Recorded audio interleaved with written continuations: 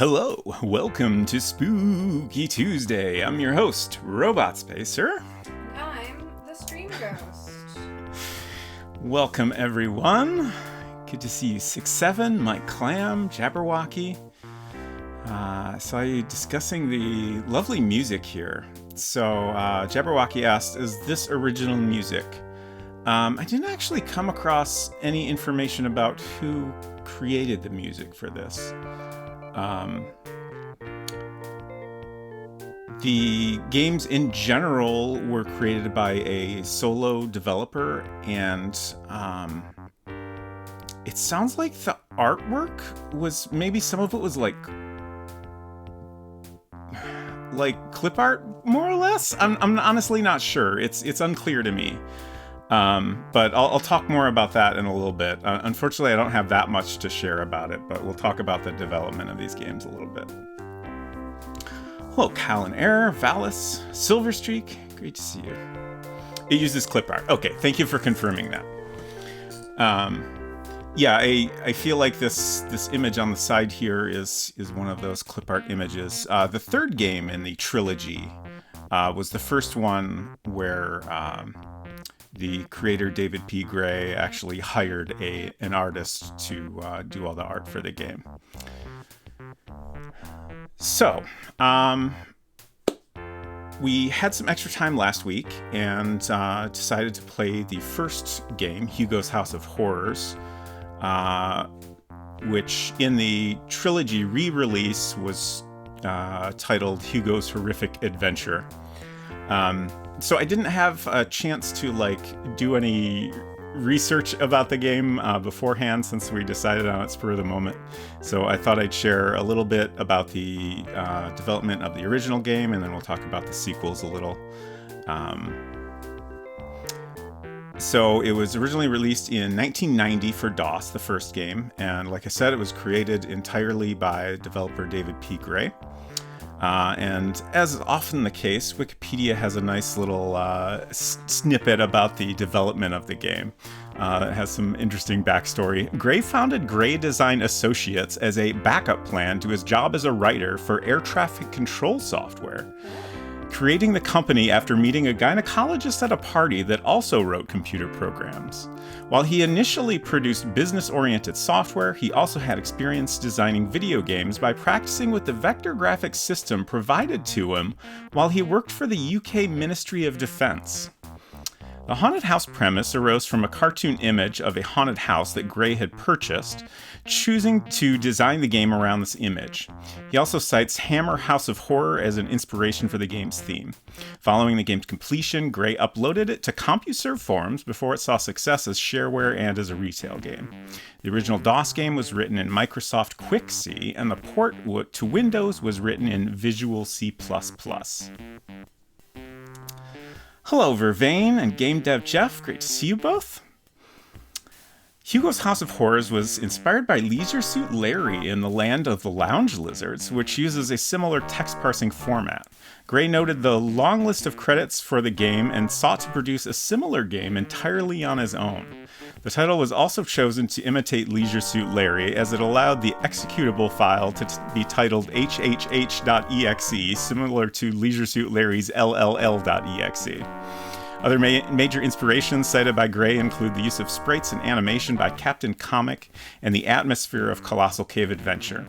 He has also said that the Windows point-and-click port was inspired by Beneath a Steel Sky. Citation needed.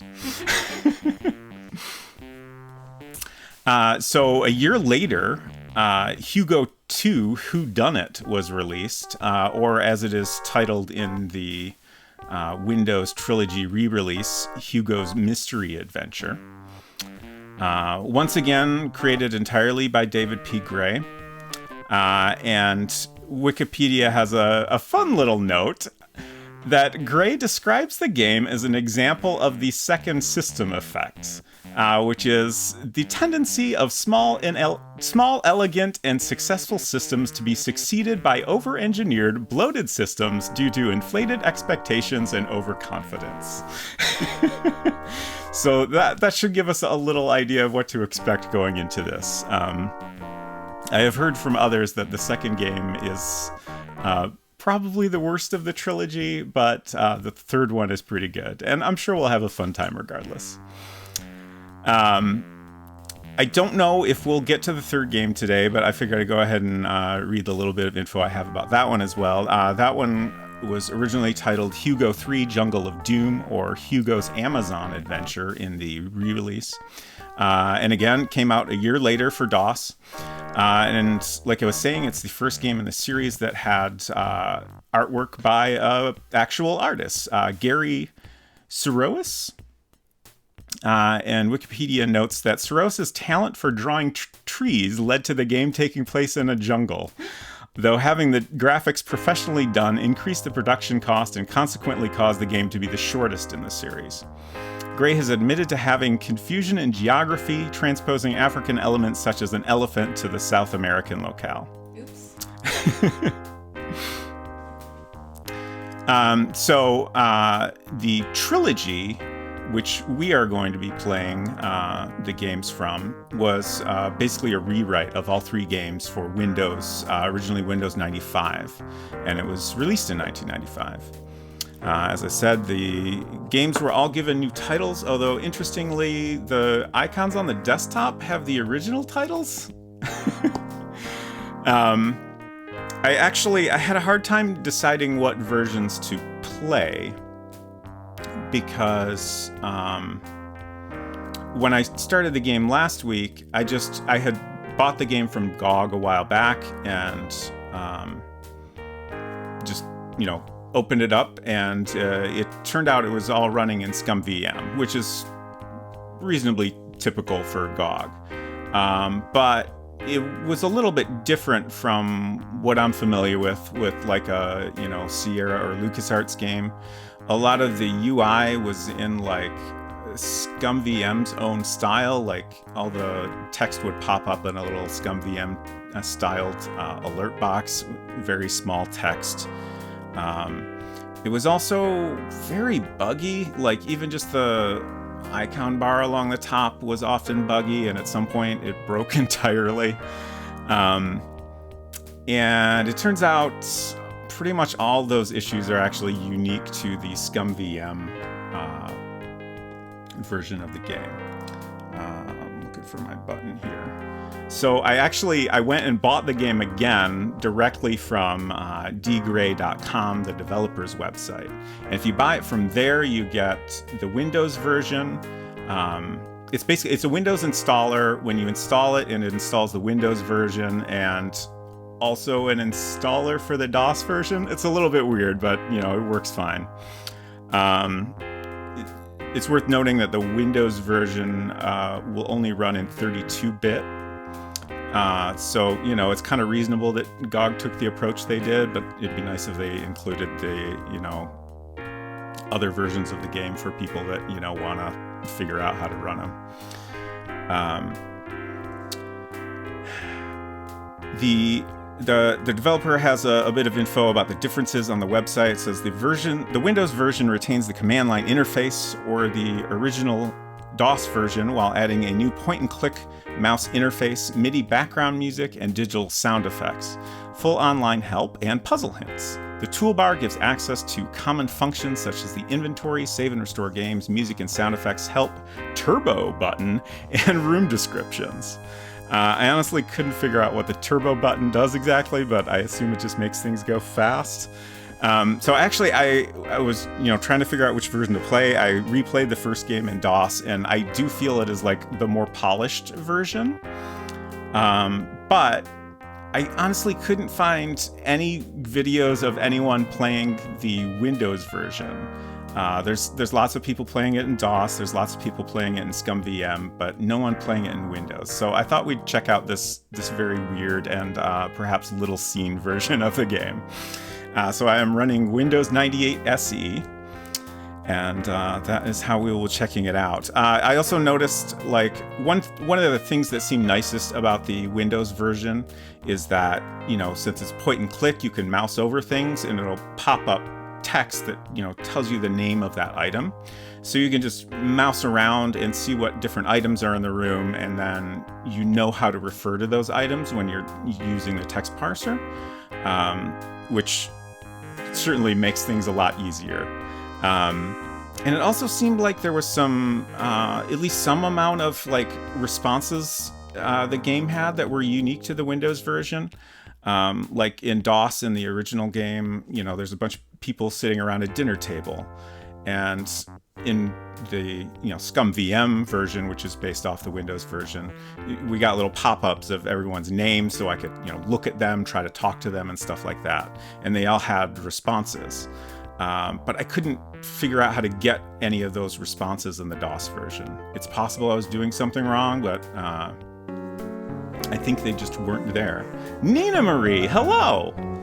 How are y'all doing? Hi, I hope you had a. What was that? I said hi, Nina. I think the music is a little too loud for me. We'll turn that down. Hello, everyone. Great to see you. I hope the rest of your Guiji adventures were delightful. So we are getting started here on the second game in the Hugo's House of Horrors trilogy, which is called Hugo's Mystery Adventure, or originally it was titled Hugo II: Whodunit. I'm behind on chat and on my shoutouts. Mike Clam mentioned, I think his site is also where you get Nightmare 3D, his Hugo FPS spinoff. Yes, I did actually purchase that also, although I couldn't get it to run super well. But hello, Postfix, Necromancy, Culinary, Salt Ranger, Efton. Great to see you all. Hello again, Culinary. To Hugo II Furious, yes. Yeah, the music is great, and I love this whole title screen in general. This game was made, I was just explaining to everyone, this game was made by a single developer who used some amount of clip art and stuff. So I assume this illustration here was some clip art that he purchased, but it has a really great vibe to it. I think I pretty much went over everything I wanted to talk about. I mentioned how all the bugs we ran into seem to be specific to Scum VM, so I think running it in actual Windows will be much smoother.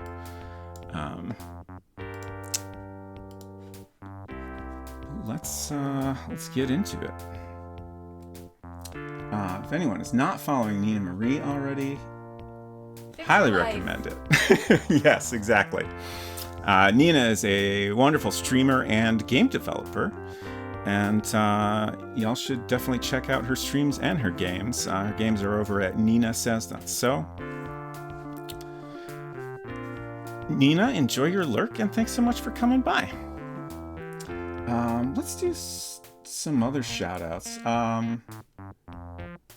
Silver Streak has some great streams coming up this week. Gonna play Firmament tomorrow, which I'm excited to check out a little bit of. And on Saturday, I believe, we will have a very exciting return of Quandary Quest with our pal OK Retro Zone. They're going to be playing, I believe it's called Shadows of Doubt, which is a neat little mystery game.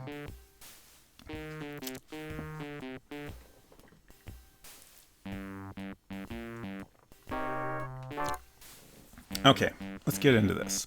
I want to shout out some more people, but we'll space them out a little. Control N. Okay, so y'all are going to have to bear with me a little because, first of all, this is running in a very tiny window. I couldn't find a way to, double the size or anything. And also, I got to do Windows shortcuts, which is weird for me. Okay.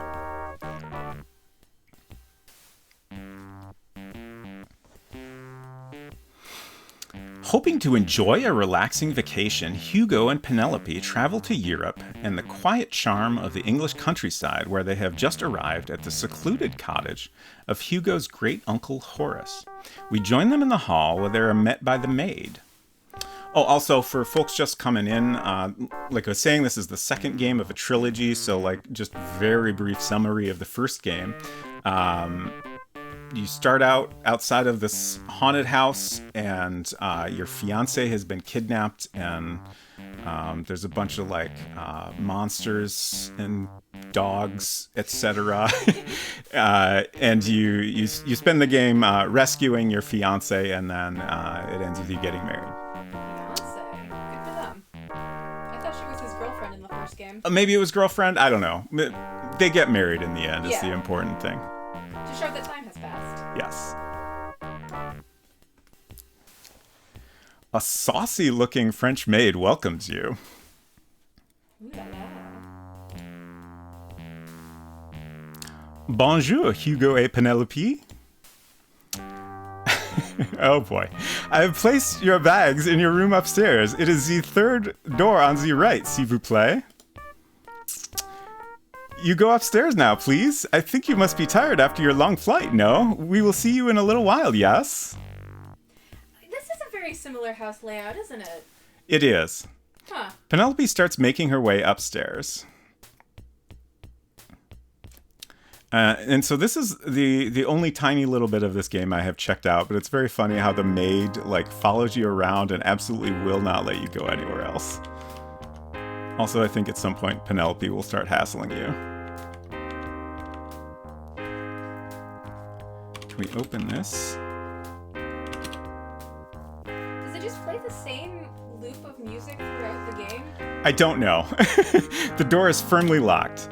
Hello, Kira Salash and Baltimore, Hamstrung B.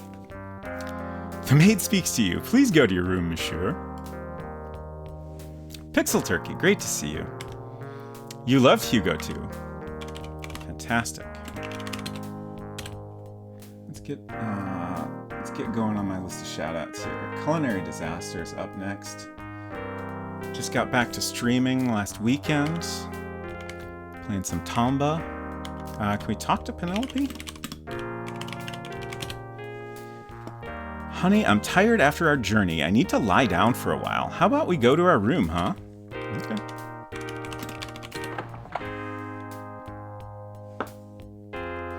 I'm really tired after a long flight, Hugo, says Penelope as she walks toward the bed. Why don't you get a book from the bookcase and read while I have a little snooze, she continues. Which book to choose? Should I pick the yellow book or a blue or gray book? Look at bookshelf. You're not close enough. I'm right in front of it. Let's see, I think... I thought F3 would give me my previous command. And we don't have a shortcut for that. One yellow book seems to be sticking out slightly. I want to take a blue book. There aren't any. Sorry, take cyan book. You're not close enough. Okay, fine. Take book. As you grasp the yellow book, you hear a low rumbling noise as the bookcase starts to move. Oh dear, it looks like Hugo has disappeared into a secret chamber behind the bookcase. Whatever next? Meanwhile, sweet Penelope sleeps on. Time passes. Is this gonna be a game over? A noise awakens Penelope from her slumbers. A heated argument appears to be going on in the room next door. Wondering briefly where Hugo is, you decide to get up and investigate what all the commotion is about. You see a light shining through the keyhole of the door over to the left. We're Penelope now. Exciting.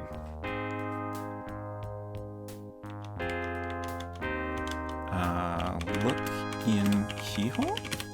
Okay. Oh, fun. Oh, look! It's Great Uncle Horace! Who's that he's arguing with? Oh, no!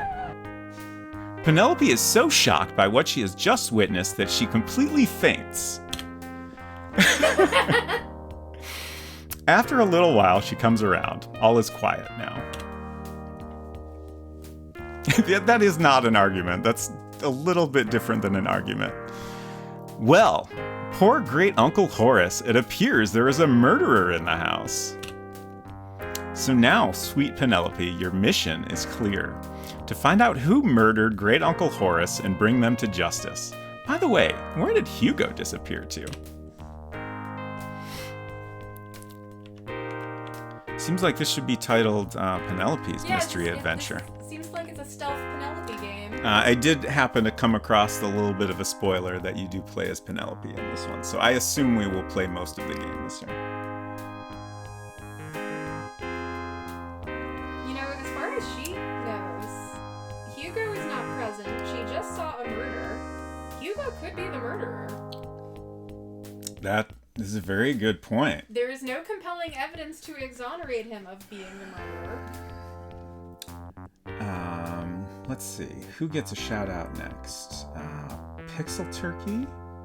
I do not often get to watch Pixel Turkey's streams because she streams when it's like 5 in the morning here. I was lurking a little bit this morning when I should have been asleep. At 5 in the morning. Yeah.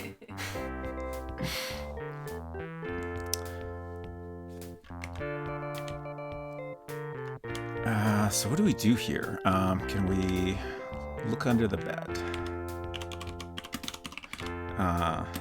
Pixel Turkey is also working on 2 different games along with Game Dev Jeff. And I think one's supposed to come out this year, which is very exciting. There's a quaint old 4 poster. Can we just lie down? Go back to sleep until this is all over? Don't quite understand. Okay. Can we open this door? It won't open. Can we also go through the secret passageway? Pull book. I don't fully understand. Take book? Nice. Oh. Interesting.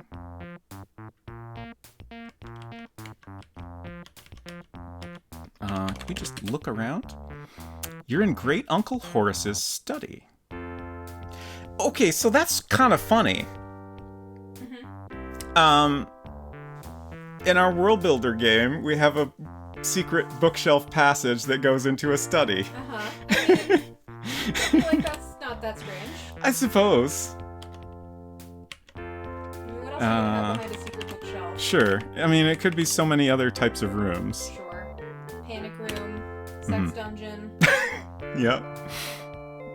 Just a weird hallway. Opening the desk drawer reveals a book of matches. Take matches. Picked up the matches, okay. Can we open these drawers? You find nothing of any interest inside. Are you an HDR? No? Do I look like I'm an HDR? Look at desk. You find nothing of any interest inside. Okay, I was trying to look on top of it. I know there's things on top of it. I guess there's a phone there? Look at phone. See nothing very interesting about it. Okay. Take pens. I think those are pens. It is of no use. All right. Look at bird. It is a brightly colored parrot. Take parrot? There's no point. There's no point in taking a parrot. Talk to parrot. Squawk, squawk, pretty birdie, what are you doing with that knife? Stop it. Ah, squawk. So, question. Yes. When did this come out in relation to Colonel's Bequest? Ooh. So this came out in 91. I don't know what year Colonel's Bequest came out. I think that's gotta be after. I'm pretty sure. Just because we've got a French maid, we've got murder, we've got a bird that overheard murder and can give us evidence.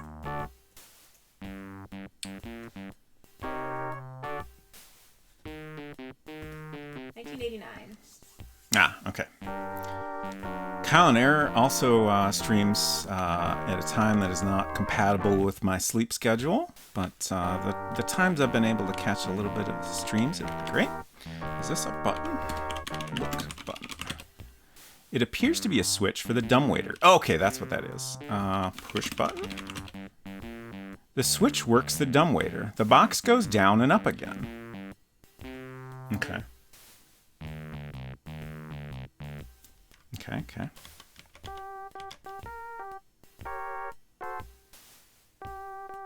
Interesting. Look. You are in the baby's room.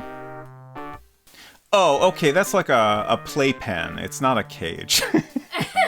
Like the top is open. A playpen is a kind of Yeah, cage sure, if you sure. think about it. Look at blocks. A child's building blocks. Take blocks. I think you're a little too old to be playing with a baby's building blocks. So judgmental. Take balloon. Oh! Okay. For a second there, I was like, oh no, did I somehow screw up? As you grab the balloon, it bursts. A little card, which apparently was inside the balloon, floats to the ground. You pick up the card and read it. Confucius say, detective who spend all day catching red herrings might do better to quit job and become fishermen. Okay. What? Okay. Look in pen. Thank you for the UGG postfix. Very much needed. A child's playpen. This is giving me murder by death vibes. Interesting. Thank you for the flush. We just flushed that all away. That door is locked and you don't have the key. Okay. I'm glad I decided to leave the sound effects on for this one. Look at chair. You see nothing very interesting about it, okay? Look at door. You see nothing very interesting about it. Open door. It won't open. Can we look in the keyhole? The door is locked, but peering in through the keyhole, you can see the bedroom you fell asleep in. Oh, okay. Okay. So it does seem like we kind of went through a little bit of a passage. Like just, a few feet over and then came out here. The door's locked and you don't have the key. Ooh. Oh, do we need to take the dumbwaiter? It's in our inventory. Matches.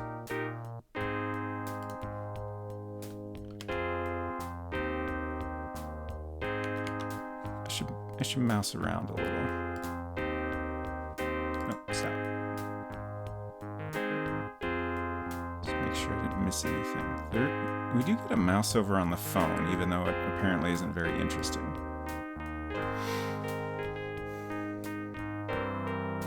Oh yeah, the windows are interesting. On the grounds outside, you can make out a little garden shed, some strange-looking flowers, a wall with wrought iron gates, and in the distance, a babbling stream.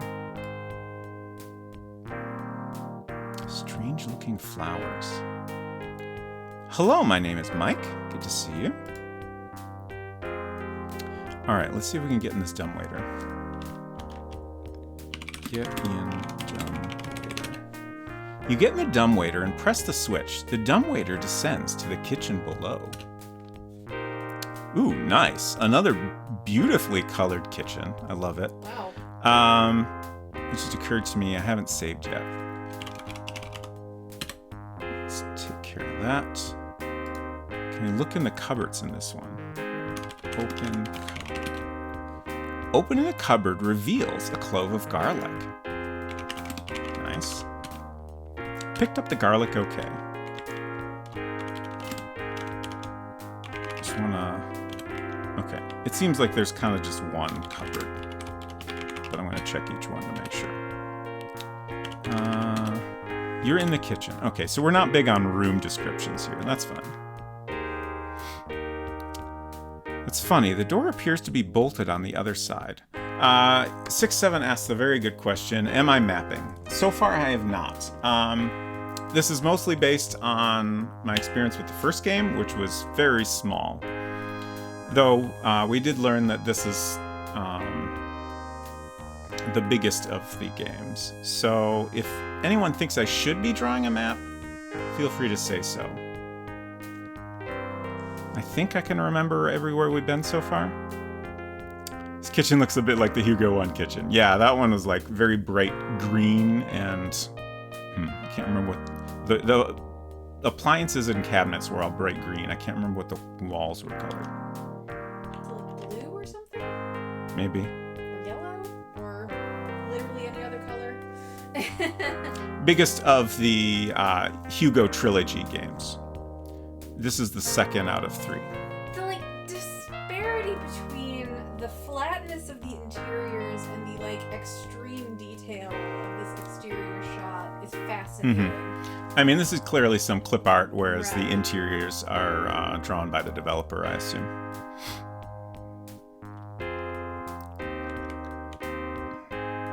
Ooh, nice. Oh, someone in there. Is that safe? You're outside the gardener's shed. Like, I mean, anyone we encounter could be a murderer, right? And it really does seem like it's gonna be the same loop of music throughout the entire game, huh? It does. This room also looks a little bit familiar. The gardener sees you. He appears to be holding a pair of pliers, which he quickly thrusts into his pants as if to hide them. That He feels dangerous. speaks. Yeah. Oh, my, you're a pretty little thing, and no mistake. What say you close the door, eh? That'll make things nice and private. Hee hee.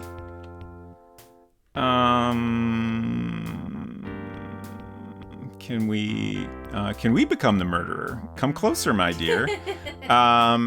Kissy kissy. Take hammer. The tools all look pretty decrepit. To be honest, I don't think they would be of any use to you. Okay. Kick gardener. This was the gardener, right? Yeah. You should try to be more constructive. Slap gardener.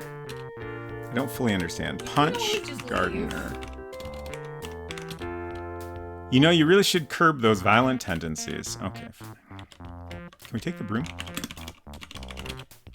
It is of no use to you. I also love that we again have a broom that is of no use.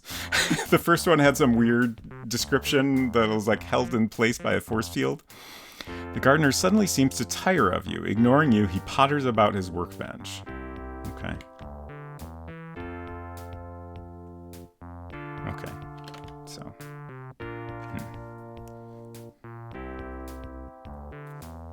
I don't know what to make of all that. Ooh. You're standing in front of a pair of very large iron gates. The gates appear to be closed. Open gates. These wrought iron gates are tightly shut. Strangely, they don't appear to have any visible locking mechanism. Climb gate. You try but fail miserably. I'm glad they let me try at least. That's somehow more satisfying than, like, you wouldn't be able to get over it. Right. Ooh. This is great. Oh! Oops, how careless. You seem to have dropped your little book of matches when you bumped into the side of the bridge. For a second, I thought I had accidentally fallen in the river and I was going to die. But this doesn't feel good. Like, this seems like it could be a soft lock, right?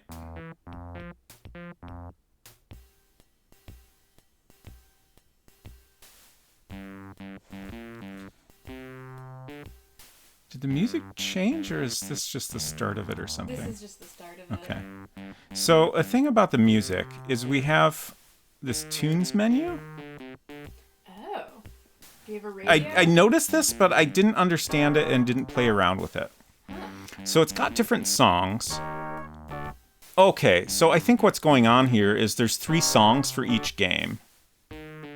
And the 3 songs that are, you know, intended for this game are all checked.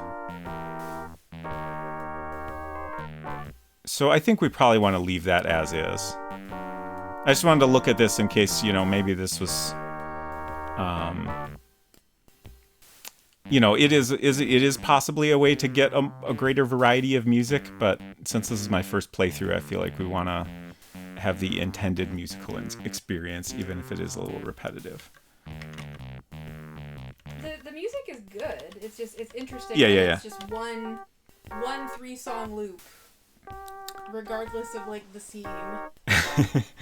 Hello, Civil Cornball. Good to see you. What is this thing on the ground here? You're standing in a field by a stream. There's a little bridge across the stream. You notice some wild catnip plants growing here and there. You can also see a box of matches. Oh, is that my box of matches? Picked up the matches, okay. Look, matches. Your matches look a little soggy, presumably because you dropped them in the stream so carelessly.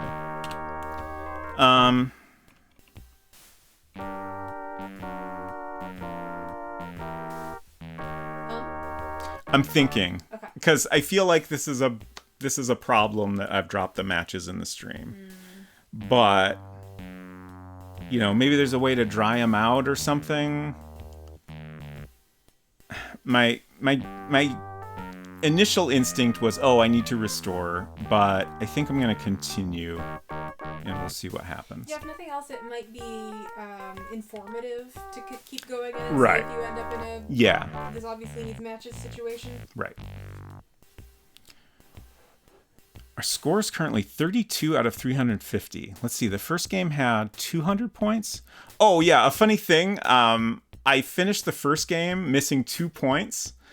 I looked at a points list for the game, and it turned out the thing I missed was picking up the pumpkin at the beginning of the game. I went over to the pumpkin and just typed open pumpkin, which got me the key inside the pumpkin without ever picking it up. Which is kind of funny. Oh, whoa there. Don't get too close to those ferocious looking bees. Not the bees. They're very colorful bees. I kind of want to see what happens. Stingaroo! Stingaroo? That's what it says. Oh dear, you seem to have wandered a bit too close to one of the killer bees. It looks like it's curtains for you. Now you'll never be able to rescue Hugo and solve the Whodunit. Stingaroo! I've died again, apparently.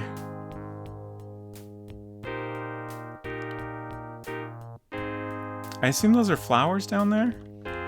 Do I just have to restore? Back to the kitchen. Let's see, I'm just checking to see if I missed any shout-outs. I think I got everybody. Apologies if I did not. This is before I got the garlic, right? Yeah.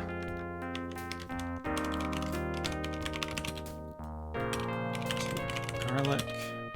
Okay. So... Door appears to be bolted on the other side. There's no doors down there. So... Oh, we didn't go this direction? That might help. Oh. Okay. Never mind. The audio is a little bit louder than you when you were speaking quietly. Oh, sorry. Let me turn it down a tiny bit.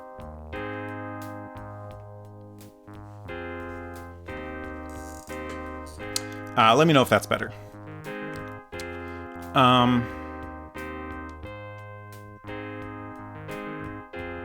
So I had this thought that I was thinking about the items we have and the obstacles we are facing, and I had the thought, like, this dude wants to kiss me. Mm-hmm. So what if I ate the garlic and then I have garlic breath? I mean, honestly, that sounds like some Leisure Suit Larry-ass solution to the problem. Are you sure you want to eat the garlic now? Maybe we'll go inside first.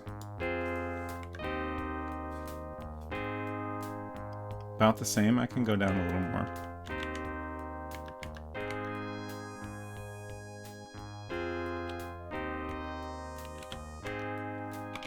Oop. Eat garlic. Oop. Quit interrupting my typing, please, sir.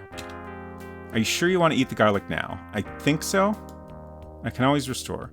It would appear the gardener is not too fond of garlic. Your terrible garlic breath seems to have gotten the better of him.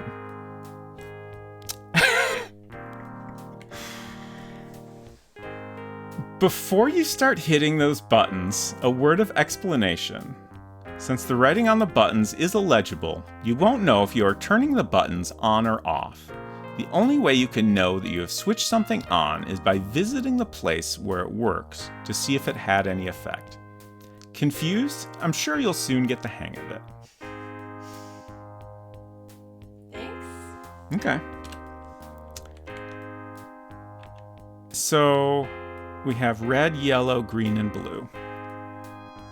Let's look around here. You're inside the shed. Okay. You look at panel? There's no point. Look at buttons. You can see 4 colored buttons. Underneath the buttons is some lettering. The lettering is very faded, and you can only make out the following characters under the green button. B star G star A star PE star. So, Big ape. Hugo II. So, this is green button. And it says B, I'm going to do underscores G A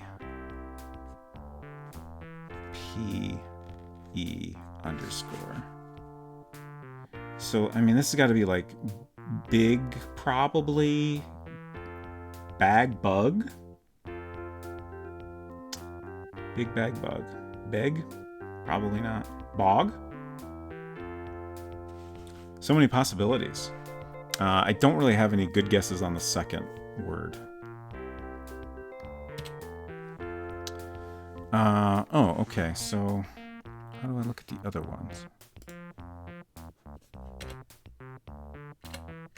Huh.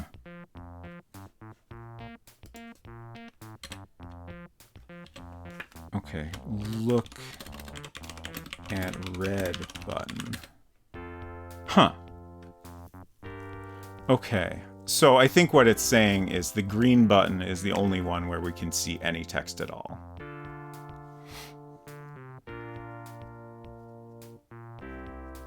Okay. Very interesting. So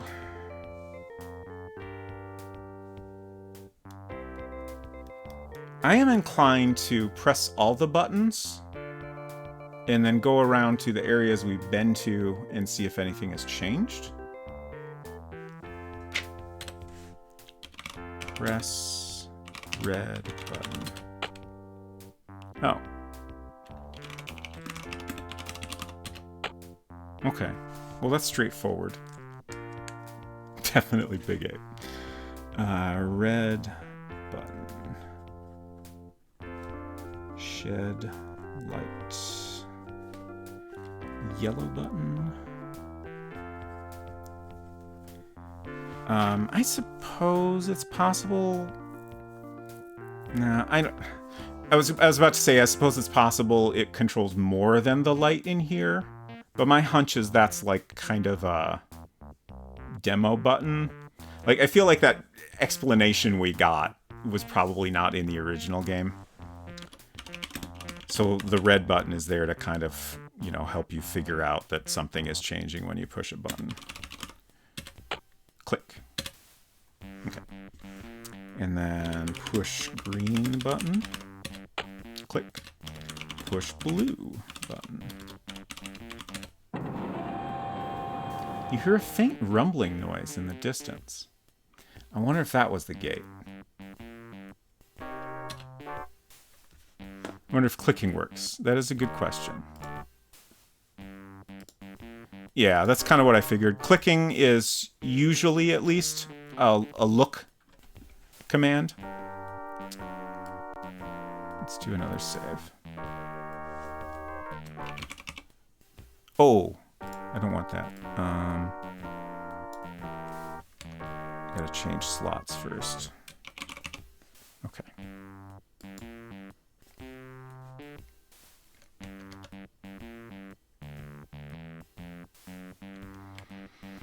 Let's see if the gate has changed. No. Were those lights on before? I want to say yes, but I'm not positive. I don't remember. I must not have been looking the last time you were on the screen. Doesn't look familiar at all.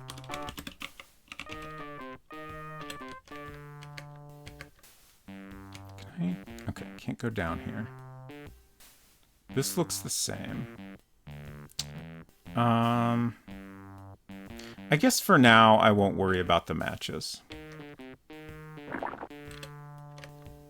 From what I can tell, I don't think it's possible to get across here without dropping the matches.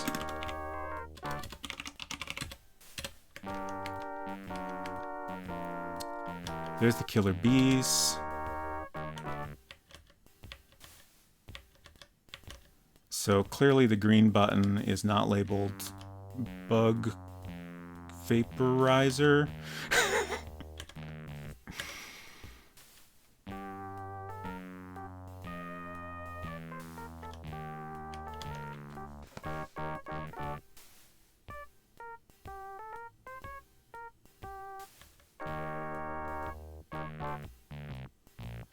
Right, it just goes back.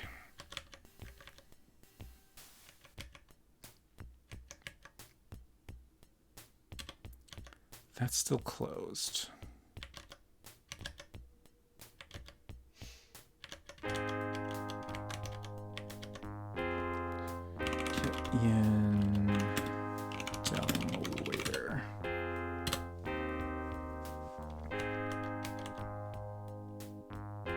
This all looks the same. You know, I wonder if there's something in this pile. Move blocks? Okay. Search blocks. Child's building blocks. Okay.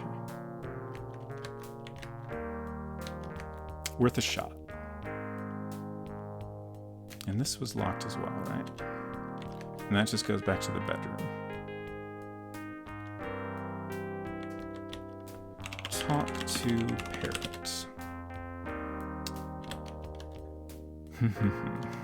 What do we have? Matches. Oh, right, we ate the garlic. What could we set on fire? What else have you got? Matches, that's it. Okay. Use phone. You pick up the phone and dial the police. Just as you get through and are about to tell your story, the line goes dead. Typical.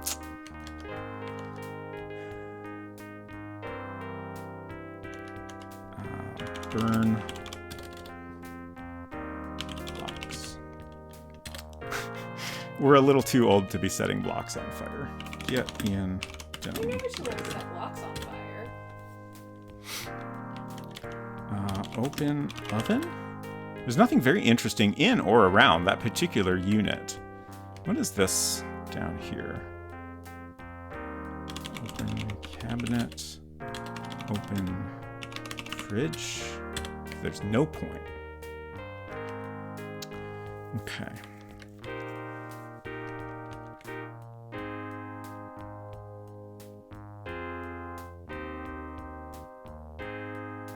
Oh. What? What's the matter? How did I end up somewhere new? Whoa there, don't get too close to the Venus flytraps. Obligatory oven. Oh, there's a magnifying glass here. Interesting. And a fly. Is that another fly? Yeah. Okay, I'm gonna go back. Was I always going down? Is that what happened? We got a Coins for Karen redemption from Postfix. Okay. Let me go to the next room.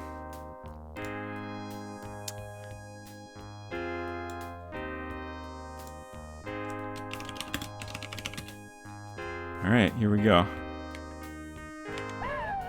Oh dear, you wandered too close to one of the Venus flytraps. Now you'll never rescue Hugo and solve the Whodunit. Thank you for the scream, Salt.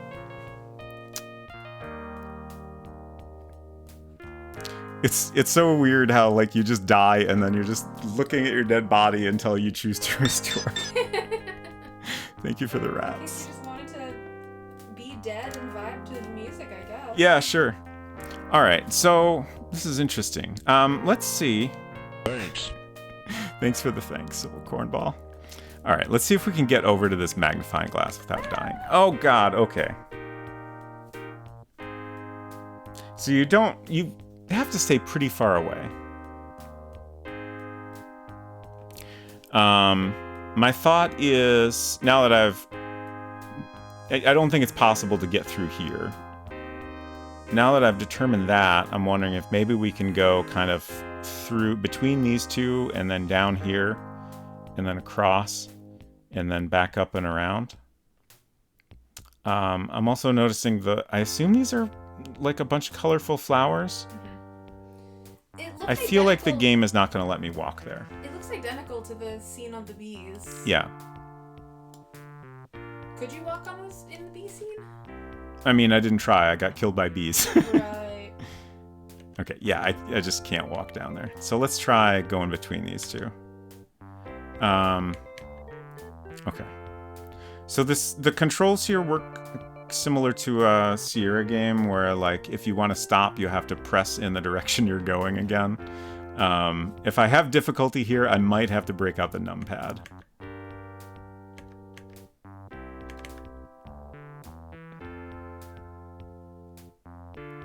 Can I go one more step? Oh, I tried to go down. Okay.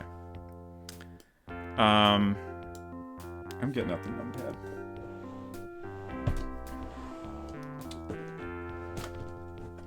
I feel like it might have helped to go diagonally there. Here's my lovely little numpad.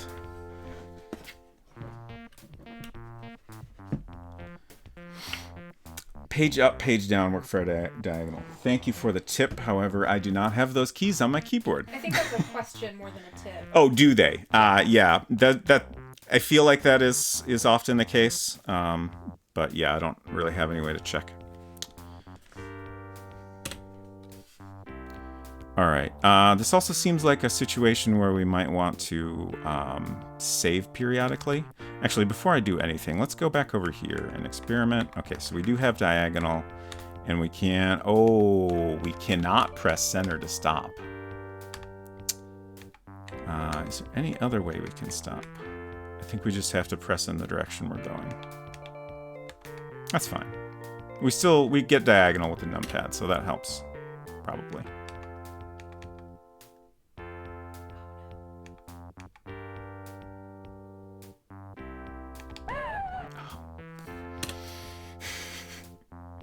I heard a oh no back there. Yeah, I'm playing Star Rail. And okay. I was doing really... Oh, no, I'm only on phase 2. I was not doing as good as I thought I was on this boss fight. I wish you luck. Alright, so I'm going to save... I want to get a little bit closer here. Let's do a different save.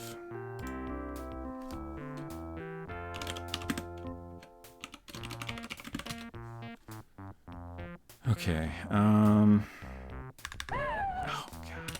Is this not possible, maybe? I wonder if you... Like, maybe I have to do something Yeah, do you need some kind to of get item? rid of them, or to get them Right. to leave me alone. You need a weed eater or a flamethrower or something, maybe. Yeah? What are you going about? Eh? Who's going to end the game? The game did. Weird. I don't know why. Howdy, Lanky. Hello, Lanky. Great to see you. Howdy from Bora Bora. Definitely played a bit of these games. Nice. Yeah, I don't think I mentioned, but this is my first time playing this game. Last week was my first time playing the original game. Okay.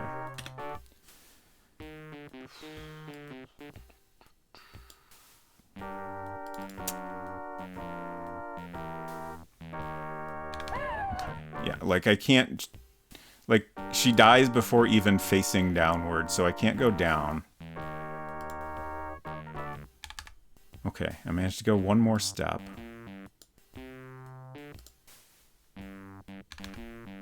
Ooh, we're facing down. That's progress.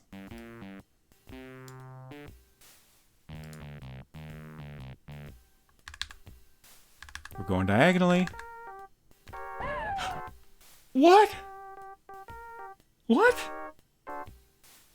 I thought I could safely bump up against the flowers at the bottom, but somehow I died. That was weird. Postfix says it's like that movie scene where Catherine Zeta-Jones is trying to dodge all the security lasers except with Venus flytraps. It is exactly like that. It really is. If only we could do like cool backflips and stuff. I bet that would help a lot. Okay. So, yeah, that was really weird. I don't know what got me. Maybe I got too close to this? I feel like that can't be right. Maybe I got too close to this one. Okay.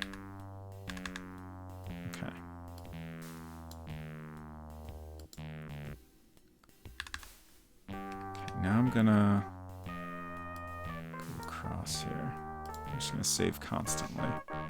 Okay. I think we got through the worst part. Oh, there's one up here. I almost didn't see that one. This is a little bit stressful, to be honest.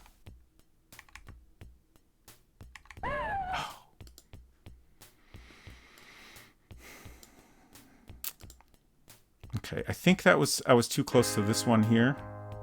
So I want to go up a little bit further.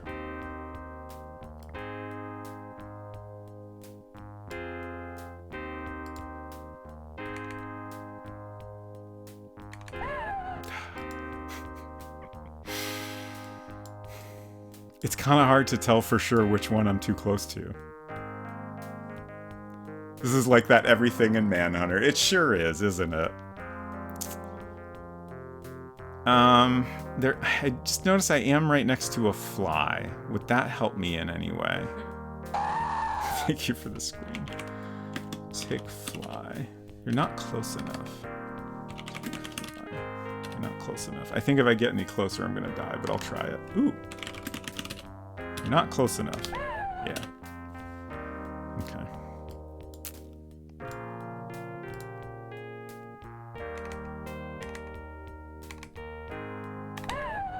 Okay. I tried to go up left.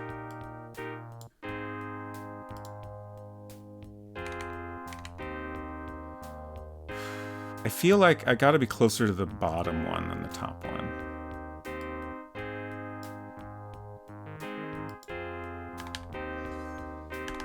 Okay.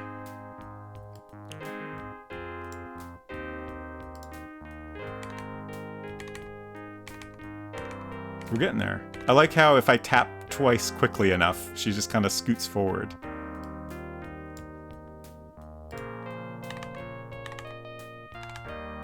Okay, I think we're in good shape here.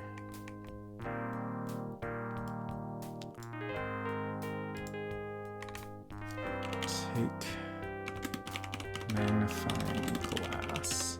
You picked up the magnifying glass, okay. Hell yes. Okay, now what?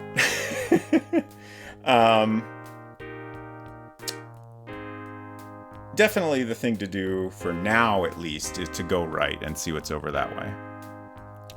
But, more generally speaking, I am curious what we need to do with the magnifying glass.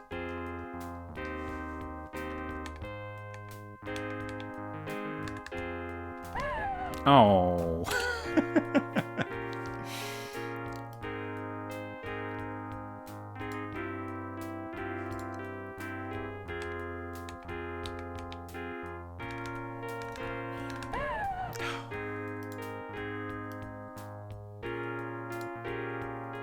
Control L. Okay.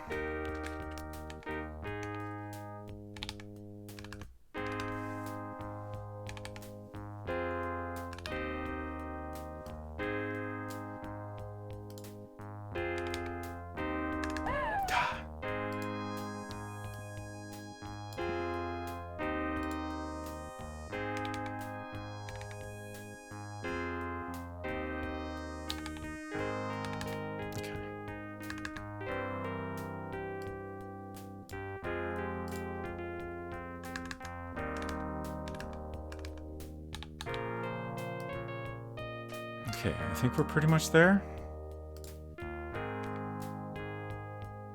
Whew! Oh, what?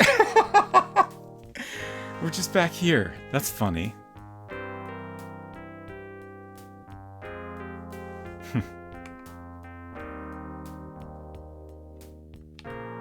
Ooh!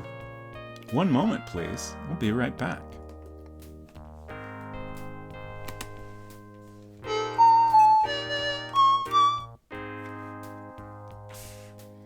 Hello, welcome to Things I Found in the Basement, where I share a thing I found in the basement.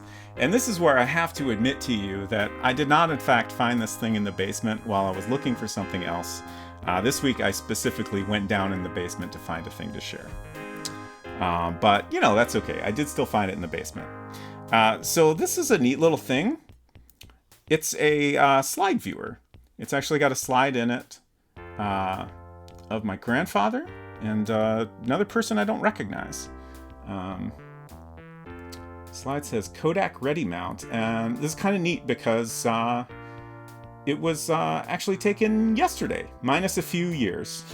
The date says May 22nd, 1946. I'm going to pull this out here. And I'm not sure what that says. Island Lake, Michigan? It's cocky from the Air Force. So, yeah, it says, on top it says Imperial Chromatoscope, which is wonderful. I love that logo. Very, very cool. And it's just got a little lens here, and you look through it, and you can see your slide very nicely. It's all made out of wood, mostly.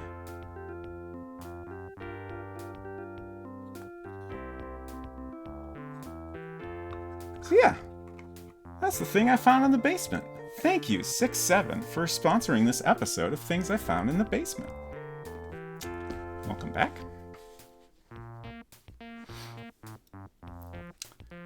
Okay, now what? So we have a magnifying glass. There's got to be a use for that.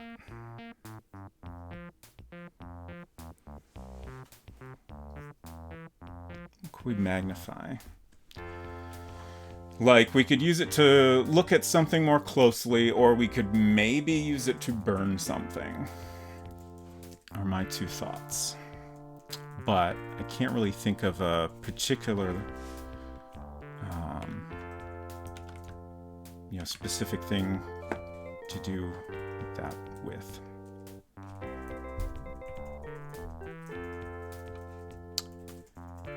So I'm gonna go across here. Let's save first. Oops, I saved that as unused slot. That's gonna be confusing. Let's give it a name, Ridge. I honestly can't remember. Okay, so, So if getting the matches wet is a fatal mistake, I'm gonna have to do the Venus flytraps all over again. That's okay, we'll manage. I was wondering if we dropped the matches again. Apparently not. Did I ever try to go? Oh, right, I can't go off the path. Oh no, Silver, your PS5 drive is full.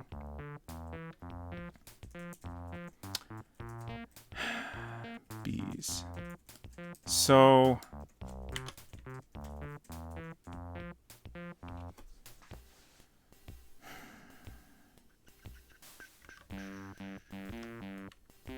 there is, like, this thing in the background that could just be a lamp, but it could be a bug zapper.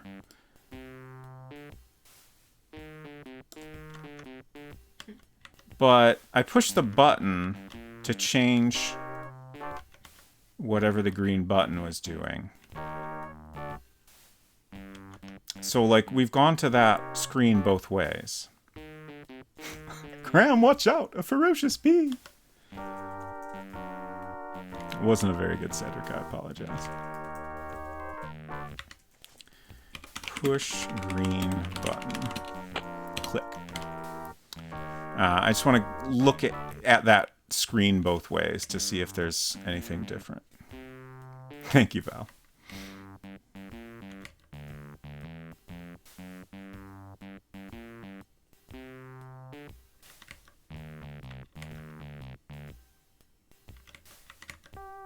Yeah, I had to give in and buy, Okay. So, it's on now. Don't get too close to the ferocious-looking bees. Okay. They're attracted to it. Huh. I'm very puzzled. I know. Did I not actually push the green one? I'm so sure I pushed all 4. Interestingly, like, they're attracted to it, but they're not getting zapped.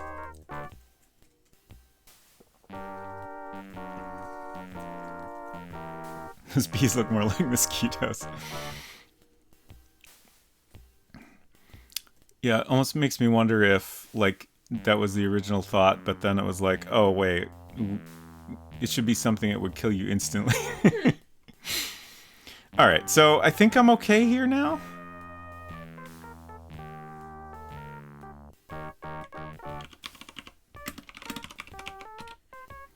You're not close enough. Well, I'm not going to get closer.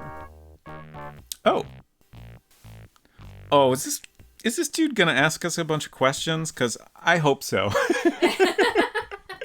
There's a strange old man sitting on a mushroom in the middle of the field. He looks curiously familiar.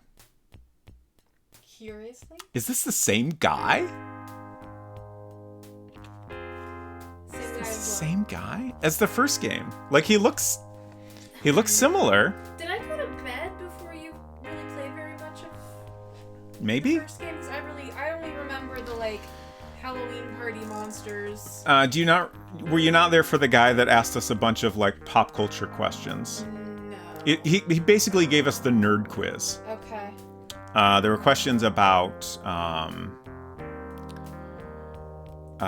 shoot, I was trying to think of a name of a particular character. I remember hearing you read questions about pop culture, but I was not present in the room, I think. There was a question about the Pan-Galactic Gargle Blaster, which right. I very disappointingly got wrong. Yes, I remember hollering from the other room, "It's a drink!" Right. Which, I mean, I know that, but you were thinking a human wouldn't want to drink it. right. Gotcha. I did attempt to do a little research on that, and it's I think I was maybe wrong in thinking that a single Pan-Galactic Gargle Blaster would kill a human. I think that would just be a very unpleasant experience. So, I must admit, I chose the wrong answer there. As he sees you, the old man's face twists into an evil smile. He waves his hand, and suddenly you are gripped by an irresistible force pulling you toward him. What? Oh, is that how I'm supposed to say that? What's with the men in this game? The old man speaks. I guess he's just trapping me here for the nerd quiz. Ah, welcome to my field, my fine young friend. I have been waiting for you. I am well aware of your quest, and I would hasten you on your way. However, before I let you pass, I must satisfy myself that you have the experience to handle the dangers that lurk through yonder pathways. Okay, I'm glad that sentence continued after satisfy myself. Yeah. 'Tis true I am familiar to you though our paths have not e'er crossed. Okay, I was wondering, like, at first I thought, wait, how would Penelope didn't have to deal with this guy in the first game, but then I realized, oh, maybe she, encountered him, just we didn't see it. Thy friend Hugo didst answer my simple questions in a different time and place. For you, sweet Penelope, no trifling questions or petty riddles. For you, I have in store the most awesome imponderables imaginable. Imponderables? That's what he said. That's not a word. Art thou ready? Your first subject will be geology. Specifically, I shall be asking questions relating to plants and ferns of the Silurian period of the Paleozoic era. Excuse me? I'm just reading the words that are here. No, I'm saying excuse me. Yeah. The content of this quiz.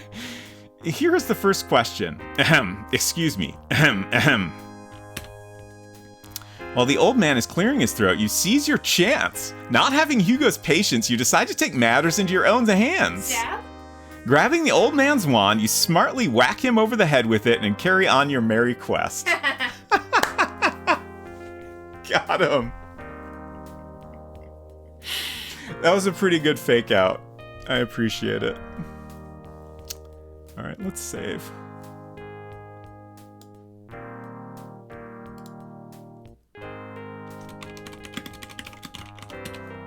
He's probably not dead. Is that his wand there? He's just napping. You want the wand? Well, it has completely lost its magical powers and therefore is of no use whatsoever to you. Okay, fine. Whack all the magic out of it when you beat him over the head with it? I mean, it sounds like. All right, right or down? Let's try right first. Sounds like the Revenge Hugo 1 quiz, yeah. Oh no, a snake! Oh no!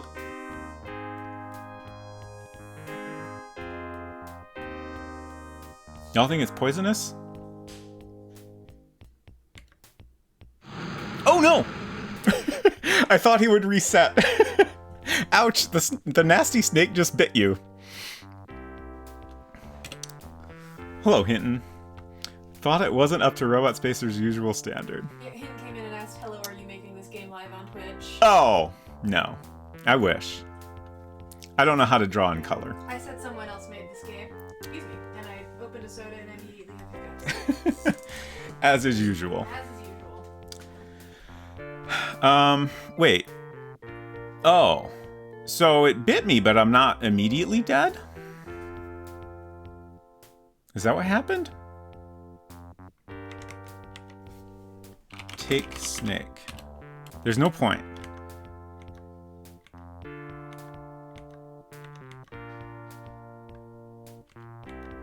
I will say I am starting to think I should have made a map. Oh, I'm up there. Okay. We can just go home now. You pick up the phone and dial the emergency number for the police. Hello, this is the local police. Officer Higgins at your service. How may I help you? You explain the situation to Officer Higgins in great detail. After you finish, he says, a murderer, eh? Very well. Listen, I can't come over right now since I'm rather busy on a case. I'll meet you in the living room at the house at 6 o'clock, okay? I'm sorry, you're making an appointment to investigate a murder at the house where the murder happened? I think that's what happened. You agree and put the phone down, but how to get to the living room? Good question, I guess. Huh. So, the game is presenting this as though this is a perfectly normal plan that we have to follow through with. Guess the snake wasn't poisonous. Yeah, like, I mean, I'm kind of assuming it's like a, slow-acting venom. But I figure I might as well keep playing and find out. Maybe she is allergic to bees and Venus flytraps, but not snakes, perhaps. On an impulse, you pick up the phone again and start to dial the first number that comes into your head. Realizing that would be rather futile, you hang up the phone again.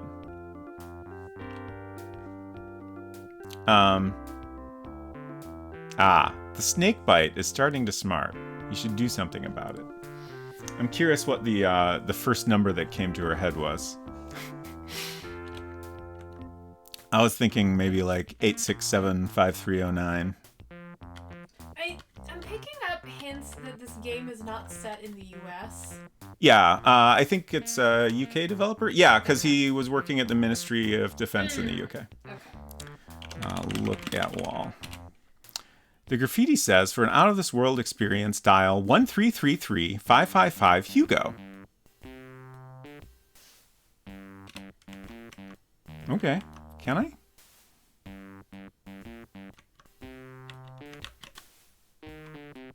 Use phone. There's no point. Dial 1333-555-HUGO. Did I get that right? Oh! What number would you like to dial? 1-3-5-5-HUGO.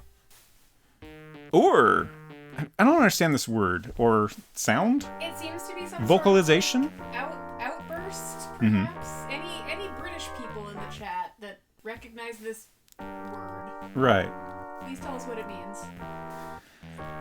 You feel a strange sensation as the walls of the phone box grow hazy and seem to recede. You hear a strange, pulsing, throbbing noise, and your head starts to spin. If you didn't know better, you'd say the phone box appeared to be in motion. Eventually, the throbbing stops and the feeling of motion ceases. You gingerly peer out of the door. Good. Talk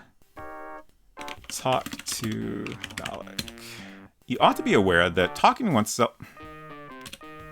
Kill Dalek. You know, you really should curb those violent tendencies. Is that Doctor Who down there? Talk to the doctor. Please come here. Okay. Is this safe? Oh! Exterminate! Exterminate! I think you maybe needed to leave the thing before the Dalek got to you, maybe? Yeah, I guess so. Oh dear, it would appear that you have been exterminated by that mechanical monster. You know, you really should be more careful, especially when there are mechanical monsters around.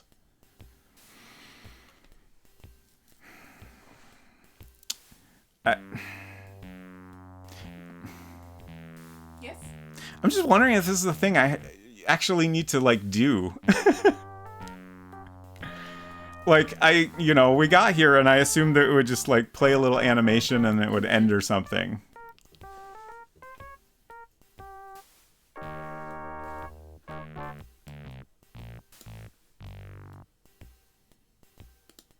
Back to here. That dude spawn camped us, though. Oh, there's a well here.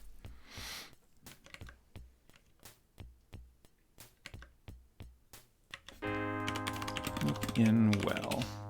You peer down the murky depths of the well and see only blackness. Taking a small pebble, you lean over and drop it down. After a while, you hear a dull thud. So, sounds like a pretty long drop. Turn crank. I don't quite understand. Turn handle. The handle appears to have become stuck. However, you notice that the rope does appear to be mostly unwound and descends into the well. Ooh. So I could climb down the rope.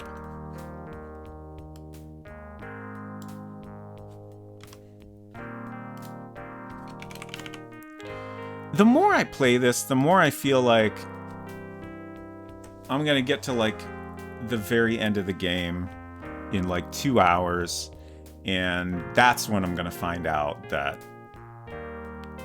getting the matches wet was a fatal mistake.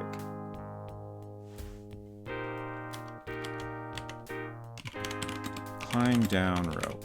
It's a real custard pie situation. Okay, down we go.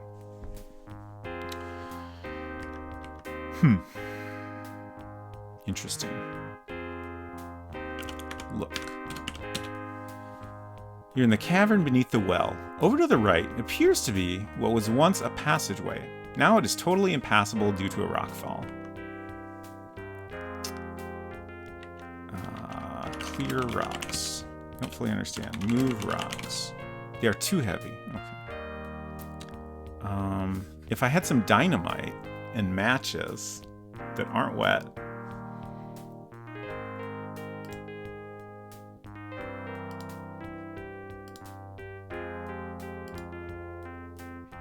It is a magnifying glass used, for example, for reading small print. Thank you for the example.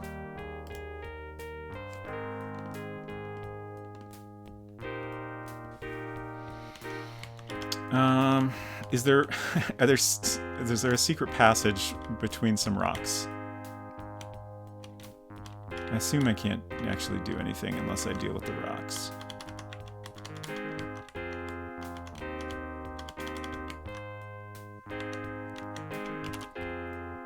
Climb rope.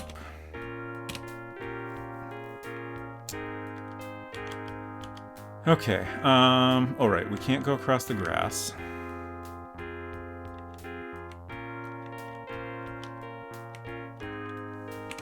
Walk on grass. I don't fully understand. I figured. It would be funny if I had a response for that, though.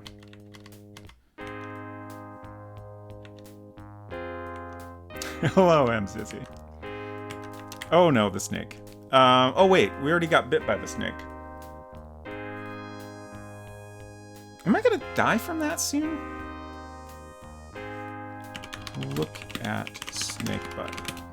There aren't any. Oh, snake bit. Snake bite. Wait. Didn't you reload? There aren't any. Oh, I did reload. Okay, yeah, we reloaded back to the old man, so I have not been bit by the snake yet. Okay.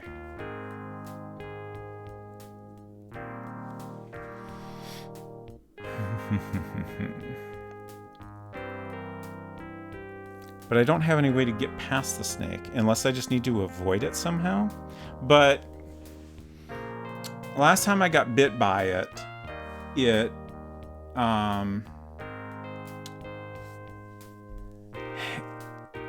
like, it came over to the side of the screen, and then I went away, and then went back, and it was still right there at the side of the screen. So, like, if I go back there, I'm gonna get bit immediately.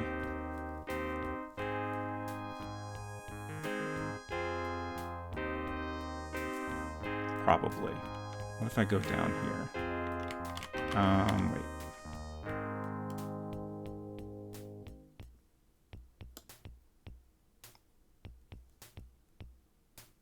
Just overwrite that. Okay. Now I've been bit. I guess the other thought I'm having here is maybe it's okay to get bit as long as I find a way to treat it before I die. Like, the fact that we don't die immediately, and like we got some text that suggested I needed to do something with it soon. Let's see what's over this way. I went down before, right? Beware of dog. I love the little ear animation. Do you think it's gonna murder me?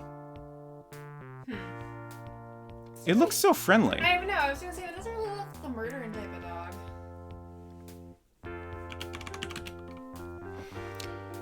You're standing outside the doghouse. What is this? Look at sticks. See nothing very interesting. Take sticks. Picked up the stick. Okay. Oh. Throw stick. Whee! Fetch, boy! That was easy. Do you think there's a key in the doghouse? Look in doghouse. Oop. To go house. Doghouse. There's a stick of dynamite in the doghouse. Ooh. What do you need to Hell get dynamite yes. for?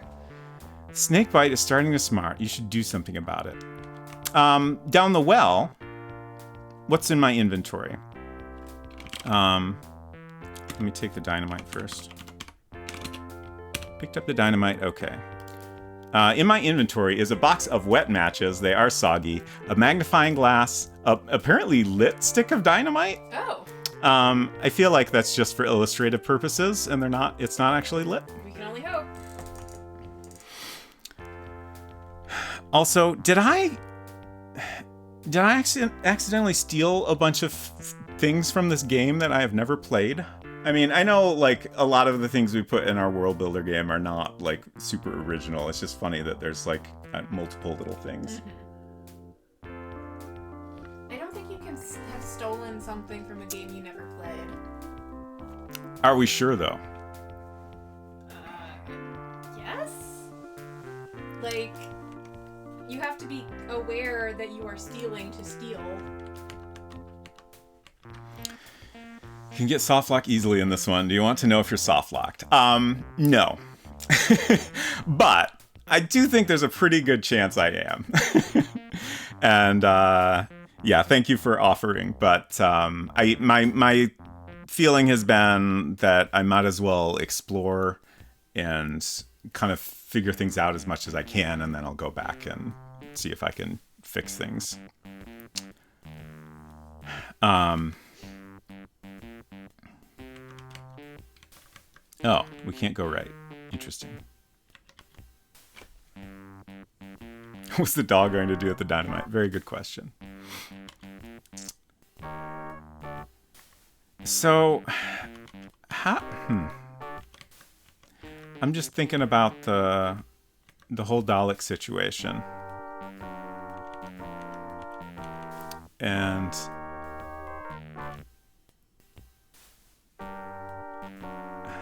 I'm trying to figure out if that's just a little Easter egg or if there's something I actually need to do there. Let's try it again. I'm gonna save before I do anything.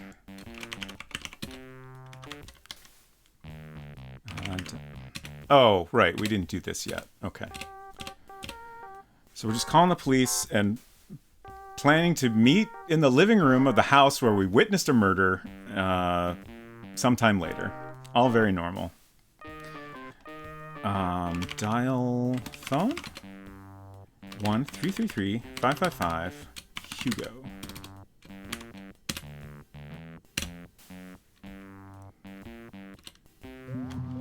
Oh boy, oh boy, oh no, we're gonna get exterminated. Oh, this is kind of like the mummy situation, isn't it? Oh, I'm stuck on a rock. I think I'm gonna die.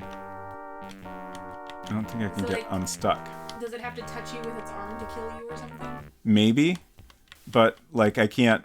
I think I'm actually just trapped here forever.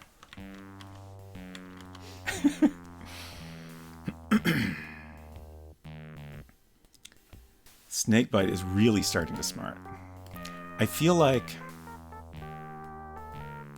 I have to do something here. I have to get over to the doctor.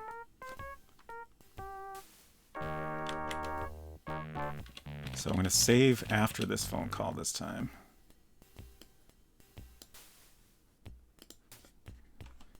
Dial? Can we just type dial? Yes.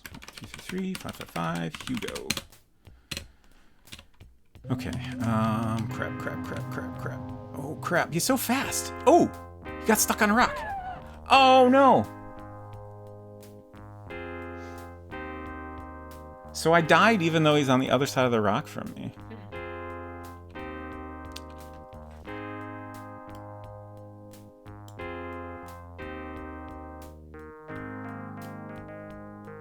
I'd rather fight a Dalek than that mummy. Yeah, I don't know. It seems roughly equivalent to me.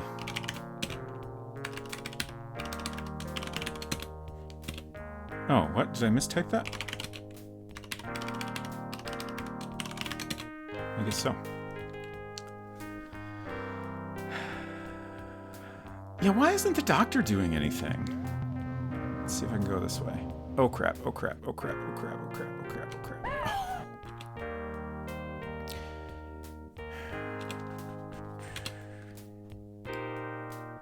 I'm a little bit wondering if I should try to save right when I get to that screen. Just so I can try this more quickly. But what's the Control S, I think? Okay. Shoot. This is all the slots we get, huh? I'll get rid of this one. Probably anything after, like, shed is gonna get thrown in the garbage eventually.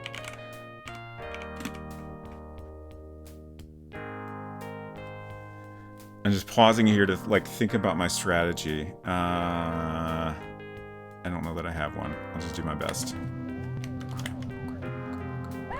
Yeah.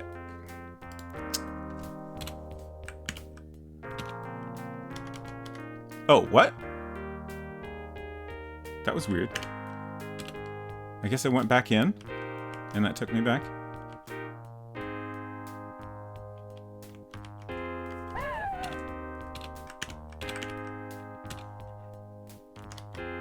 Oh, it keeps happening accidentally. I wasn't even pressing right. Dang.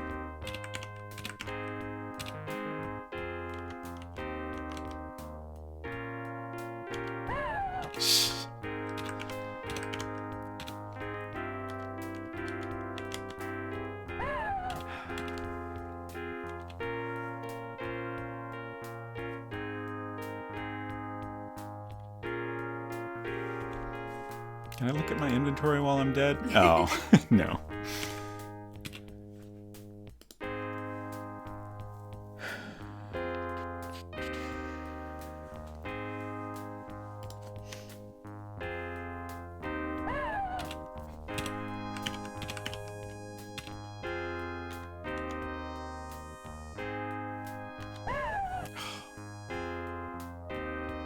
I thought I might have had it there.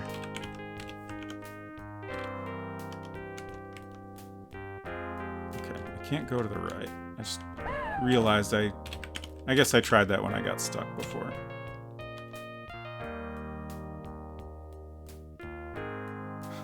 Shit.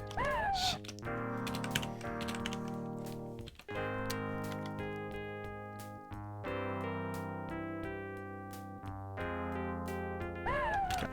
Just want to make sure I couldn't go off to the left.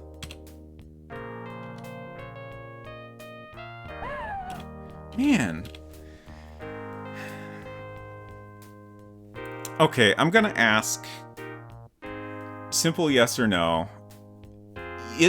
Do I need to get over to the doctor?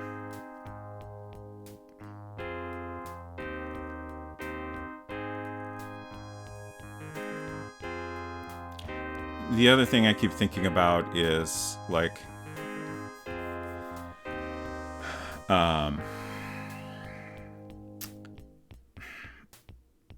like, I probably shouldn't waste too much time on something I'm probably going to have to redo later. Yeah, I mean, I've been trying to get over so I can get the Dalek stuck on a rock, but I can't seem to accomplish that. Maybe diagonals are worth trying. But if anyone can give me a yes or no on whether this is actually necessary, love to hear.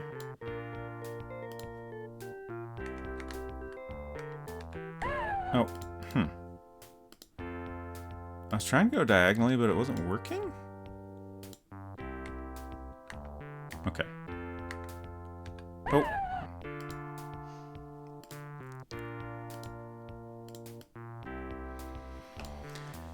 I think for now, I'm gonna back up. Let's...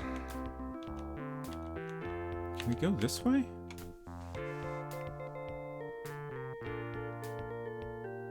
Can't. Oh, wait. This is a weird loop, I think.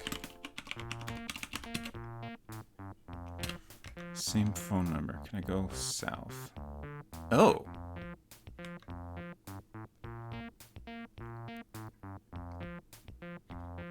So basically anywhere I go from here, there's that one other screen and then it all loops back around. Climb wall. Thank you for the loon. You try but fail miserably. Snakebite is really starting to smart. I think we're gonna die from a snakebite. Look at matches. Still soggy. Use magnifying glass on matches. There's no point.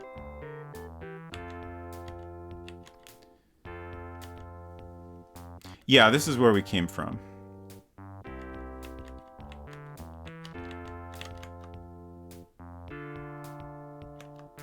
Did I ever go right from here? Oh, right. It's a dead end.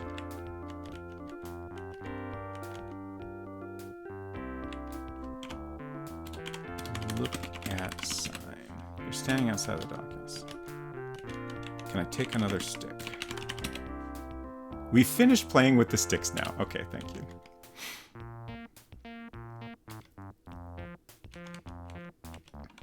Take snake. I think I tried that already. Kick snake. Harm a poor defenseless snake? It's not defenseless. It bit me.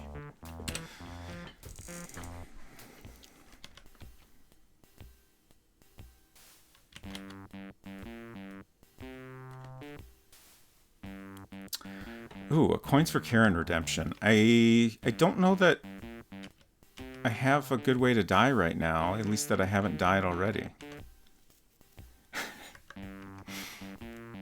Really, the only requirement is that it is not the Dalek death. You're beginning to feel a little woozy. Well, I think we might get a snakebite death here. Sneck is all offense, no defense? But I was not threatening. Oh, no, all offense, no defense. Okay, yeah. I get it. Yes. Got it. Oh dear, it appears that snake was of the poisonous variety. Now you'll never complete your mission. What? That seemed like a different death sound than normal. Absolutely a different death sound.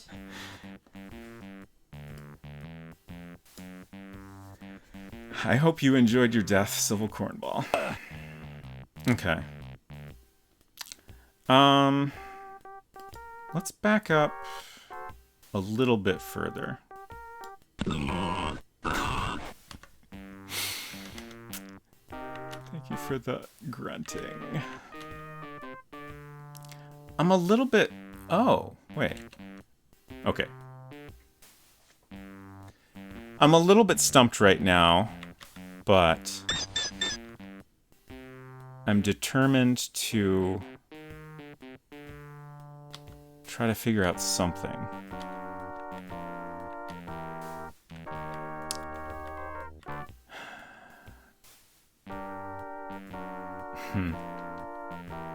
I'm just thinking about how I could get across here without getting the matches wet. Like, we haven't found anywhere that kind of loops around, so I don't, at least that we've discovered so far, that there doesn't, it seem to be like an alternate path. Hello, James Necco, good to see you.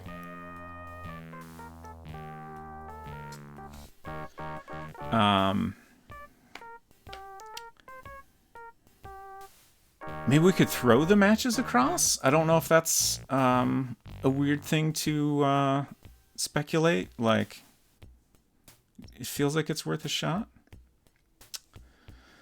Ultima Underworld 2. Nice. I was lurking in your stream the other day when you were playing Minecraft, and it was a nice chill time. I think I was playing some Zelda at the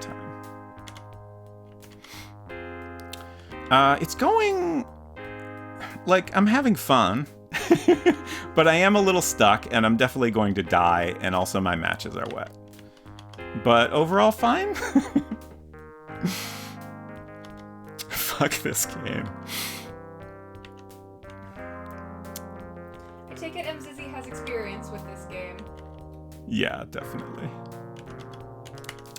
I have heard from multiple people that this is, like, the worst one. And also, like, even the developer seems aware of that. That door is bolted. So we have, this was upstairs? Yeah, upstairs. There's 2 locked doors that need a key. This door is bolted on the other side. We have the matches situation. If I could get the matches across, then we have the dynamite. And then we can blow up those rocks, I think. So let's go back and experiment with the matches. Do bee stings cure snake bites? Grew up on the Hugos, that's why I'm so messed up. I don't think the killer bee stings are gonna cure anything, but I like the idea. Oh god, I'm gonna have to do the fly traps over again. Okay, How committed are you to actually finishing this game? 100%. Okay. Just thought I'd check. Okay, at least, the Asshole Gardener is already gone. So I have to deal with him again. I can't remember. This is probably before I pushed any buttons. So let's push... speaking of buttons, we still haven't figured out what most of these do. We now know green is Bug Zapper. Red is the shed light. Yellow button is unknown. And I forgot to write down blue button, which is also unknown. One of them made a pretty dramatic sound. Push yellow button. Click. Push green button. Click. Push blue button. You hear a faint rumbling noise in the distance.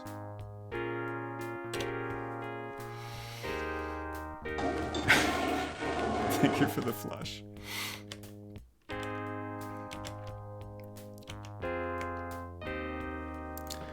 Ooh, Mzizzy says, there are 2 hints that I want to give you so badly, but only because I care about your mental health. But I will withhold. Thank you. I appreciate the information that there are a couple of hints that might be important to my mental well-being. I will keep this in mind as I progress. If it seems that my mental health is deteriorating, feel free to remind me of this information. A sanity meter appears over your head. Oh, okay. These lights are off now. So, one of these buttons, I guess the question is, 1, take naps, 2, go for walks. Thank you for the advice. Push yellow button? Click. The question is it just those lights? I would hope that the game wouldn't have a button that controls more than one thing. So yellow button is gate lights. We still don't know what the blue button does. I'm just going to make a note that it made a rumbling sound.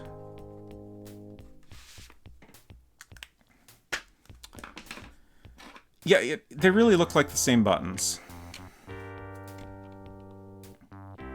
Very similar, incredibly large control panel for 4 buttons. Okay. Let's save. I guess I'll overwrite this bridge save. Throw matches across river. I fear that if you were to do that, then they would certainly land in the water and become rather soggy. Of course, soggy matches are no use to anyone, so I won't let you do that. Jeez.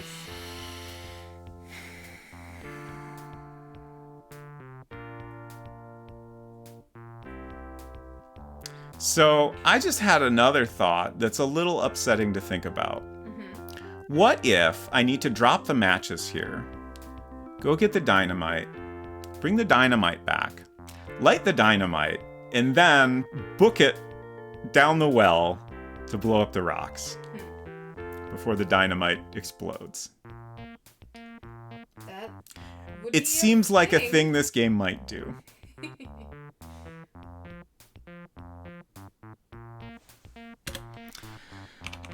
Drop matches. Okay. You might make it to the rocks. Oh. Okay. So I turned the bug zapper off.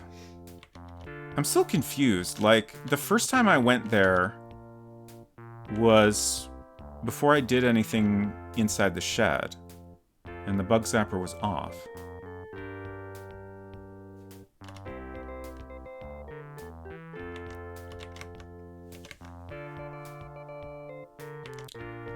Push green button. Click.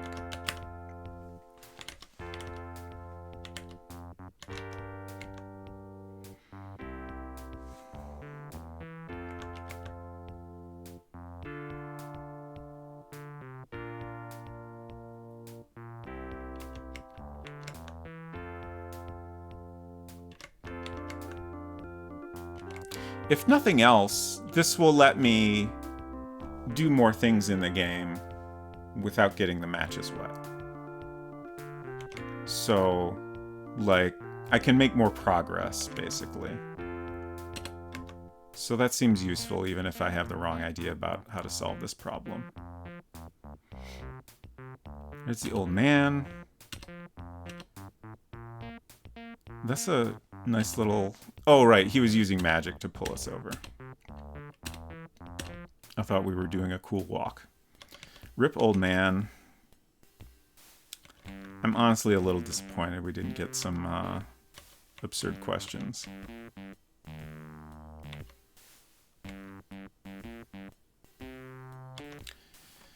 Snake.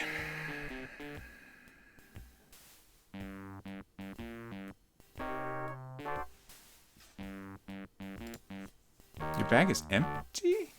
Oh, right. I dropped the matches and that was all I had.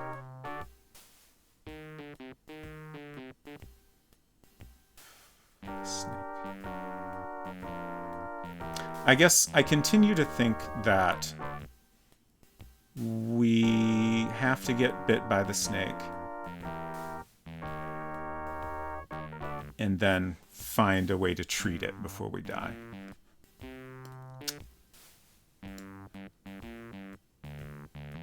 Like, that honestly seems like the cruelest way to do it, so that makes me think it's the solution.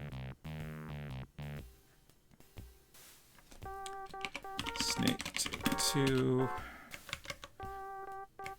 I'm just putting take 2 on everything so I know what saves are from when I, backed up. Is this the right way? Okay. This goes here. We want to go to the right to get the dynamite.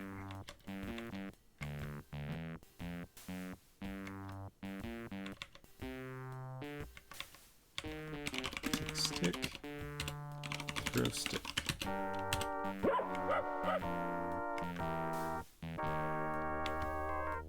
Look in doghouse. Take dynamite.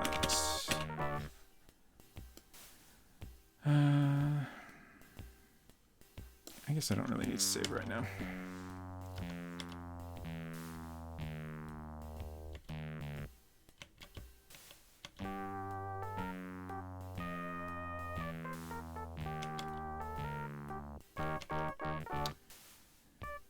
I'm really curious if this is gonna work. Oh, okay. It freaks me out every time I come in here and they're all over the place.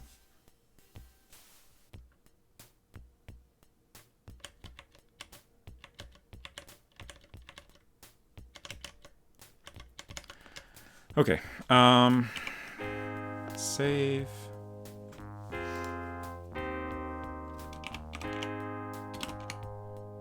Dynamite 2. Explode by itself.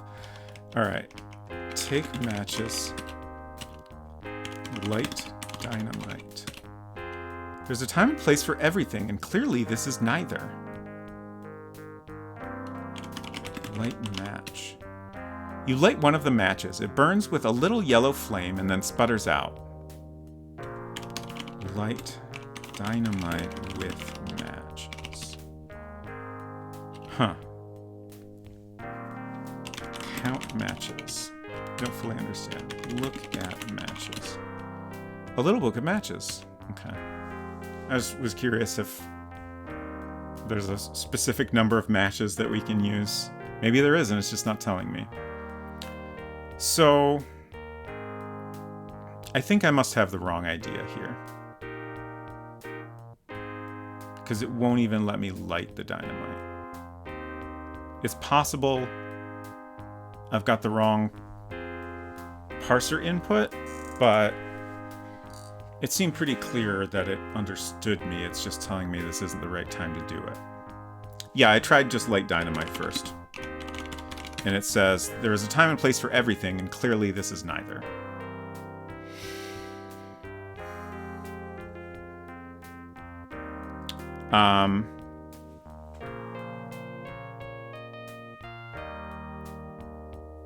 If I am missing the correct parser input here, feel free to say so. I can't help but wonder if, like, maybe there's something you can find to put the matches in that keeps them dry. Not that you have to, like, cross the river. Right. I mean, that was kind of my initial thought, but then I was like, you know, I haven't found anything that I could put them in that I can think of.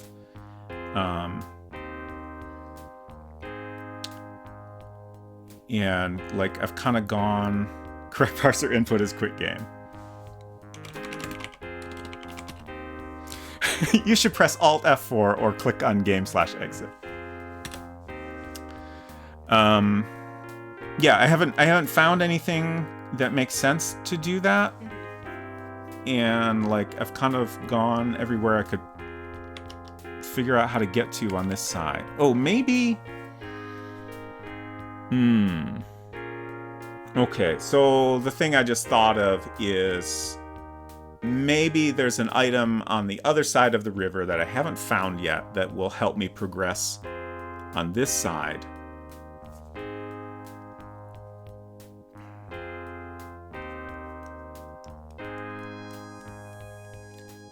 But then, in that case, the only thing I can think of is the whole Dalek situation.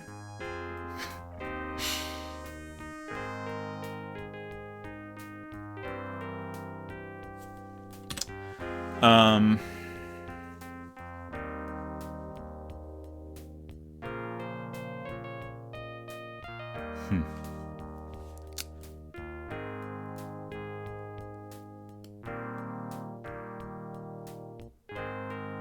guess I don't necessarily need to load. I do feel like I'm wasting a lot of time standing around. Oh, I dropped the match. Okay. Whoops.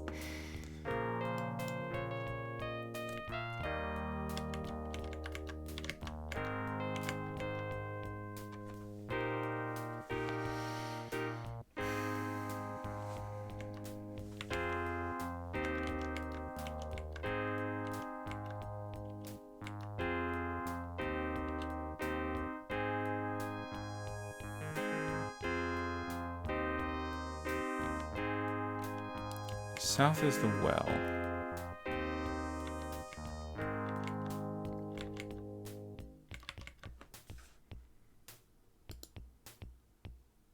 So all I have right now is dynamite.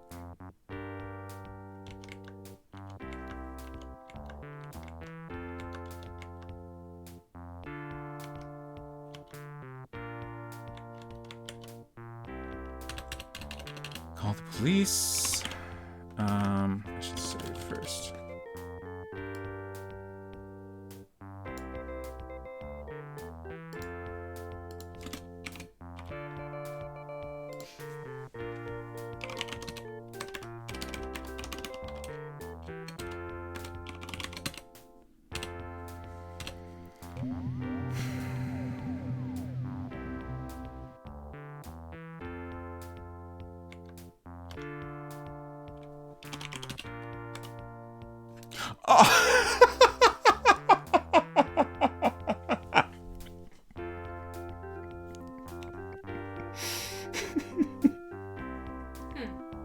Was there any indication that making phone calls took quarters before? None at all.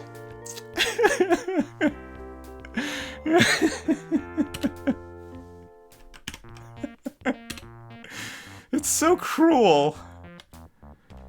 Oh my god.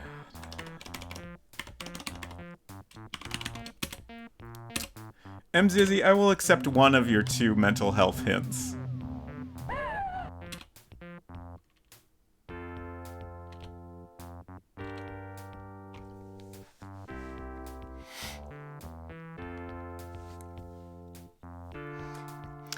Civil Cornball, just a reminder that I prefer no hints or suggestions unless I specifically ask for them.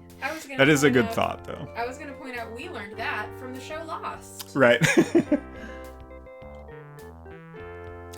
Mental health. 50%. That bar seems to not match the percentage.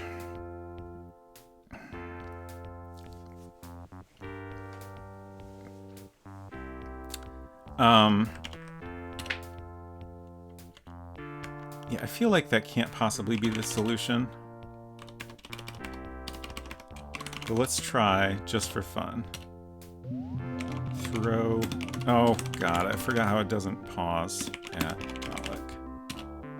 See no purpose in doing that. Okay. Defeat Dalek. Wasn't there some There's no point. location that you were talking about using the dynamite in?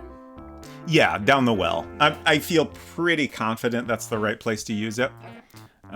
It was just a thought. Can't decide which hint to give me. Okay. Feel free to take your time.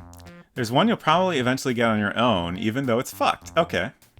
Good to know. I guess I would lean towards the other one then.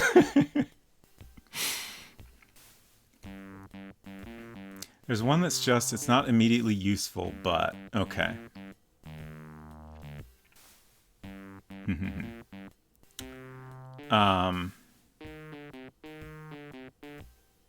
You probably won't get it otherwise. Okay.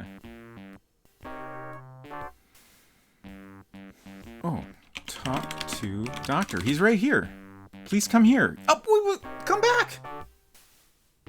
There's an item in the scenery. Okay.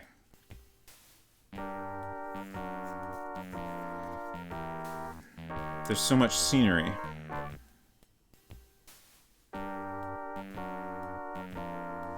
Okay. A plant. Ooh. Plant. Okay. Thank you.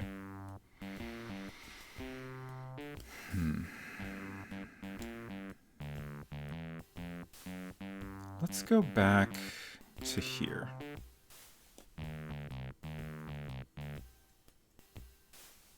This is before the snake bite.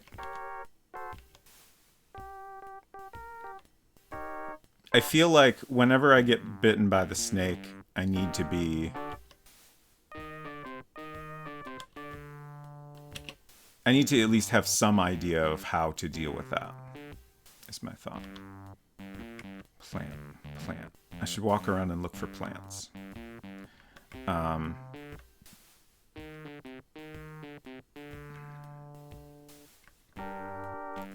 thinking about the Venus flytraps. An item in the scenery. Wait. Oh, wait. It said I got bit, didn't it?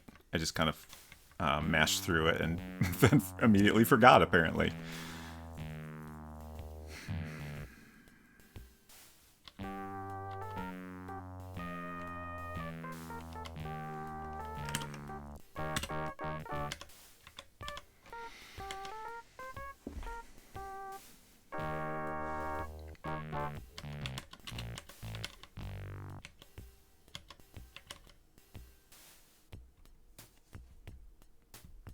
There's one particular outdoor scene, the cruelest scene. Okay, I missed that message initially. Okay.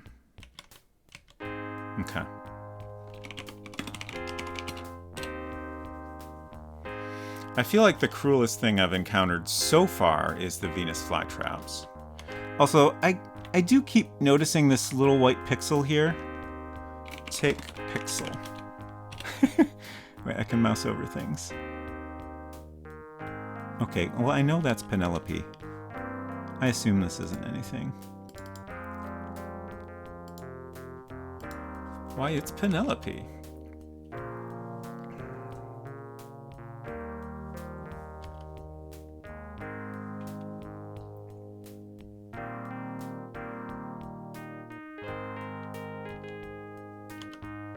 Wait, how did I do this?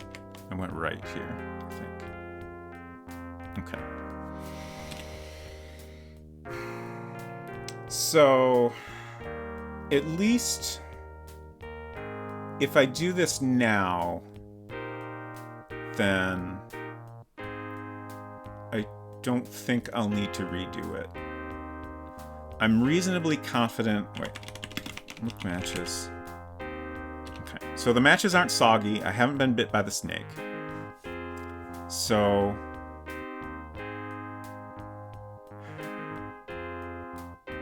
what could be the other thing I'm missing here? I did wonder if I would need to get a fly for whatever reason. And it almost seemed like the game would allow it if I got close enough.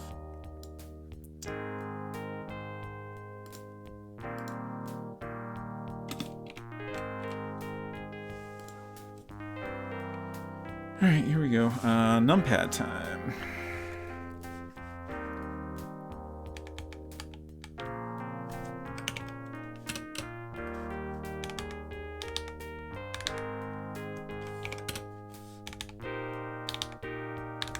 Oh.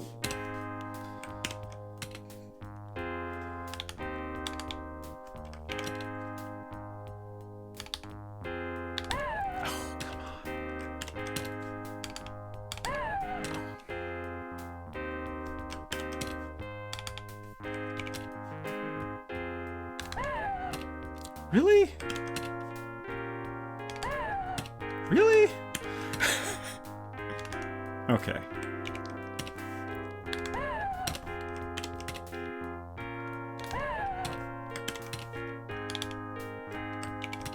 I almost feel like going diagonally doesn't even help. Imagine thinking this is the cruelest scene.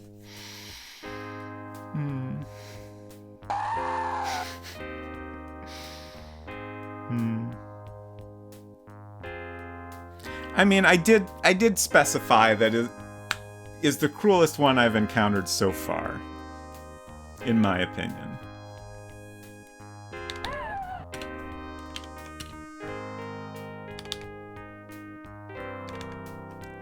Yeah, I think diagonal movement is not useful, which is interesting.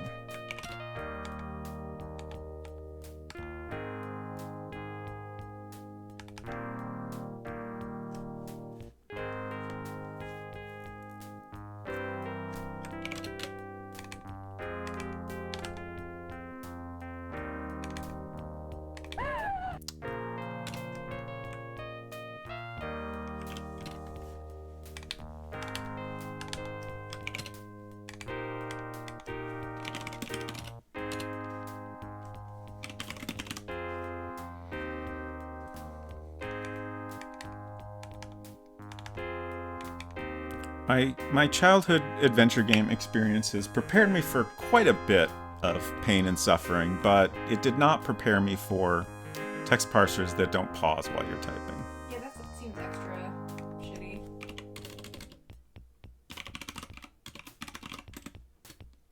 Take the magnifying glass. Okay, we got there. Now the question is,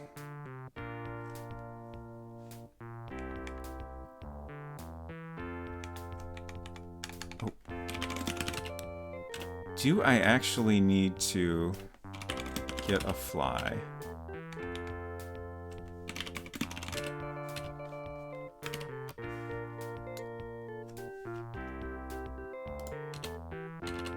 Huh.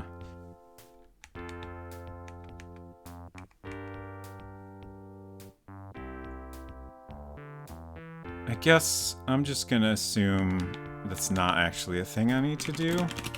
I mean, I could always come back. It's just that you're not close enough is really puzzling me.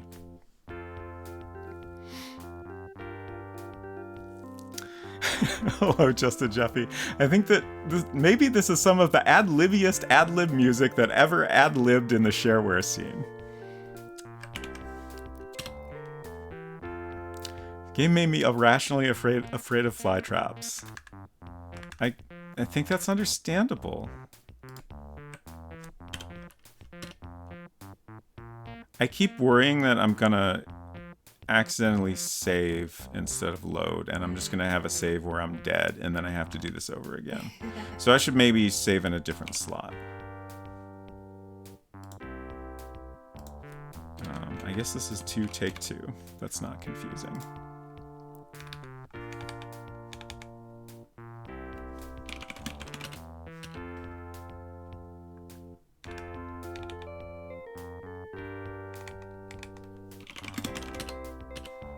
I am still trying to take the fly if it... Oh, it seems close.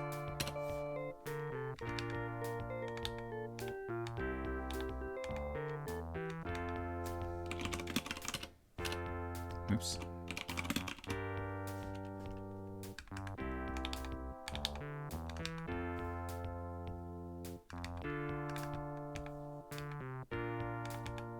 Oh, come on.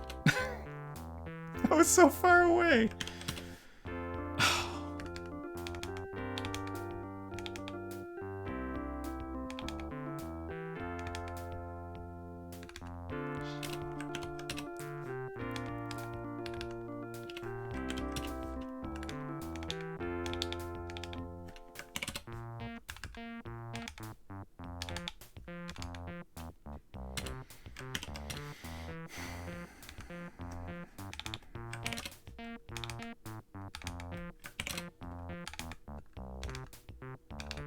I do at least feel like I really got my process optimized here.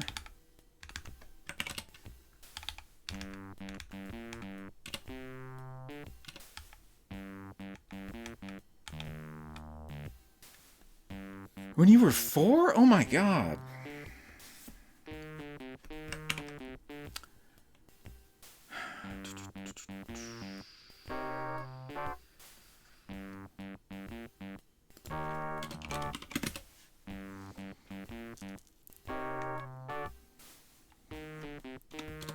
Look at lantern.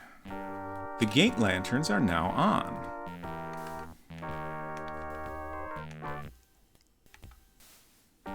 So, I'm back to thinking about, is there a scene that's crueler than the Venus flytraps?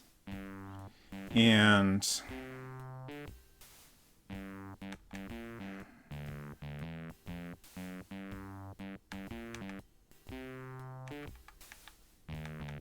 I don't know what the answer is.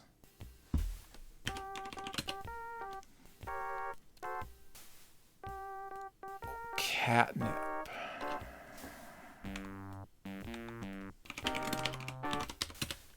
You picked up the catnip. Okay. Okay. Thank you.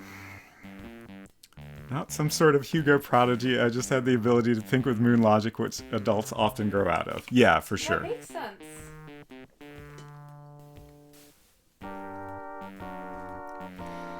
Okay, we got the catnip. What the hell am I going to use catnip for?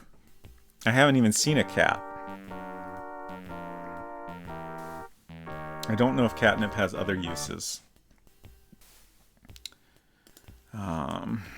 Got the catnip. Okay.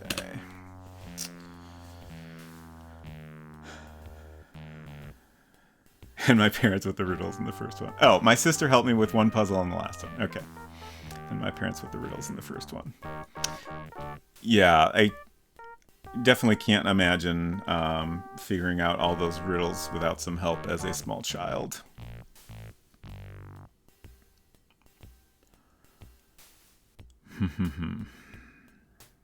So, look catnip. It is a strong scented mint plant containing a substance attractive to cats.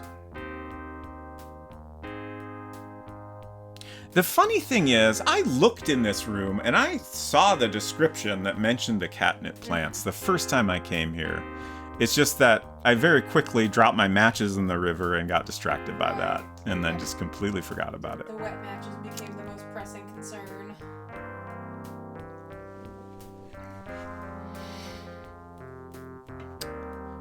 My first root canal appointment done this morning. Well, at least you got it out of the way. I hope you are recovering well, and I hope the next one goes well.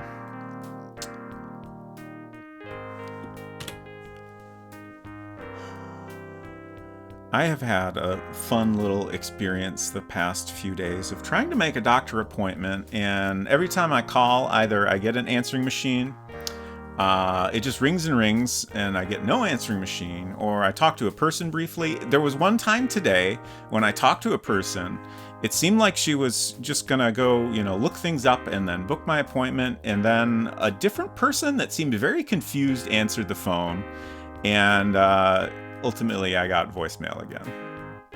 They're probably gonna call me back at like 7 a.m. tomorrow, and I will not be awake.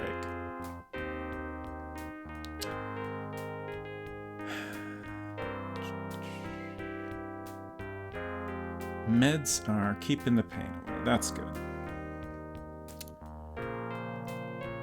I'm just kind of...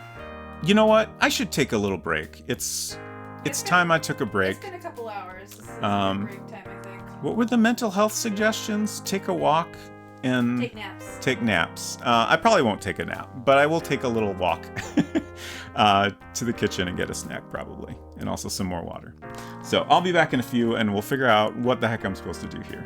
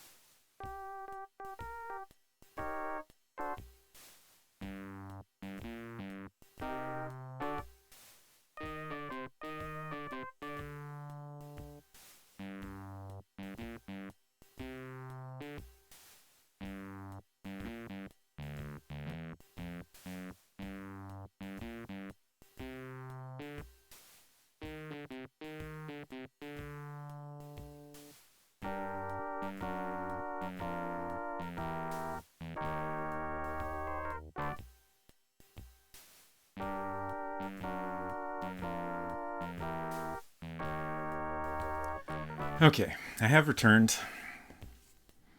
I walked around a little. I had my customary 2 bites of a granola bar, got some more water, and now I'm ready to get mad at the video game again.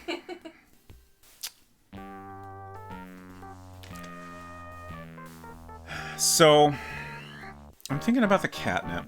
Did I ever try looking at the catnip? Alright. Strong scented mint plant containing a substance attractive to cats. So, my 2 thoughts on the catnip are maybe this will attract a cat I can't actually see. In which case, maybe I just need to go to the right place, or, maybe I need to drop it in a certain place. In that case, I would at least hope there's some kind of hint. But given this game so far, maybe not. The other thought is... What was the other thought? Maybe I just haven't found the cat. Oh, no. The other thought was maybe it has a less obvious use. Like mint-scented, something about that. Invisible cat. Could be.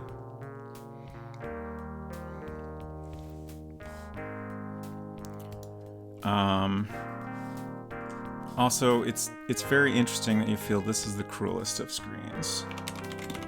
But I assume that's just because of the... Like, the more I play this, the more confident I feel that getting the matches wet is a soft lock, which is pretty cruel.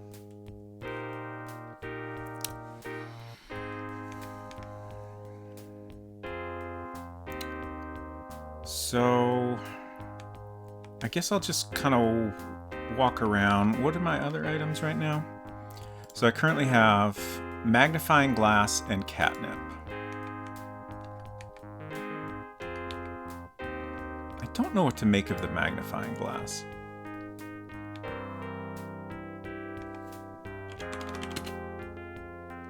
Standing in the grounds of Great Uncle Horace's house, attached to the fence is a strange lantern-like object. There are some ferocious-looking bees buzzing around nearby. I think Unsecret Crush just won the difficult fight. I have triumphed. Congratulations. I triumphed with one of my party members dead the whole time. Search old man. He looks at least 200 years old. That's pretty old. Pickpockets. Eh? Okay. I tried.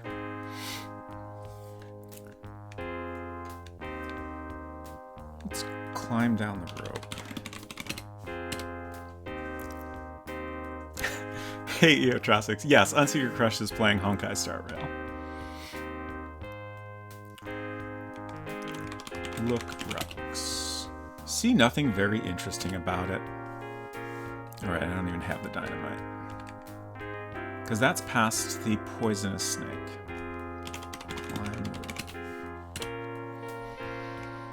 Up we go.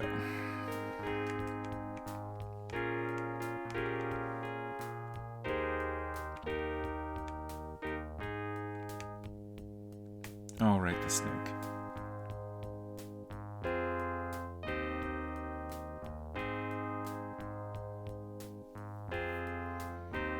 I'm just thinking about what's beyond the snake. We have the doghouse where we get the dynamite. We have the phone booth where we call the police and arrange a meeting later, and then we can go to Doctor Who Town, where we can get murdered by a Dalek, or possibly get past that somehow and maybe obtain some other item.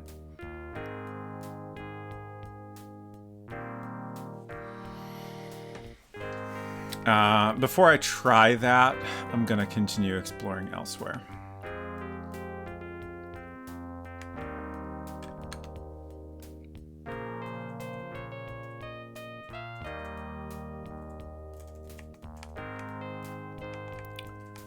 Yeah, I just remembered how this version of the game does come with hints.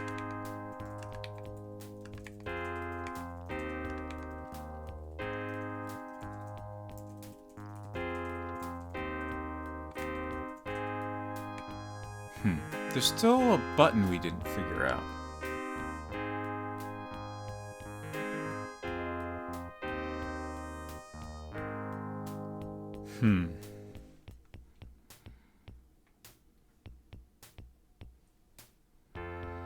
I'm gonna go back to the areas left of here. But then when I come back, I'm gonna press the blue button again. And see if we can find anything that has changed.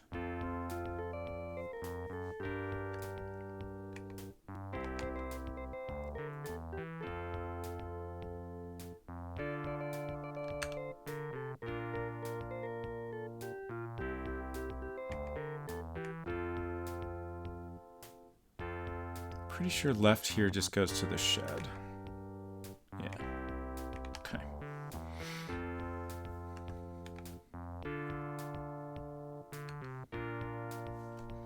Kick door. You should try to be more constructive. Look in sink. There's nothing very interesting in or around that particular unit. Get in dumb waiter. What's the deal with this parrot?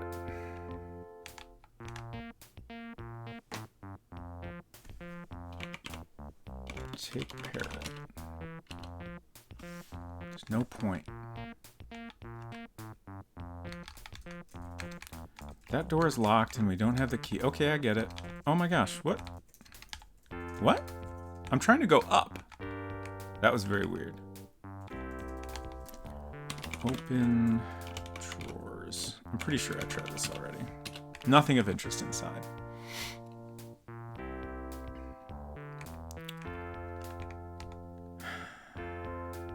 Also, sorry that I turned Look chat into blocks. Star Real Chat. That's fine.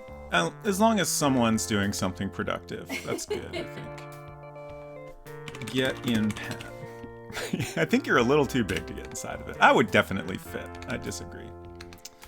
You just have to fold yourself up. That door is also locked. I guess these two doors must go back out into the hallway where we were at the beginning of the game. That makes sense. Can I open the window? There's no point. Really? Look window. On the grounds outside, you can make out a strange little, a little garden shed, some strange-looking flowers, which I assume is referring to the Venus flytraps, a wall with wrought iron gates, and in the distance, a babbling stream. Okay. I was just wondering if that, hinted at anything we hadn't seen yet. This pile of blocks has me a little bit, like, it could just be here for decoration. I guess I've tried everything that makes sense to, look through them or whatever.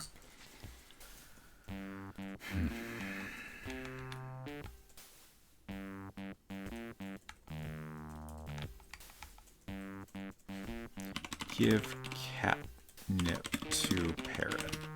Oops. What? What does that say? That's so small. Well, first of all, it's important to note that I typed parrot incorrectly. Okay. The game responded, you break off a chute and place it near the cat. Was there an invisible cat after all? The cat awakes from its reverie and sniffs your gift excitedly. After 5 minutes of friendly play, it falls asleep again, rather contentedly. What? Look at cat. There aren't any. Maybe the cat is called Apret. Could be. My guess is that the cat is in another room, and that was just some sort of weird bug. Or it really is an invisible cat.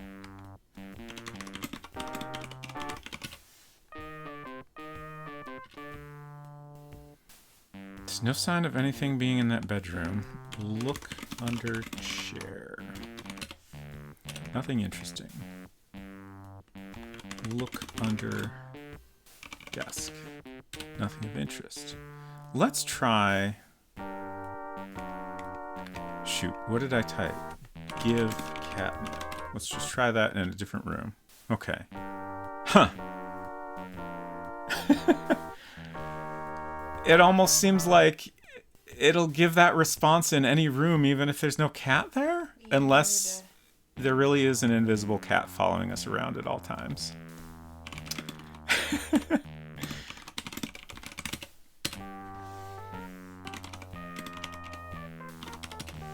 Yeah, it works in here too.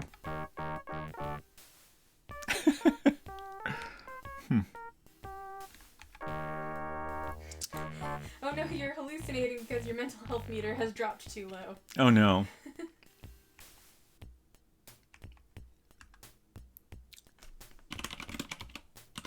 I wonder if I'll eventually run out of catnip from giving it to the invisible cat. Oh right, I was going to push this button again, the blue button.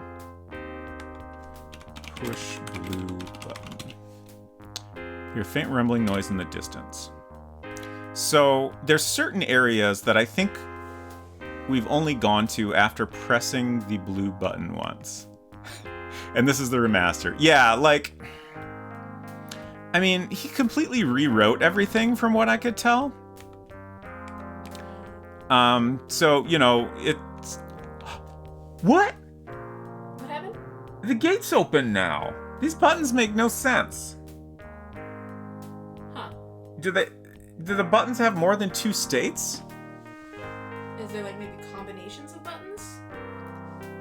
Random access pixels. Wonderful. I could use a break, I could use another break for my mental health already. Okay. So, if you're not familiar with this reward, I'm getting out my Art of Point-and-Click Adventure Games book from Bitmap Books. It's under a lot of other stuff.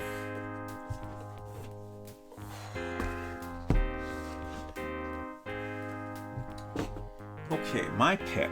I think I want something a little bit older. Like, they're in roughly chronological order. So...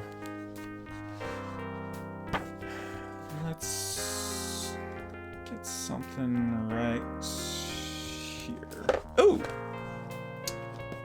Hero's Quest. So you want to be a hero. Nice 2-page spread here. 1989.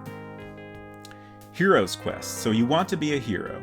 Fusing together elements of the point-and-click and RPG genres, this first entry in the Quest for Glory series involves chatting, solving inventory-based puzzles, and real-time combat to level up and gain experience points.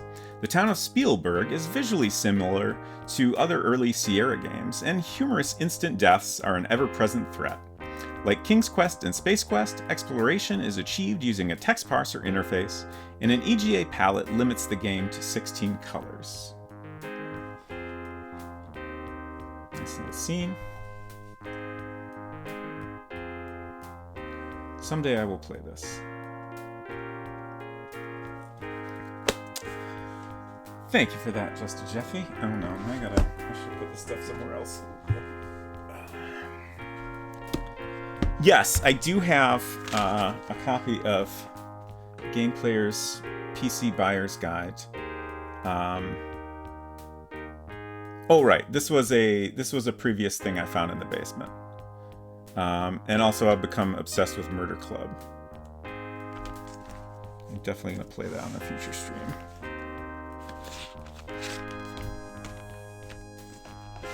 I also have a 1996 Growlier Multimedia Encyclopedia for Macintosh. I got all kinds of weird things in this drawer.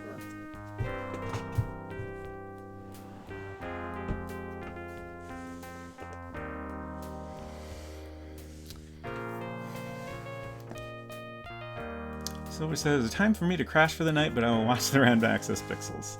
Thank you for hanging out, Silver, and I hope you sleep well. Yeah, I don't know what class I would choose in that game. Alright, let's save. Because we're going into an unknown new area here.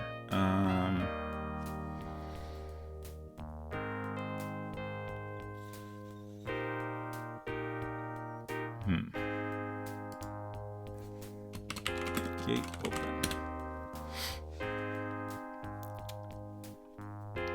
Now back to our regularly ad-lib scheduled ad-lib Muzak programming. Yes. Just tried to use WASD to walk around. That is not an option. Oh, this is an interesting scene. Look. Are you? What happened? You're in a maze of twisty little paths which are all alike. Oops.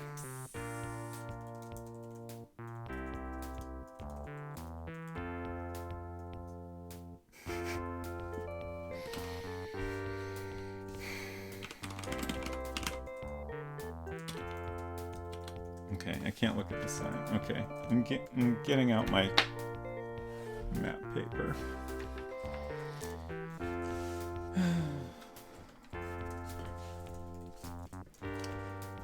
Like, there was a period of time where I guess just everybody had to put one of these in their game. I mean, it is a classic. Silver says, just as soon as I think I'm out, the game pulls me back in. You should go to bed. The VOD will be here.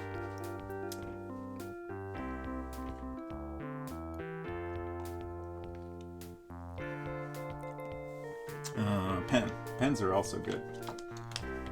Am I gonna have to... Are you gonna have to what? Silver says, I think this might have been where I first heard that phrase. I don't think I ever got to the maze originally.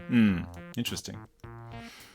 Yeah, I first heard the phrase in Zork, and I, for many, many years, assumed that that phrase came from Zork. But they were just ripping off Colossal Cave. Okay. I don't know that this... I don't know yet if this follows the Colossal Cave rules. So that's the tricky part. I guess I'll draw a square.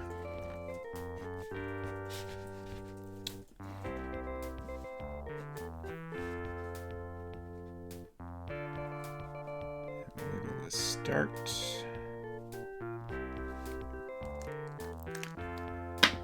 Good night, Silver.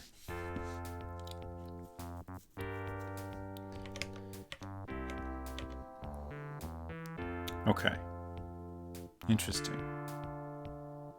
So far, this maybe seems like a more straightforward maze. So I'm just going to draw it as though it is laid out in a logical and mappable fashion until I learn that I'm completely wrong. Okay. Like, I kind of hope I can just map it because, like, I don't have a lot of items to drop. And I don't know what my mental health is at right now, but it's not great. Mostly for non-game reasons, but it's been a bit of a challenge. And, like, I'm not prepared for a... gotta drop items and map out all the weird directions right now. Like, I just did one of those the other day. Let's do something else, please. When did this come out? 91? I think that's what you said before. They were really late on the whole maze craze.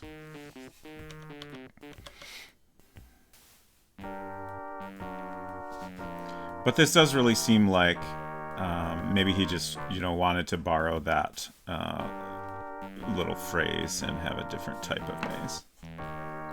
And says, I changed my mind, I don't want you to go angry. I mean, I'm not angry. It's fine.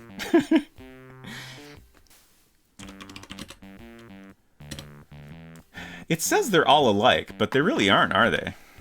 So far, everyone has been different. They're all green. Yeah, like, I mean, it's a maze. They're similar.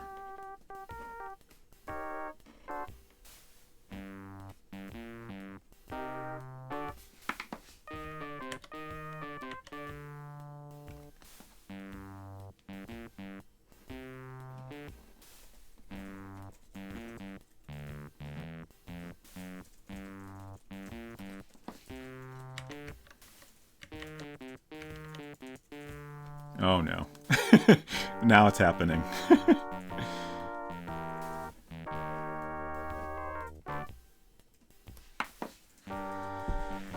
Just so Jeffy says, it's 1991 and I'm downloading Hugo II at 28.8 kilobits per second. Should be ready to install in about 40 minutes or so. In the meantime, I'll just do something else since my computer literally can't do anything else at the same time while downloading this game. Oh no.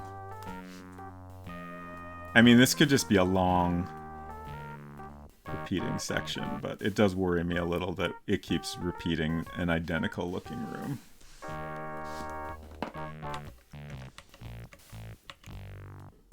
Okay. Whew.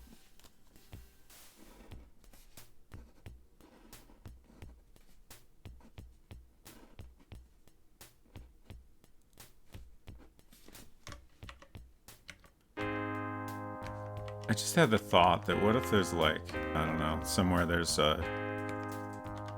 something hidden in the walls. I mean, it's just bushes, right? Maybe there's a spot where we can reach in.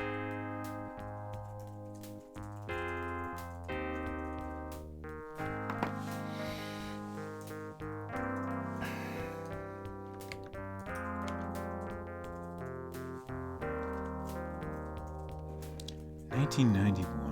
Jeez. That's a long time ago, huh?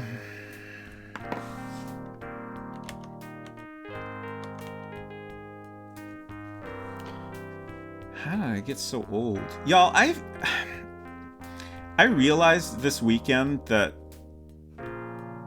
I am a year younger than I thought I was for most of the past year. Oh, I drew that wrong. Do you do that thing where, like, a birthday passes and then you immediately start thinking, like, oh god, I'm almost a year later than I just turned? Yeah, like, I think that's what happened. And then it just, like, for a long time, I kept thinking, I'm 46, and I didn't ever bother to, like, do the math to make sure that that was right. And then, you know, recently I've been thinking, oh man, I'm gonna be 47 soon. I've been 45 this whole time. I'm a young man of just 45 years, and I thought I was 46, and like, I feel like the same thing is gonna happen the next year.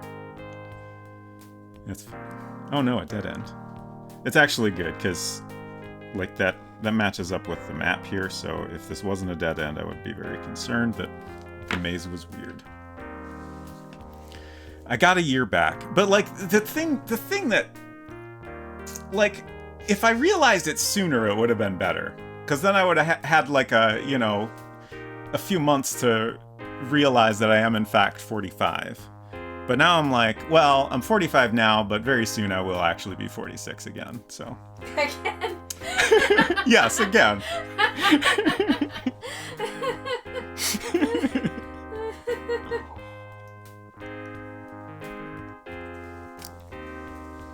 Thought I was 27 for 2 years. Val says COVID really threw me off my age. For me, I think, like, I don't know that I can blame it on COVID. Like, definitely COVID has kind of messed up. Just like the I don't mean, as far as I know, I haven't had COVID, which, like, I wouldn't be surprised if I have, and I just didn't realize it, but I just wanted to clarify. Just like the experience throughout the pandemic has definitely messed with my sense of time. But I think the age thing is like purely just like I'm getting to a point where it's like the specific year age I am is less and less important. And I just, like I said, I never bothered to do the math to double check. Just as Jeffy says, I always forget my age, and also every time I need to put my blood type on a form, I need to call my ex to ask her what it is. Such stupid, simple things that I can't ever remember for some reason. I have no idea what my blood type is. My mom gave me some old paperwork that had my blood type on it. It was like a school, some sort of school-related health exam paperwork. And that had my blood type on it, and for a short while after I received this old paperwork from my mom, I knew what my blood type was, but I don't remember anymore. And I also don't know what I did with that old paperwork.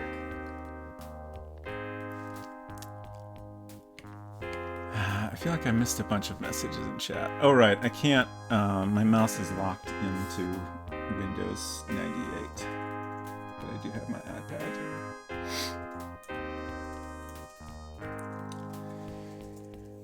Donate blood more frequently and you'll never forget it. Should probably do that. No, Unsecret Crush does not know my blood type. If she did, I would know it. That's true. Donate blood more frequently and you'll never forget it. Yeah. Honestly, have not ever donated blood merely out of laziness. Of, like, figuring out how to do that.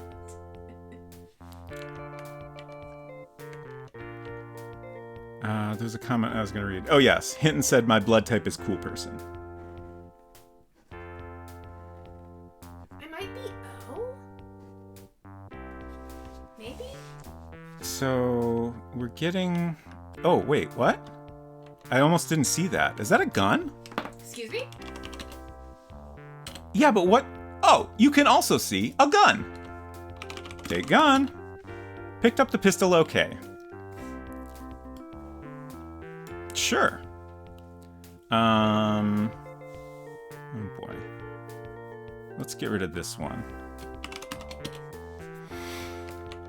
I just need a bullet. Let's label this gun.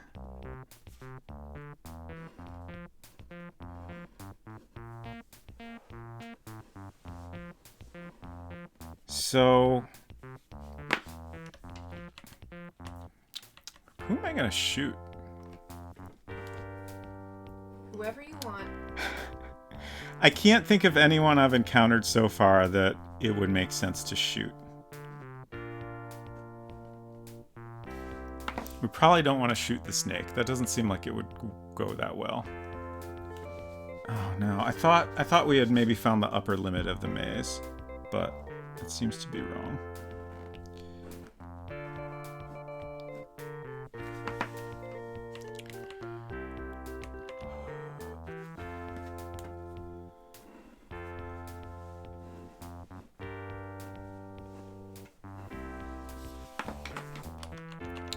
I am, at this point, determined to map out the entire maze, just in case anyone was wondering.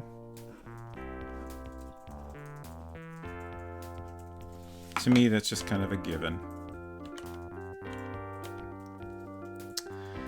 Tried to donate blood and fainted. They still let me have some juice. I feel like they extra want you to have juice if you faint.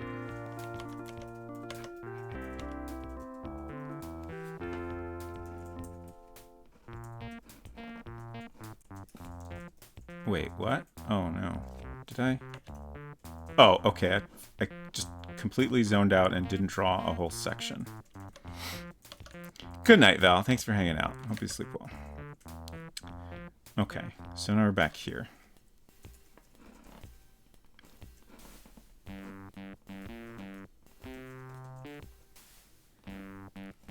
Should we, can you do a poll? Sure.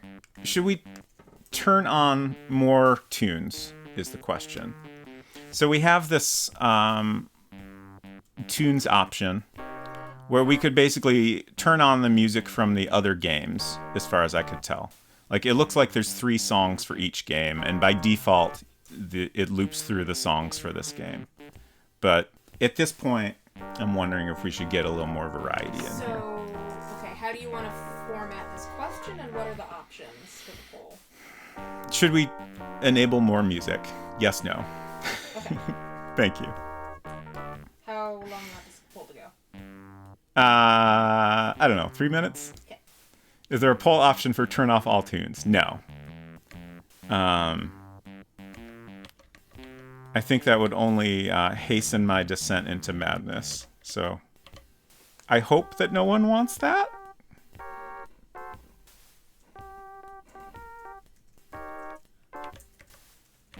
To ad-lib or not to ad-lib, that is the question.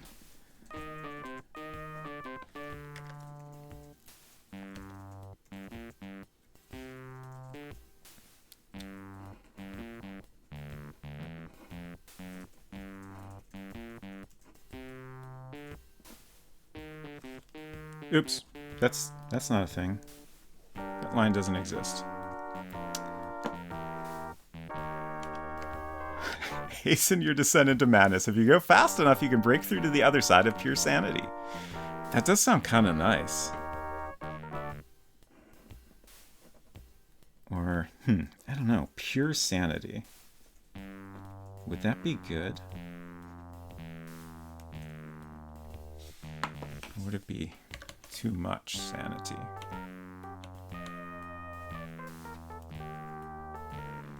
I wonder how big this is.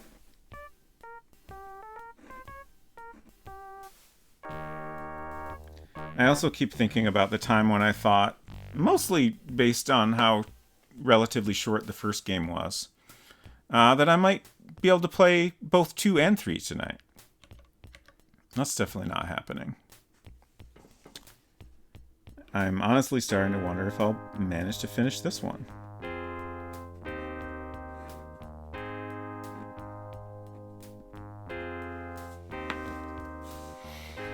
Who is the most sane person? That's a great question. Ooh, we have overwhelming in favor of enabling more tunes. I am curious. You can keep your votes private if you like, but I am very curious if the person who voted no would like to elaborate on why they chose this. Just really like these tunes, maybe? I mean, maybe the other ones are even better. My initial thought was, we should stick to the intended Hugo experience. But, they gave us the music player options, so I would argue that that is perhaps an intended part of the experience to expand it if you wish. Did not vote no, but this is a bop. Yeah, I dig this one. I mean, they're all pretty good, I think. Okay, so we hit another dead end. I'm just gonna quickly... Here's our whole map so far. So it looks like we got more over here still. And then we never went right from this first fork. Oh, and also here is another fork we didn't go down yet. So I don't know how many more rooms over here we're gonna get, but I feel like this is probably gonna fill out an entire square or something, maybe. As cool as it was for this game to support the ad-lib card, it definitely gets pretty repetitive and maybe even a bit annoying after a while. Yeah, I'm not bothered by it, but I'm certainly at a point where I would appreciate a little more variety. The winner of the poll is yes. Okay, wonderful. Did anyone else vote no? Single no vote and no. 6 yes. Okay. Thank you all for your votes. Let's get some more tunes up in here. We're going to turn them all on. We got Hugo's song, Who Goes There, and Hugo First, which I, am assuming are all from the first game. We have been listening to Penelope's song, Searching for Clues, and Trouble Brewing. And then from the third game, I assume we have Jungle Jingle, which, these sound like they fit with the theme of the third game. Hot Steel Samba, and Voodoo Groove. So we're just going to turn them all on. Okay. And I think it's starting over from the beginning. So up here.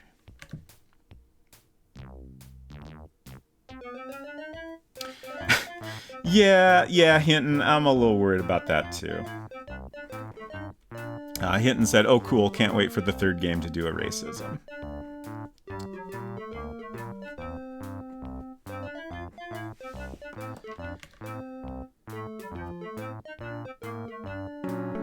Oh heck, Maple Mystery. Hello. Welcome, y'all. I'm glad you can join me for my descent into madness. This is a game. This is one of the games of all time. We're currently in a maze of twisty little passages all alike. I'm doing my best to map it out. But we are playing Hugo II Whodunit or Hugo's Mystery Adventure, as it was titled in the Hugo Trilogy, which is the version of the game we were playing. Originally came out for DOS, and then was re-released for Windows in 1995. I hope you all are doing well tonight. I feel like I've made a good amount of progress in the game, but I really have no idea how much we have to go. There's definitely some tricky puzzles I have not figured out yet. If anyone is not following Maple Mystery, highly recommend it. A wonderful streamer and game developer working on a game called The Crimson Diamond, which is very much inspired by the Colonel's Bequest. And she does streams where she does some pixel art at the beginning and then usually plays a bit of an EGA game after, which is a very fun stream combination. Also sometimes music streams with the composer for The Crimson Diamond, and that music is really good. But I hope Legend of the Sword continues to go well. Thank you all for coming by. Hello, Bill Kuhn, Mousimus. I'm scrolling back up to see if I missed anyone else. Maxwell Copperhammer. Welcome, welcome. M. Zizzy says, you're about as far into the game as your mental health has been depleted. That's great. That means that my mental health will not be fully depleted until I've finished the game. Which means I'll get to finish the game. Oh dear. Hello, Samuel Stokes Music. It's going pretty good. Hope you are doing well. Give Mousimus a shout out. Also a game dev. Thank you for the follow. Welcome. Great to have you here. Legend of the Sword is incredibly finicky, but we are walking through it. Okay, I had to read that 3 times apparently, but I got there. Thanks for the follow. Welcome. I'm going to come back in a couple hours and we're still mapping this maze. No.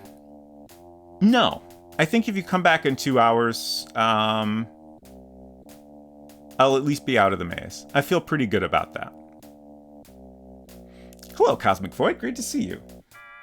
All kinds of game devs in the chat. Also, Twilight Oracle Kickstarter is coming to a close soon. I think there's about 2 days left. And it has already reached its goal, but the stretch goal is for voice acting, which I think would be fantastic. Down over the stream. Wait. Is that new? What? What's happening? How did that happen? Fascinating. Why does it keep happening? So, okay, first of all, Prime subscription? just to Jeffy, thank you so much for that Prime sub. I appreciate it very much. 3 months. Greatly appreciate all your support. And in reference to the confetti thing, that was something I played around with, and I tried to get it to preview it, but it didn't come up previewing it. I guess like Twitch is putting that on over the video. Yes, I assume so. So that I guess explains why it didn't show up in a preview at all. And I guess I left it enabled accidentally. I thought I turned it back off after struggling to understand how to get it to work properly. Well, that was very fun. I enjoyed it. Yeah, that was cool. Yeah, now that I know how that works better, I will experiment more. You can actually do like there's like choices of different effects, like how the emotes animate and stuff like that. But yes, Cosmic Void says it would be great to get voiceover. Agreed. So I definitely recommend checking out that Kickstarter. If y'all like adventure games, I think y'all are into that. So worth a look. All right, back to mapping. Subscribed and things rain. That was cool. What's that? You can also see a bell.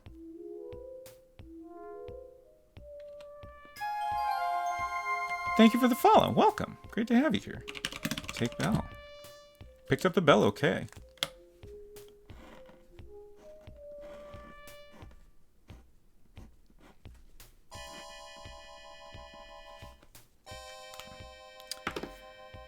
Two things in this maze so far.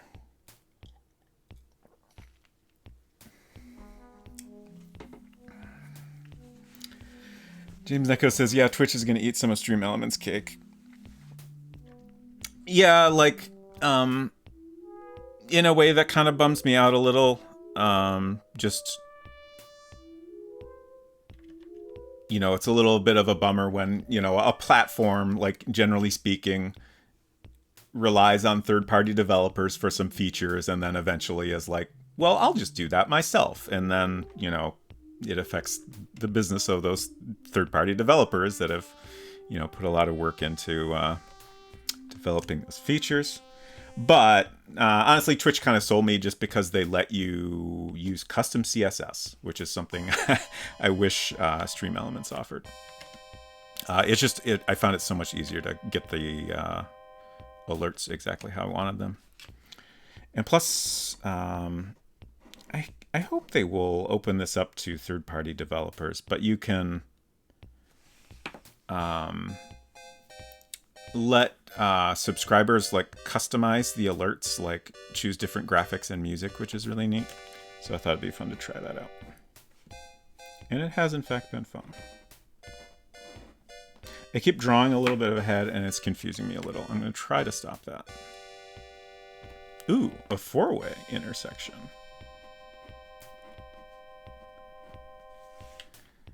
Let's go right first. Okay. I'm hoping we found the right edge of the maze here. Hopefully that will remain true.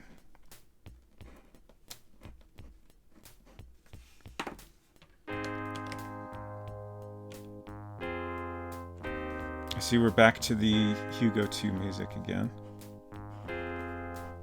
I'm just looking over to see if I'm keeping my rows lined up here. Please no more maze phase of the maze.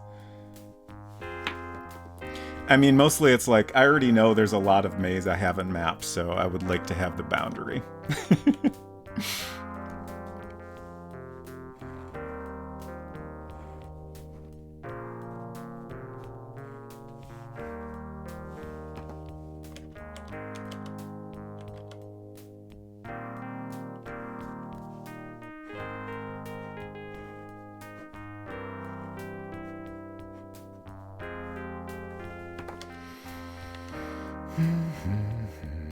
I like how when you get to the edge of the little like box around the maze graphic, her head kind of pops out of it a little. I don't know, I enjoy that for some reason. I don't know if it was intentional or not, but I think it's great. Thank you for the follow, welcome. So going up from here should take us back to this intersection. I think we'll go left here and then fill in these gaps.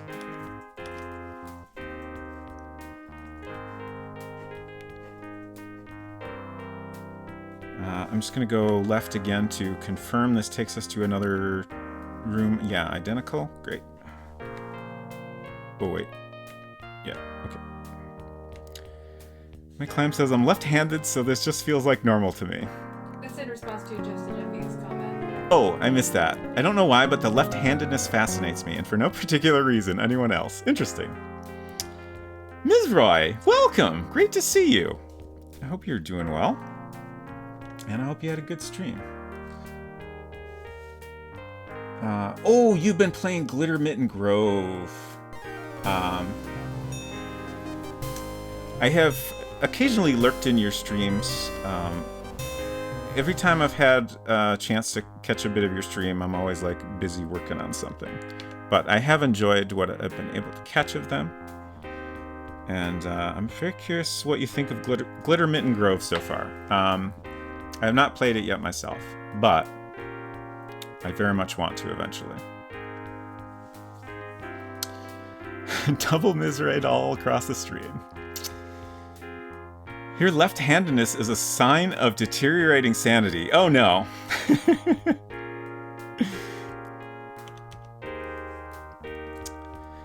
GMG is great. Nice. I'm glad to hear that.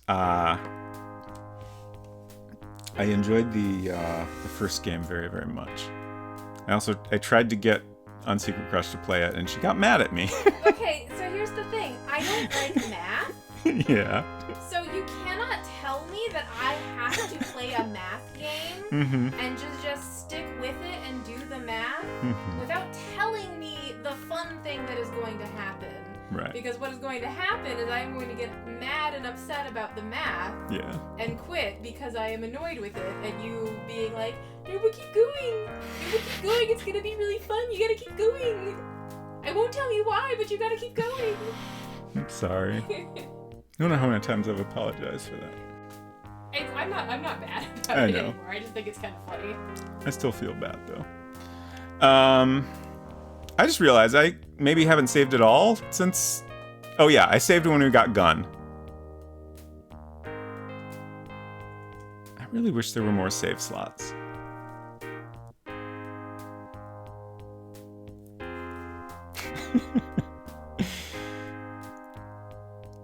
I mean, I guess I could just overwrite gun. It's probably fine.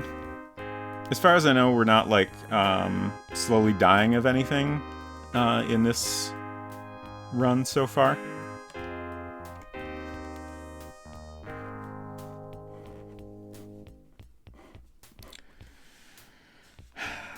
I just want a quick... here's where we're at. I think we're getting there. I think we've got the overall boundaries. I feel pretty good about that. Also, answered your question before you even asked it, Cosmic Void. Hopefully, anyway.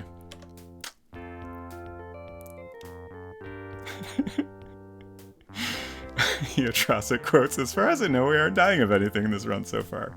I mean, I just want to be clear that this is to the best of my knowledge.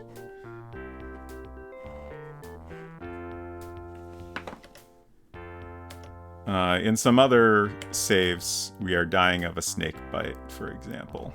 Ooh, another item! Exciting. It kind of looks like a little squirt bottle? Look. You're in a maze of twisty little paths which are all alike. You can also see a bottle. Okay, so I think it is like a squirt bottle. Take bottle. Picked up the serum. Okay.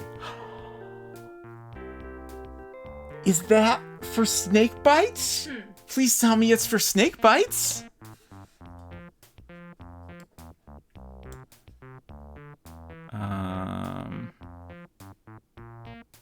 Let's replace this one. It's actually a serum for gunshots. Yeah, I love the way every time you pick up something, it says you picked up the blank okay, and I love it.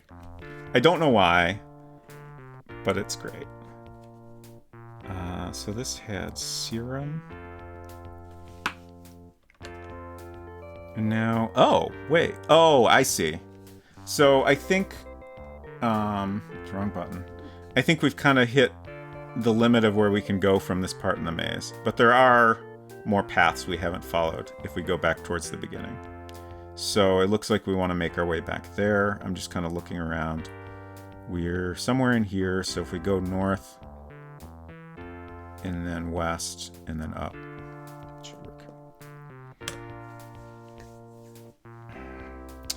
Wikipedia actually has a whole page about bias against left-handed people. Fascinating. That is interesting. It's a thing I think about a lot as a left-handed person, because I really feel like there's a lot of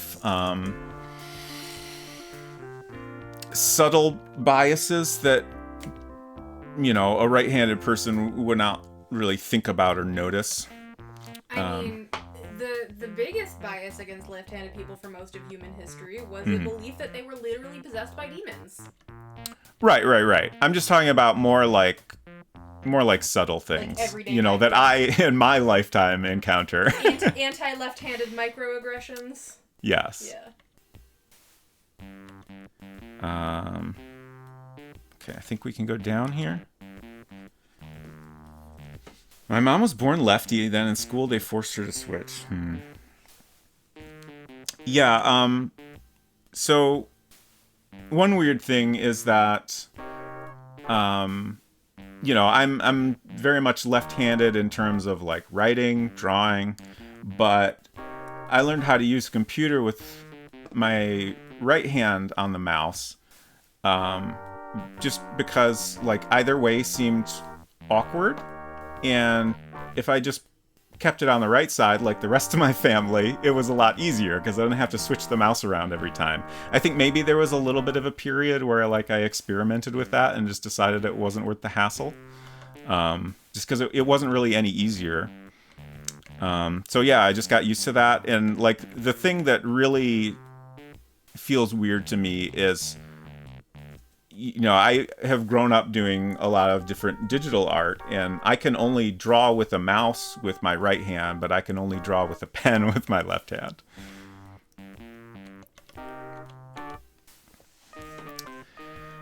Bill Kuhn says, as I recall, the official hint book for Hugo II was very insistent that this maze was the only maze that doesn't cheat by randomly misdirecting you.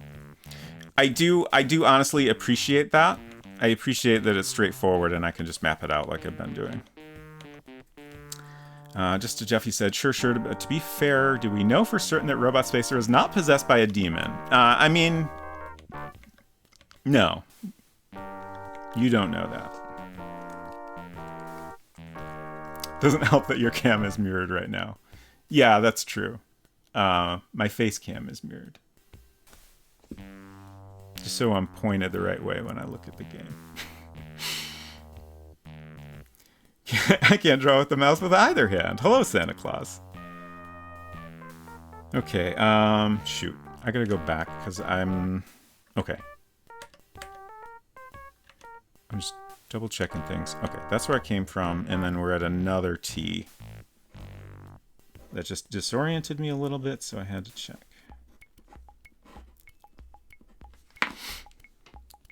Eotrosix says, wait, how do other mazes misdirect you? Let me explain. I just so happen to have a good map from Mystery House that I can use as an illustration.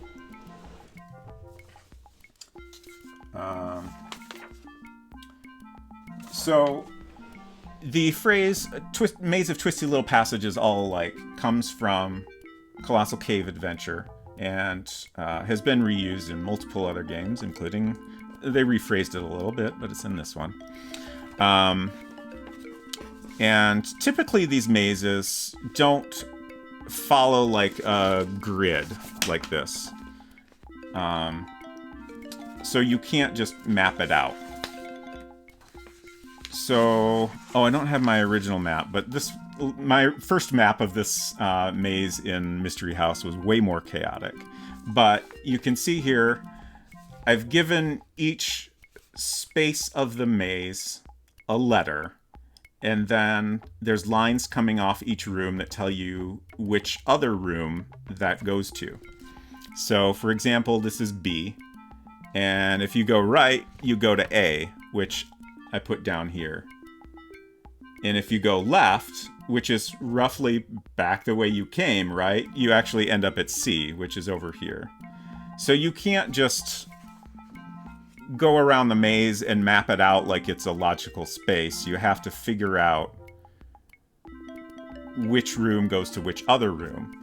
And then the other thing these mazes typically do is, like the description implies, they are all alike.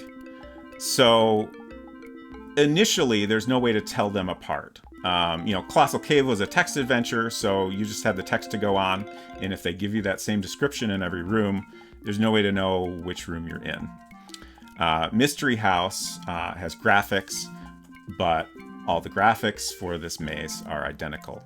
So, spoiler for many old games, the way you solve this is by dropping items in each room, and then you can tell them apart.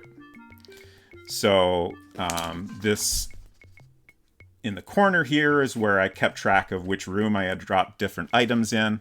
And then, that helps you figure out, okay, so when I go west from here, I'm in this room. And then you just have to kind of map out every direction from every room. And eventually you'll have a complete map of the maze. And then you can, be sure you've been to all the rooms. Eventually, you'll find the item you're looking for or the exit or whatever.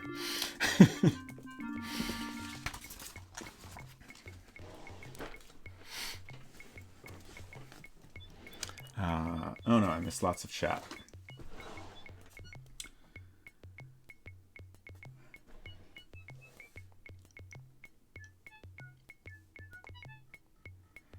Just as Jeffy asks, are left-handed people supposed to be more creative? Is that a thing? I do know that is like at least a thing people have said, but I don't know if there's any truth to it or not. There's that whole left-brained, right-brained thing. Which I don't think is actually true. Yeah, I'm pretty sure that's like debunked pseudoscience, but I don't have receipts for that.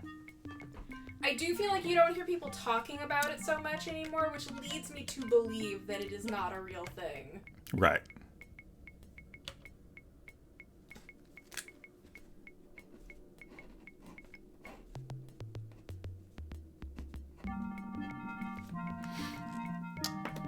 Let's see, I missed a bunch more comments.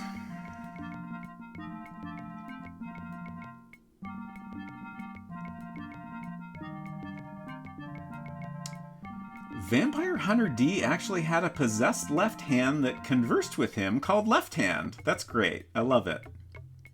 It was just called Left Hand? Oh, 6-7, good night. Thank you for hanging out. I hope you sleep well. It's some People magazine shit. I heard about that so many times throughout my life. Oh yeah, I do have a numpad. I just haven't been using it all the time. I disconnected it when we got to the maze, so I'd have more room to map and move my keyboard around. Nina says, as a left-handed person, I can verify that all left-handedness achieves is making it annoying to use a lot of normal life things. Yes, exactly. 100%. Like the right page of a spiral notebook. Rip my writing hand. Yes. Also, a thing I think about a lot as an interface designer is that a lot of like mobile phone UI is kind of optimized for a right-handed person. There are definitely some things that like I feel like, this actually works out well since I'm left-handed. But yeah, there's so many little things. For a long time, scissors were a problem. Always had to buy special left-handed scissors. I feel like that's become less of a problem. Like, you know, scissors that work with either hand are normal now.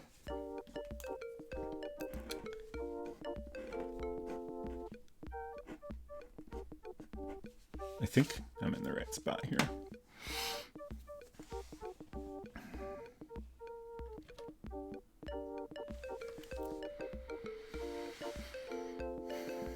As a sinistral, I don't know what this means. I have trouble with... This is a colorful term for left-handed people. Oh, okay. Because the left hand is sinister. Got it. I have trouble with half the peelers out there. That makes sense. I don't know why, but peeling with my right hand works more consistently, Ardell. Nina says, I had a coworker that used her mouse with her left hand and it blew my mind. I trained myself to use the right somehow. Yeah, same. Yeah, I don't know if you were here for that discussion, but yeah, I just, you know, it felt weird either way, so I just got used to doing it with my right hand. Unsecret Crush's mom uses the mouse upside down, which is fun. She did when I was growing up. I don't know if she still does, because I think she does not use a wired mouse anymore. But she would turn it around so that the cord was like coming out the bottom the way she held it. But why would the... She claimed that it made sense because she was left-handed. I think that this is akin to a thing she told me recently, which is that she thinks she might be ADD because she doesn't like repetitive music. I don't think that's a thing. In fact, I'm pretty sure I have heard from, like, you know, all of the relatable content out there on various platforms these days about people with ADHD. I get the impression that listening to the same song on repeat is kind of a typical ADHD trait. Uh-oh. Yep. Just as Jeffy says, "Aw, it's cute that Robot Spacer is feeling like not a freak for being left-handed, despite being a total freak for being left-handed, along with the rest of you left-handed freaks." Thank you for the reminder, Just as Jeffy.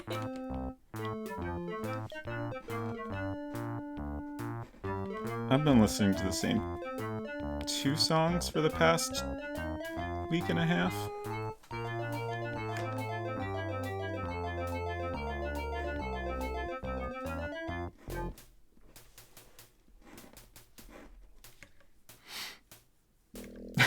It says relatable content on various platforms is a good band name.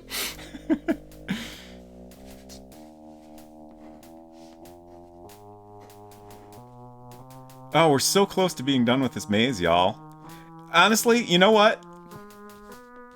I like it here. This is a straightforward process that I can just go through and chat with y'all. Now that I've realized I'm almost done, I'm scared. I don't want to leave the maze. It's happened. It's safe here. He's gone full mental break. Sanity meter is empty.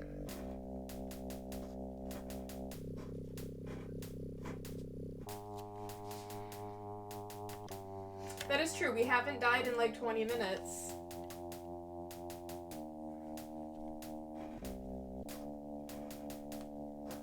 Yeah, like, it's been so long since I died, I forgot about saving for the longest time. Also, I should do that again. Like, I'm a little worried, like, something unexpected is gonna suddenly happen. And it wouldn't be that big of a deal, because, like, all I would need to do is, like, you know, get items I know where they are and then go back, but still. Wait. Oh, wait, let me check this first. This should go back to this 4-way, yeah. Oh no, not the Wampus. Oh no.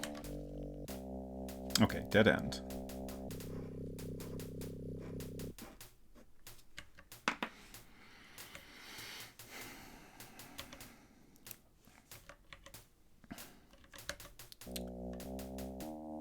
So, I think we just have one more room now.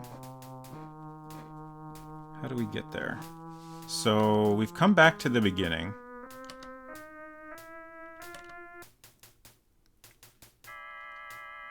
So if we go south from here, we'll be at the start, but I want to just check this last square, which is... Oh, okay, if I go back where I was, it's actually faster to get there.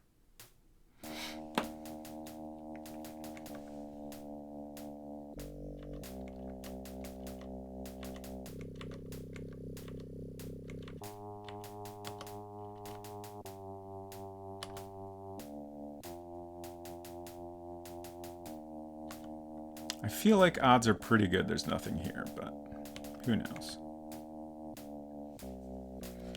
Okay. Unless there's something in this maze that's incredibly not obvious, which frankly would not surprise me. I think we're done with the maze. And there's my complete map. Honestly, I made it harder by drawing everything at the angle it is presented on screen, but we got there.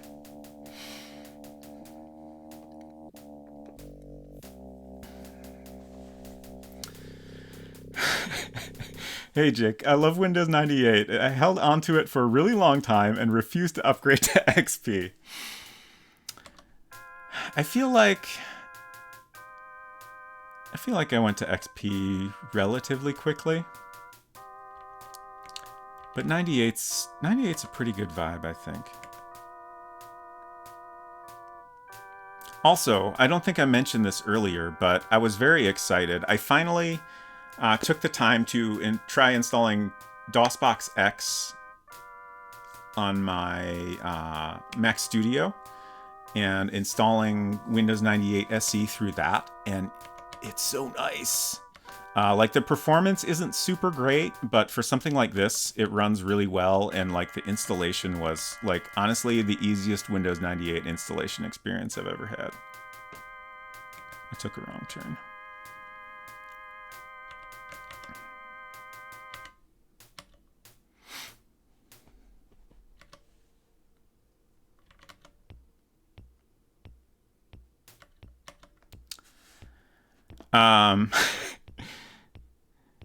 It sounded like, I think someone was asking what we got in the maze.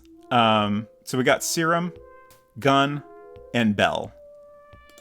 We didn't look at all these. It's the kind of bell one might use to summon aid. What? You know, that kind of bell. The normal kind of aid summoning bell we've all had before. Examining the gun, you see it contains 1 bullet. Nice. It's a clear glass bottle. A label is attached with the word serum printed on it. Okay. If that's not snake venom serum, I'll be very upset. I forgot where I was. Okay, we made it out. All right. Let's do another save.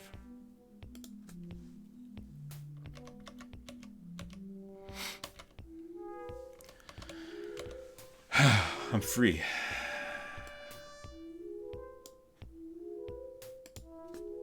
All right. So I can't think of what the gun would be for. The bell kind of seems like we maybe just need to try it. So maybe I should try it and see what happens and then restore. Ring bell. Ding dong. You wait a while, but nothing seems to happen.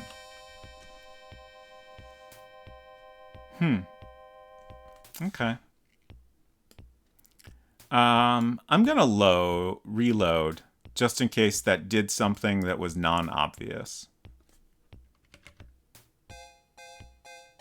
I am a little worried that I just have to experiment to figure out where to use that.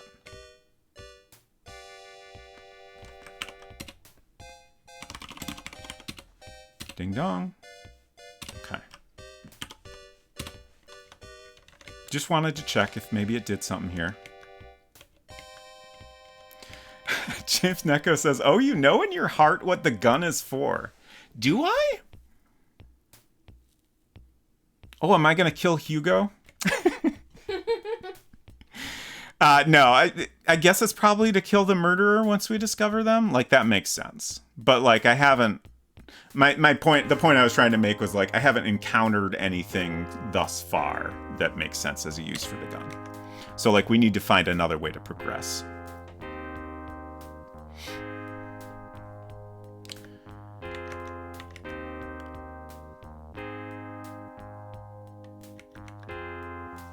Okay. Ouch, the nasty snake just bit you. Use serum. There's no point?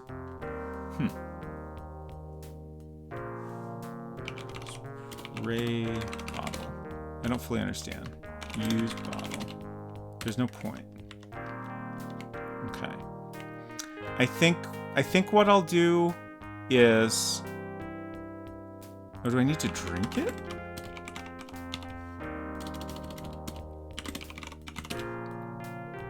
Ah, you feel a tingling sensation for a moment, then it subsides.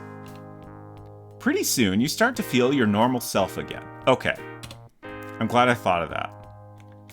Like, it looked like a spray bottle to me, so that's why I was, like, trying to spray it.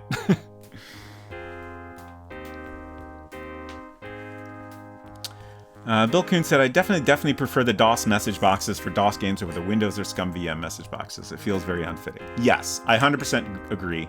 I was very close to playing the DOS versions of these instead, but I honestly couldn't find any videos of anyone playing the Windows version properly. It was all like DOS version or Scum VM. So I thought it'd be fun to, you know, check out what this version is like.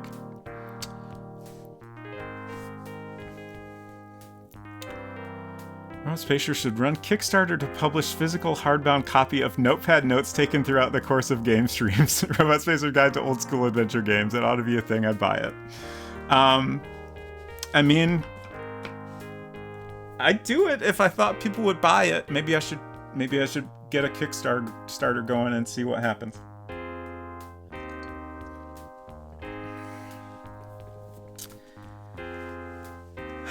Okay.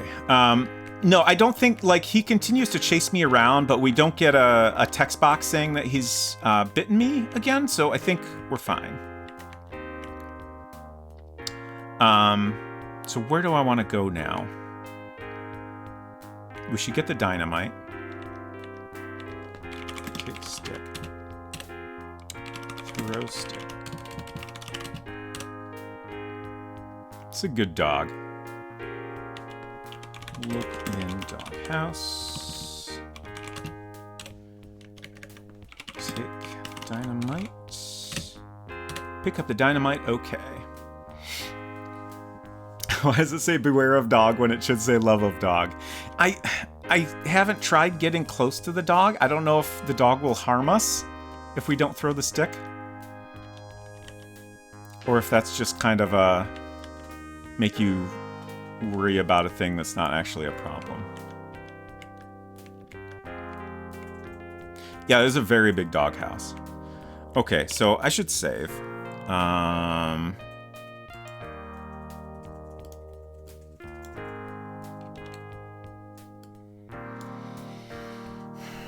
So the big question is, now what? I have a magnifying glass, catnip, dynamite, a bell, a gun, and the serum, which, I guess we just continue to have that?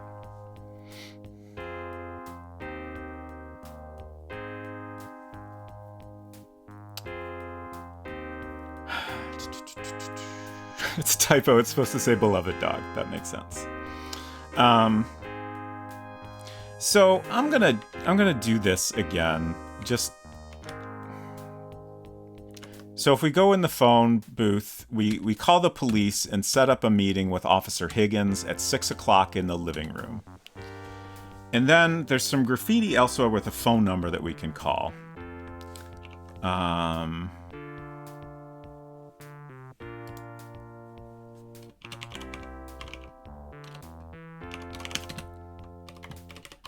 Oops. 1333555 Hugo. We feel a strange sensation. And then we end up here. And there's a Dalek here that is trying to kill us. And I feel pretty confident we need to figure out a way to get past the Dalek and get over to the doctor. I've tried multiple times and I don't...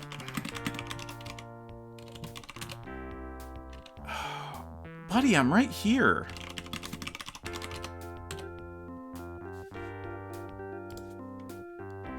I'm pretty sure. Also, if we leave and try to go back, it says you're out of quarters, which is so cruel. We do have a gun. Should I shoot the Dalek? Are Daleks weak to gun? Oops. I guess it worked fine.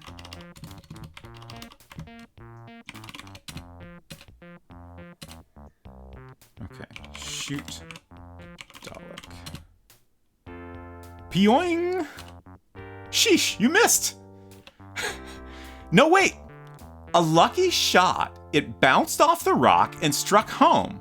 Nice shooting, partner. Wow. What? Did not expect. Hello, strange man.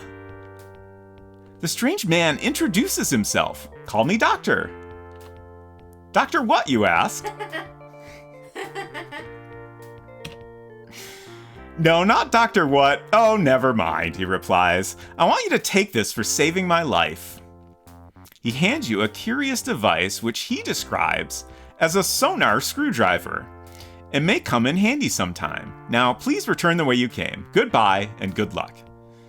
I was very curious if we could get a sonic screwdriver from him, but I guess we got a sonar screwdriver instead. Oh. Okay. All right. Wow. I did not think that would work. I'm glad I tried it.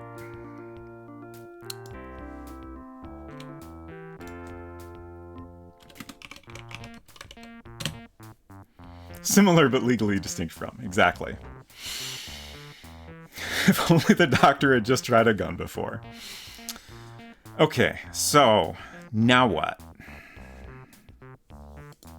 What the heck is the sonar screwdriver going to do? It's an extremely intricate looking device. I'm afraid its workings are quite beyond me.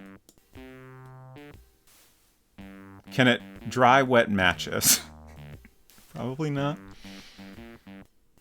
I'm trying to think. I've watched an amount of Doctor Who. Certainly not as many as some. I feel like the sonic screwdriver generally just kind of does whatever's convenient, right? Like it's like a magic screwdriver, basically. Yeah. So it can do lots of different things. So there's not an obvious use for it, right? We still got gun. I wonder if it solves other puzzles. I mean, it's empty now. The game made it clear we only had one bullet. Examining the gun, you now see it as empty. If it's anything like the show, then you can use that one item for doing anything to anything for the rest of the game. Right. That makes sense. Eotrosic says, I'm sorry, do you have lit dynamite in your backpack? I believe the dynamite is only lit for illustrative purposes. As far as I can tell, it is not actually lit. I think they just felt that was necessary to make it clear that it is dynamite. We have elsewhere matches. However, we cannot get them where we need to use the dynamite, I think, without getting them wet. So that's been a big puzzle I'm trying to figure out. I don't know if any of the items we have will help with it. Maybe we can throw the gun. That's a good point. Yeah, if it is lit, the wick is quite long.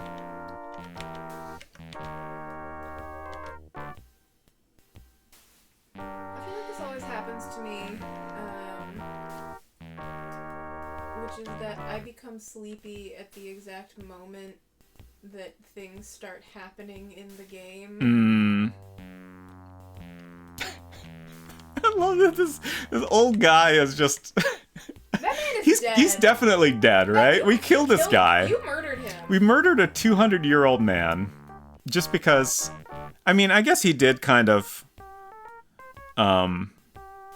trap us with magic. He threatened to mildly inconvenience you with a trivia quiz. Sure.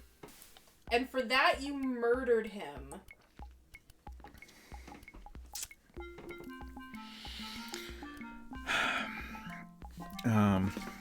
This map keeps distracting me. Let's get my notes back in here.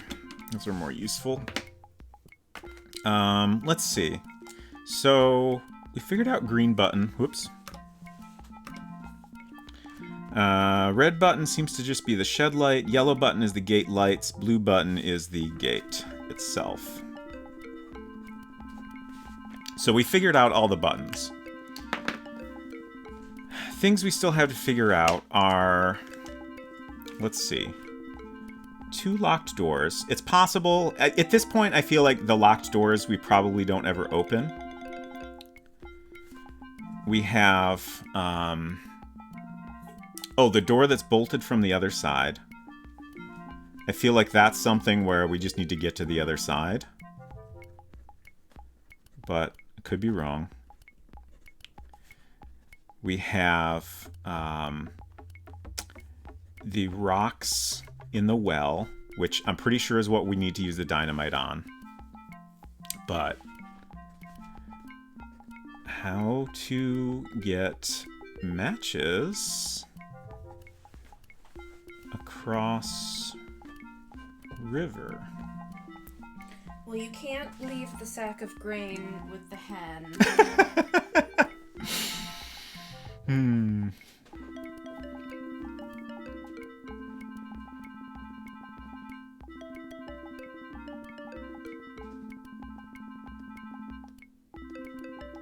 Sofa time. Nice. Thank you for the lurk, James Necco, and appreciate you hanging out. I'm trying to remember if there's any other puzzles we've encountered but not solved yet. Let's do a quick walk around. So to the right of here we have the doghouse. I don't think there's anything else here. South of here we have the phone booth area. I think we're finally done there. South of here is the well.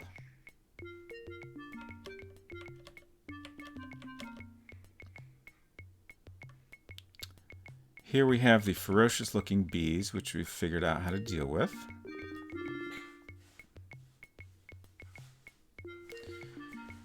And then the river.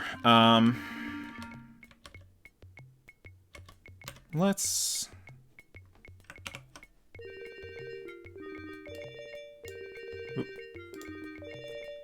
experiment here. Use screwdriver. There's no point. Let's take the matches. Picked up the matches, okay. Seem to have dropped your little book of matches when you bumped into the side of the bridge. Oh no, my matches. Take matches. Use sonar screwdriver on matches.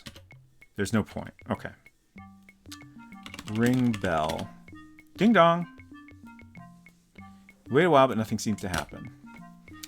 Good night, Jake. Thank you for hanging out. I hope you sleep well.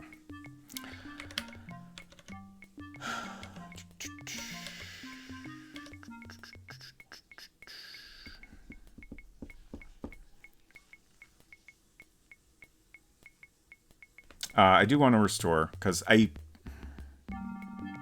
I feel reasonably confident that we don't want to get the matches wet.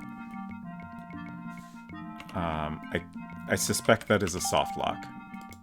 Especially because MZZ called this the cruelest room in the game. So if there's a way to solve the wet matches without restoring, that's not really a very cruel room, I don't think.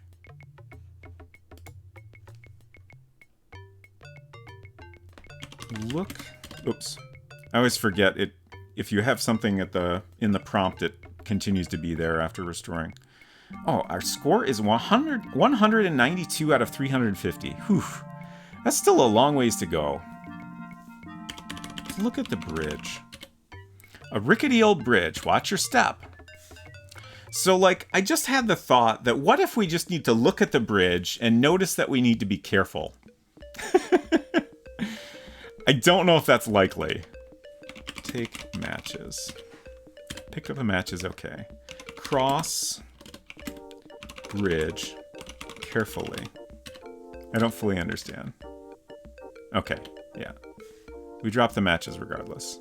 It was worth a shot. Good night, EO. Thank you for hanging out. Hope you sleep well. Everybody's falling asleep. That's totally 80s game logic, though. Yeah, like, it seemed worth trying, if nothing else. Can you put the matches in something? Yeah, that was a thought we have had.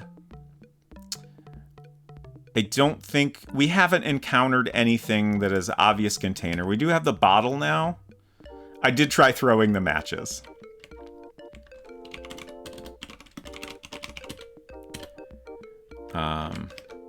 Put matches in bottle. Okay? Oh, wait, what? It didn't work. It just dropped the matches? That's very confusing. Take matches. Matches in bottle. It seems to just interpret that as drop matches, which is very weird.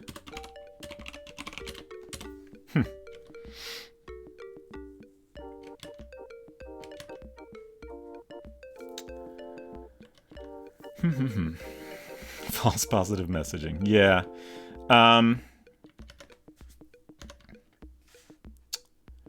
The catnip puzzles me. In case any of y'all weren't here earlier when we discovered this. Oh, give catnip? Is that what I typed? Yeah, we can type give catnip to cat anywhere, and it responds as though we are giving it to a cat. The cat gets excited, plays with it for 5 minutes, and then falls back asleep. Which is very funny, because you can do that in any room, and we've never seen a cat in this game.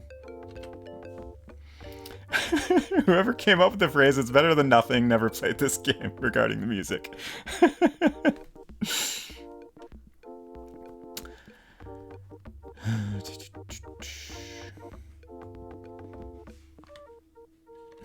Is it just about carefully navigating the bridge? Oops. Don't want to go there.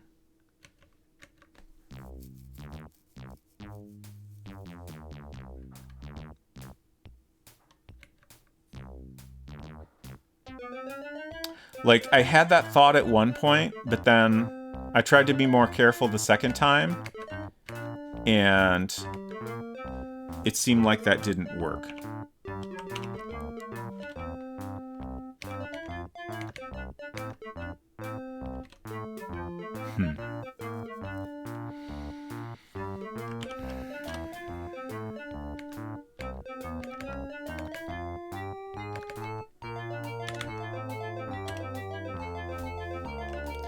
That honestly might be it.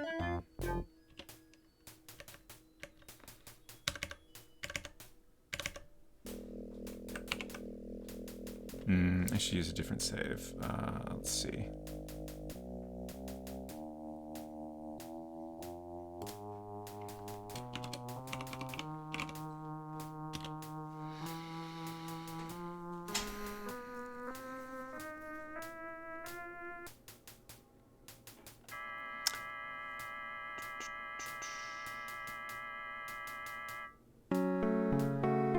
Whodunit, hello! Welcome! If you're new here, I am Robot Spacer, and this game is perplexing me very much. We are playing Hugo II Whodunit, or Hugo's Mystery Adventure, as it is retitled in the Hugo Trilogy. I feel like we're making good progress. I currently have 197 out of 350 points. I'm very perplexed by this bridge.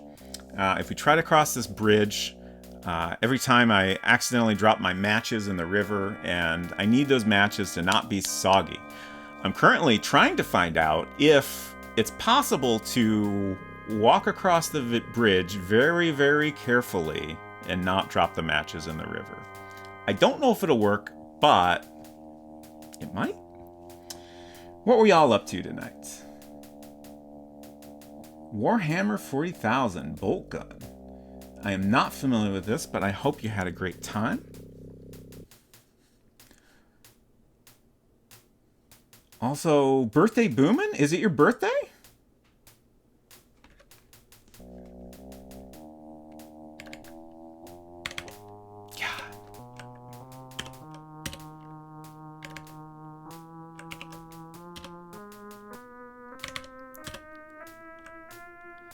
It's a new boomer shooter set in Warhammer 40k. Okay. I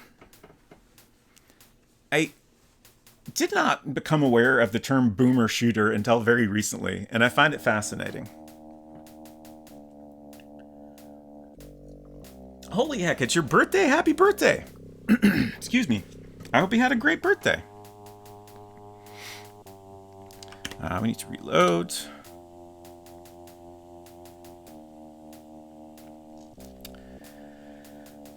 Blah Holtzen says, I've been kit bashing orcs for 40k proper. Nice!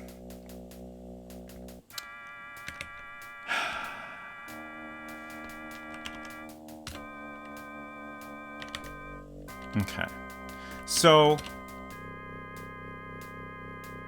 currently I'm at a spot where if I tap right twice very quickly, I drop the matches. Same thing if I try to go up. I guess I can try down? Yeah, same thing down. So I feel like this isn't possible.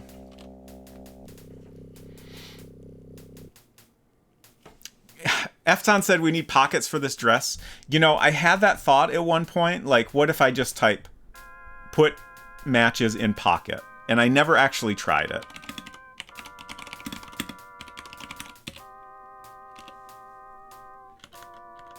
Okay, no, I think it just dropped them. It's very weird that if you just type put blank in blank and it doesn't understand it, it just responds by dropping the item. Hold matches tightly. I don't fully understand. What if you shoot the bridge? I'm out of bullets. I would love to, but I'm out of bullets. Pockets got holes in them. Put matches in mouth. It's probably just going to drop the matches. Okay, yeah. Throw matches. Yeah. I love that it actually responds to that.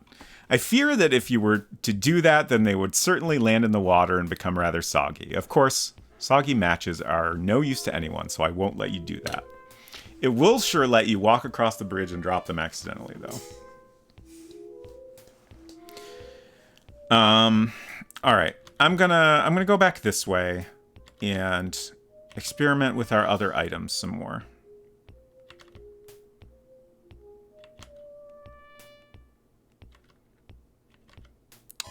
Also, don't give any information yet, but is there anyone currently in chat that has played this game before? I'm just curious. It's possible I might be interested in a hint soon, and I just want to know if that's an option. Culinary says, I would never play this game. I think that's what most reasonable people would say. So here's this door that appears to be bolted from the other side. Oh! Sonic screwdriver?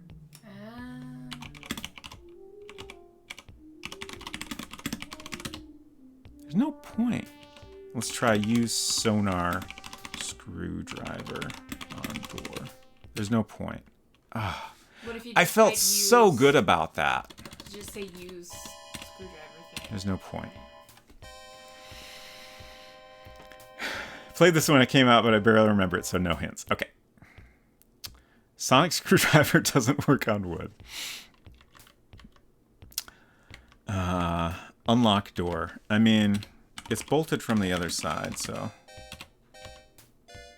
Or were you thinking that was just another way to use the screwdriver, perhaps? I feel like doing door things was a thing that happened in Doctor Who. Yeah, I was kind of thinking that too. Get in, dumb waiter.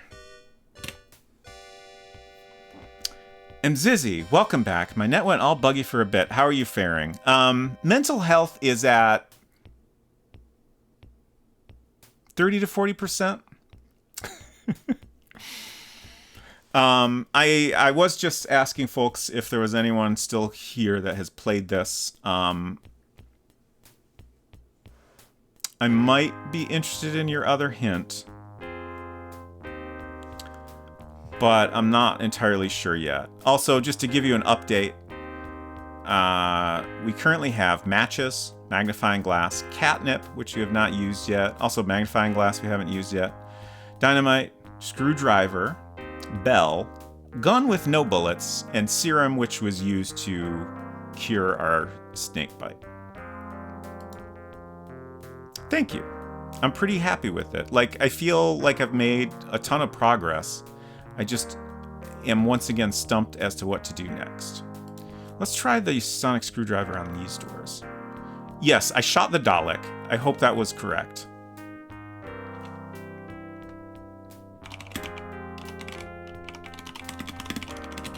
There's no point. Okay, good. Good. Or was it bulletless? Is that a thing that can happen?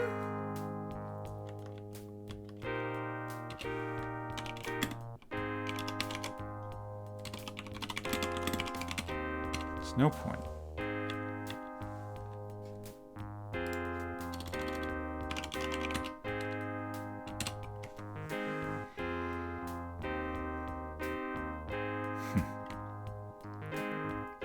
I was just trying to backseat less or more vaguely. Okay. Thank you. This is the time when I will pointedly ask, Uh-huh. how much longer are you gonna go? Even though I know that I am far more sleepy than you. I am relatively determined to finish this game tonight. There may come a point where my sanity has been fully depleted and I must simply give up. But My concern is that your sanity being depleted is what is going to make you go longer than you should. ooh, that is a valid point. But yeah, I think I'm ready for the second hint. But the way you described it, makes me hesitate a little bit. But if you think I would benefit from it, okay. Let her rip.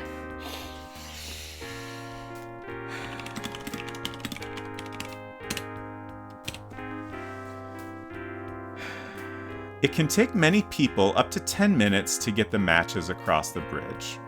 Okay. So... That sounds like a thought that I think you had, right? Yeah, I had the thought not long before you came back that maybe it's just... Well, I think actually someone in chat suggested that maybe I just needed to very carefully navigate the bridge. I tried it, and I got to a point where I could not go any further in any direction. But I assume from what you're saying that I just need to very carefully go across. So I will go try again. Simply step on all of the correct pixels. Yeah. And none of the wrong ones.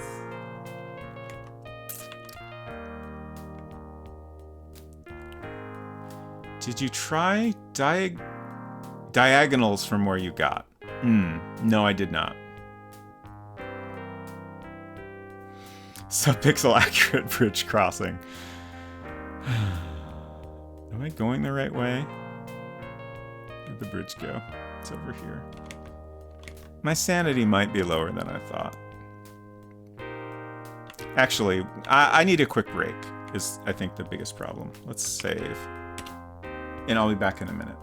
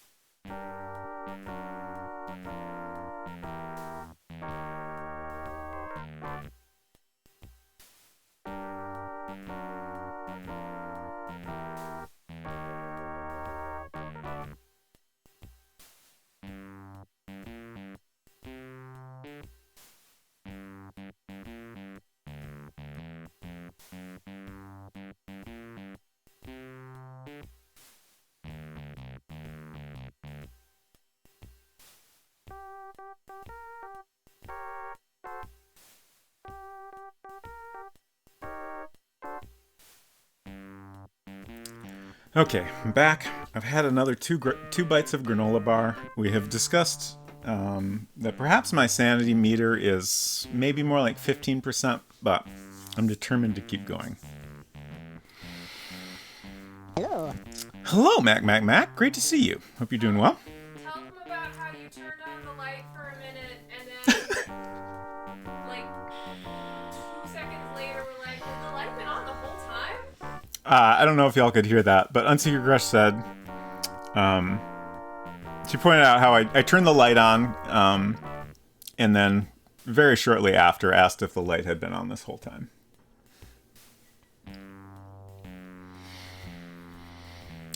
Doing good, big chillin'. Nice. Glad to hear it. Time shift. Took the dogs out, and I am not surprised to see we're still on the hell screen. I mean, we did leave for a little bit, but we're back here once again. And we're going to do this.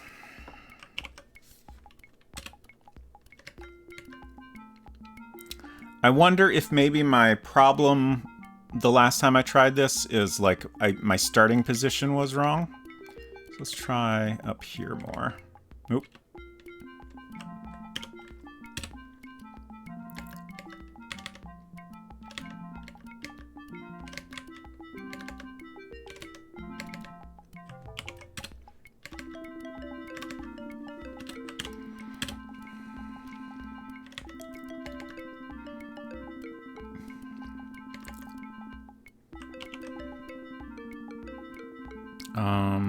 Shoot. What was my save?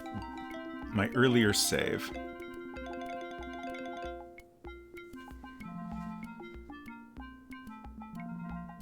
I guess it doesn't matter. I can figure it out if necessary.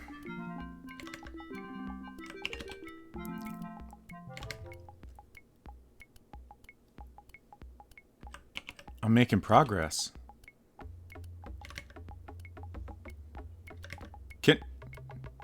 Can I just go straight across if I'm in the right pixel? I feel like I need to move down a little at the end here. Okay, yeah.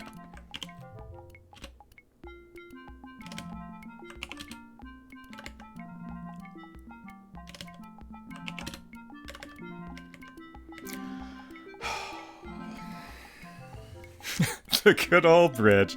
That sure is a thing they put in this game, huh? Okay, we did it. Just like real life.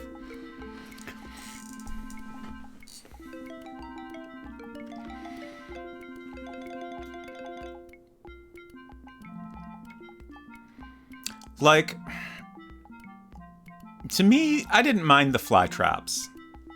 It was hard, but I could tell what I needed to do, right? Like, with the bridge, it really seemed like it wasn't possible to get across. Like, I tried it. I, on purpose, tried going across it more carefully twice and failed. Okay, so now we have dynamite and dry matches. Rivers are always clogged with matchbooks. Huge problem. So true. Climb rope. Down we go. All right. We need a new save because we might accidentally die somehow here. Let's replace this one.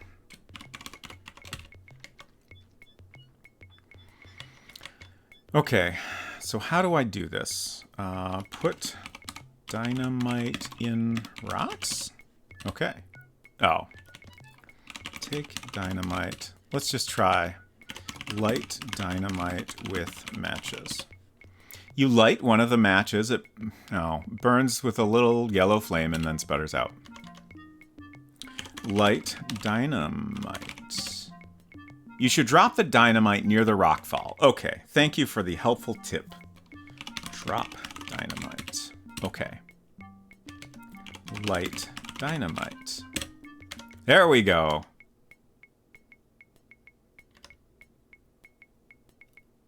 Kaboom! Congratulations! You have cleared the tunnel. Unfortunately, the blast was too much for you.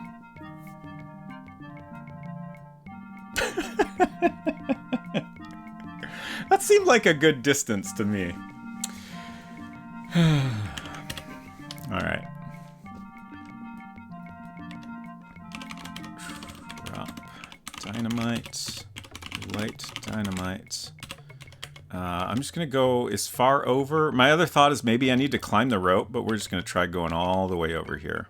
Okay, yeah. We need to get out, I guess.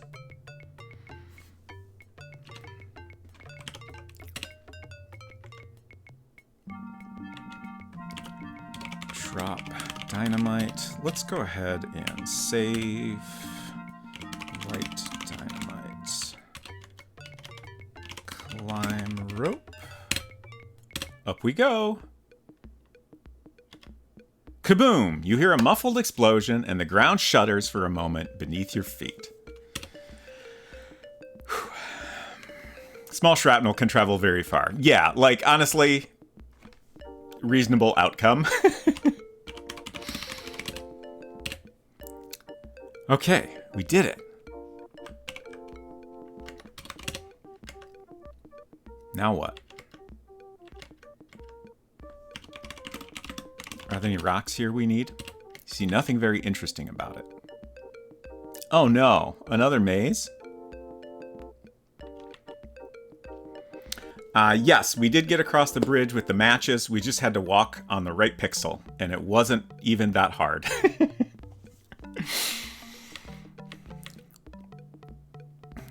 Not that hard once you find the right pixel, to clarify. Finding the right pixel was extremely hard.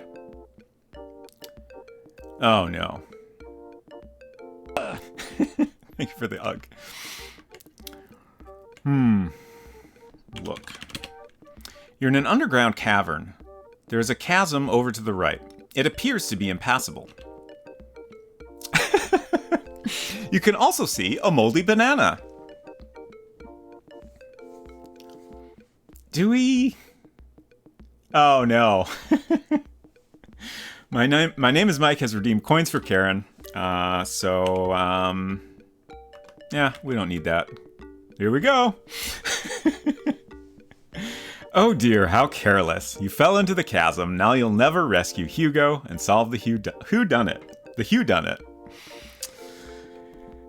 I hope you enjoyed your death. My name is Mike. It was a pretty nice little falling animation. So we got a moldy banana. Let's review our inventory. We don't have a moldy banana. We can see one. I'm gonna make a note. How did I end up with 2 pins?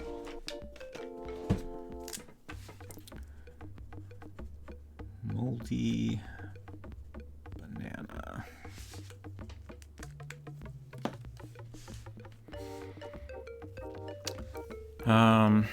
So we've used the serum and the gun.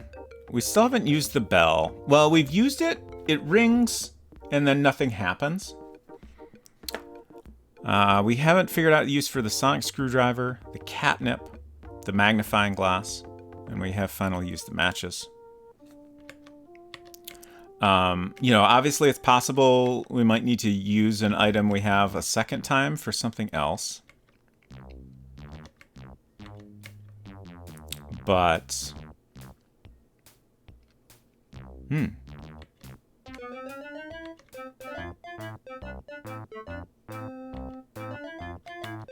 Am I gonna fall down this ladder? Ooh, at the top of the ladder is a trapdoor. Although it doesn't appear to be locked or bolted, despite your best efforts, you are unable to budge it. Use screwdriver on door. There's no point. Okay.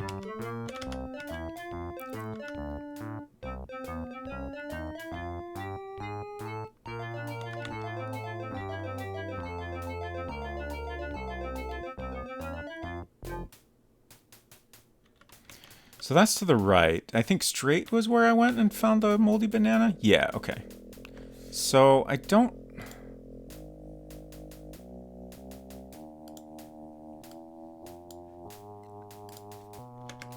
Let's experiment a little. Oh, that was close. Ring bell. Ding dong. You wait a while, but nothing seems to happen.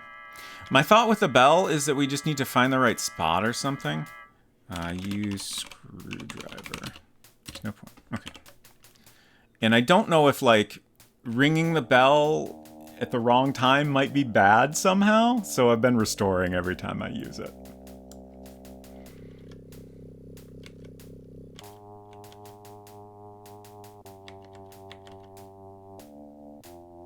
A lamp.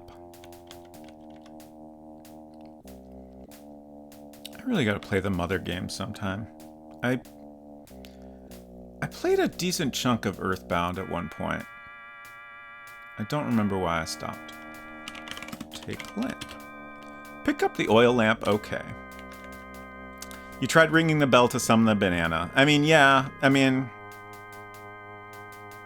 my thought was maybe it'll summon someone or something else that would help me in that situation. It didn't seem like a very good idea, but it seemed worth trying.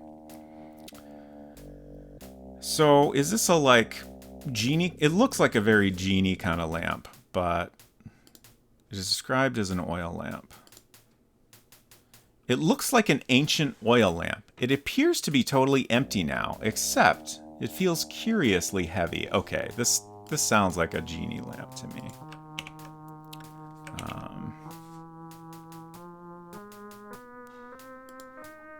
I really hope I don't have to backtrack at this point, because I keep having to write over all my saves. Okay, rub lamp. As you rub the lamp, it starts to glow for a brief moment and then returns to normal.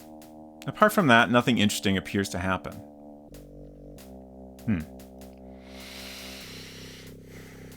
Ring bell to summon Donkey Kong, who would get the banana, then throw you into the chasm. That would actually be great. I would be very happy with that outcome. So it glows for a moment, but then stops. That sounds like we're on the right track, but something is missing. Like maybe we need to rub it with something? I don't know.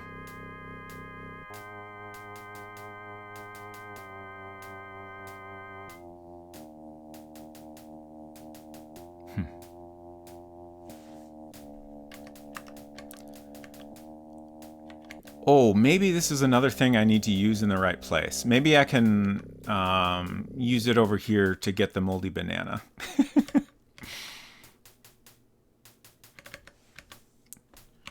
Rub lamp. Nothing appears to happen. Okay. It's hard to filter your ideas when the correct solutions don't make sense, for sure. Have you actually come across any evidence yet to solve the whodunit? Absolutely not, no. I still think the biggest suspect is Hugo.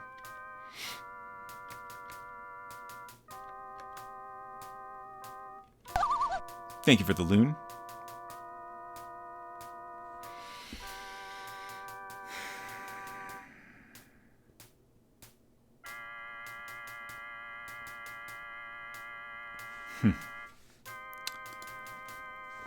What other problems are we still trying to solve? We have some doors that won't open. We solved the rocks in the well. We got the matches across the river. Moldy banana. And then just kind of what the heck do we do with all these inventory items? Oh, the gardener. Yeah.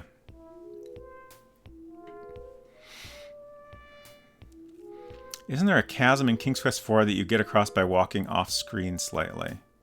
There is a dark cave with a chasm that you can put a board across, and you have to do this all while not being able to really see what you're doing.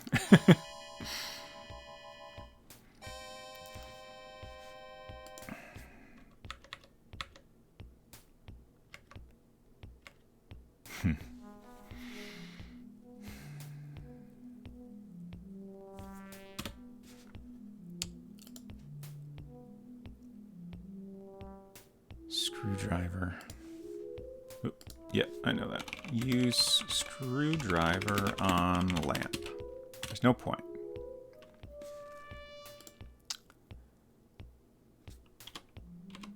Put catnip in lamp. No, you'll be needing it. Okay, that's interesting.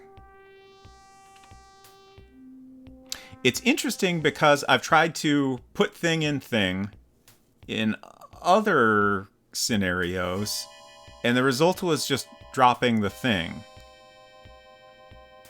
So that makes me think we do need to put something in the lamp.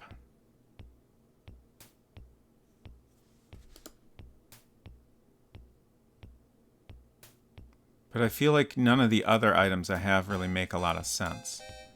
Put bell in lamp. You'll be needing it. Put gun in lamp.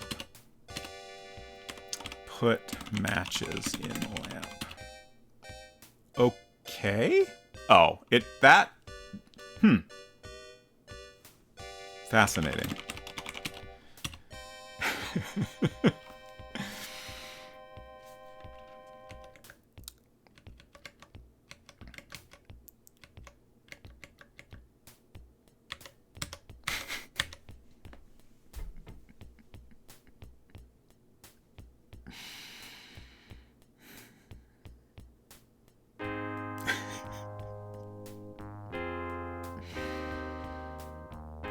Sanity's at 5 to 10% now.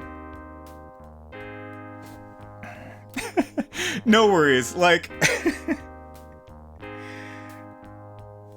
yeah, I do generally prefer no hints or suggestions unless I ask for them, but like, I'm not complaining about this.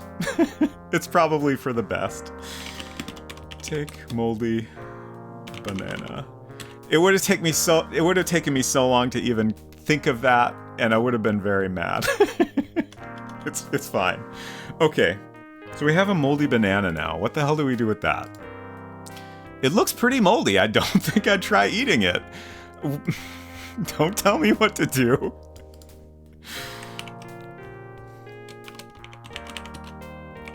Eat banana.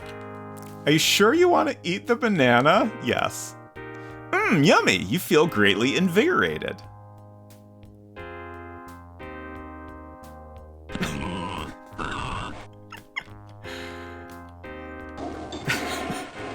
Thank you for the grunting and the flush. I don't know what to make of this. You feel greatly invigorated. Oh, I just noticed our score is at 227 out of 350. We're doing great.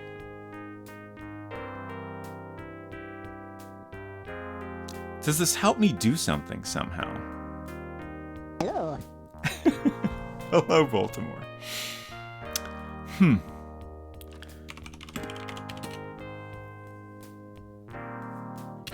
I'm gonna reload. That experience makes me wonder if we do need to eat the banana at some point, but my hunch is probably not then. Did the invigoration help with our sanity? It's a great question. It says, I have to go touch grass, buy groceries. Stay sane out there, everyone. Thank you, Hinton. And I hope you enjoy the grass and groceries. You stay safe out there, too. Sane and safe. Both are good. For fiber, maybe. I should also make a note of, we have this trap door in cave. I do wonder, like, it says you feel invigorated, so maybe we're, like, stronger? Could we possibly bust open the trapdoor after eating the banana? The moldy banana. I also wanted to put banana in lamp. No, you'll be needing it. Okay.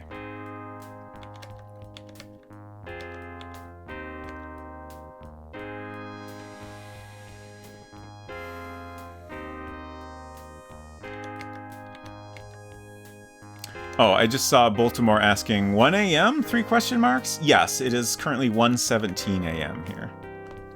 Oh yeah, I noticed, I just realized there's actually a clock you can all see. Okay. Although it doesn't appear to be locked or bolted, despite your best efforts, you are unable to budge it. So, if we were invigorated, perhaps. Eat banana. Yes, I'm so sure. I've never been more sure about eating a banana. Open trap door. The trapdoor is not secured in any way, it just needs a good push. Unfortunately, you don't quite have the strength needed.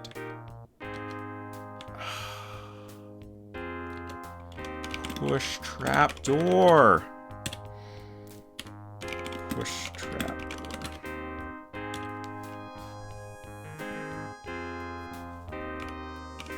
Rub lamp. Poof? Poof? That's new.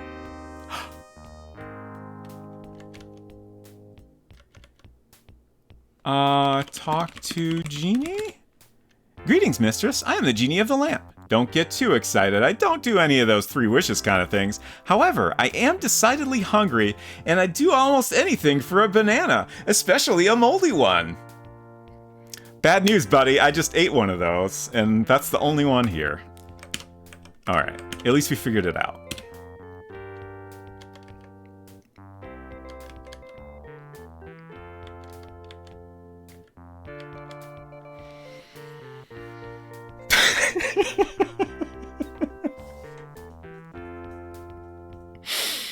Baltimore suggests spit in mouth like mama bird.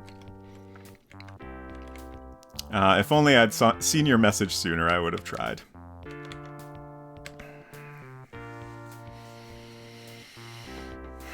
$232.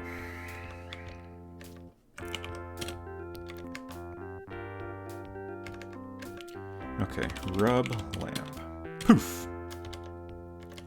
Talk to Genie. Give banana to Genie. Oh, thank you, mistress. To show his gratitude, the Genie climbs up the ladder and with a mighty shove, bursts open the trapdoor for you.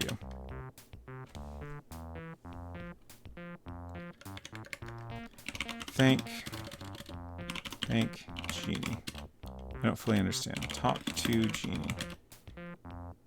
Oh, okay. Guess we're done with Genie. I appreciate your help. Ooh! Interesting. Where is this? I'm gonna overwrite gun. Safe? Oh, I spelled that wrong, but that's okay. Look. You're in the storeroom. There is a sturdy safe over to one side, and the open trapdoor from whence you came. And also a little mouse hole. Look in mouse hole. Is that one word? You feel around the hole with your hand and come into contact with something large and furry. Youch, it bit you. Oh no. Are we gonna die of like rat disease or something now? Let's go back to safe. I don't like getting bit by things. This does make me think we have possibly found our use for the catnip. Actually, let's try put catnip in mouse hole. No, you'll be needing it. Okay.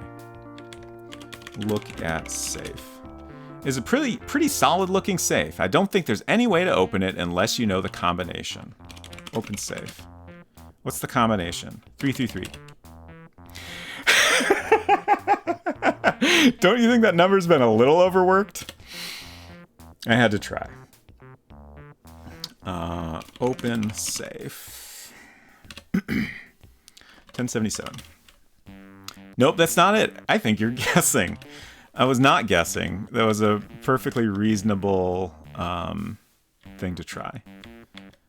Okay, so we got a lot of rooms here. Interesting. Look. This is the living room. Sure is. Look picture. Pretty, isn't it?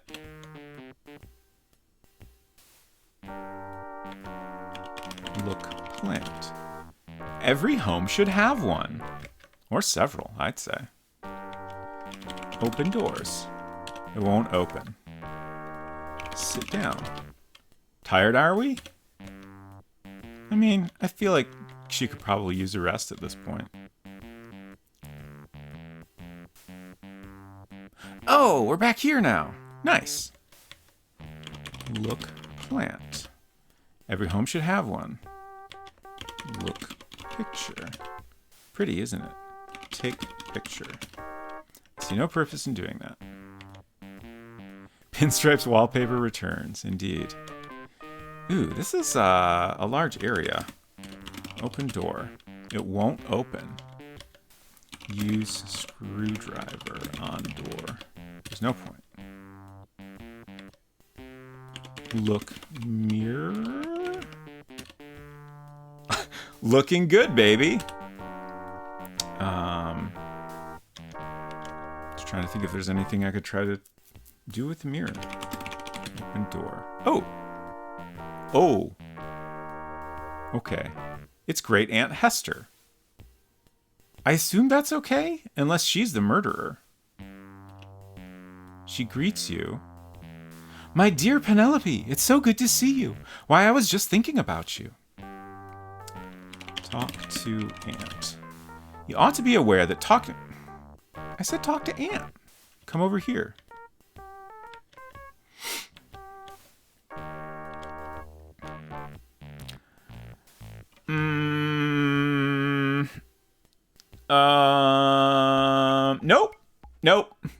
Nope. She says, now why don't you join me in a little drinky poo? You must try my special homemade elderberry wine. I guarantee it will knock you off your feet. No, thank you. Goodbye.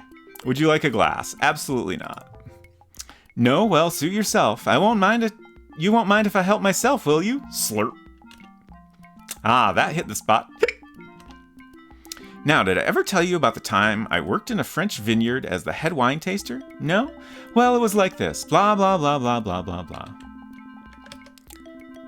Oh, no. Not again.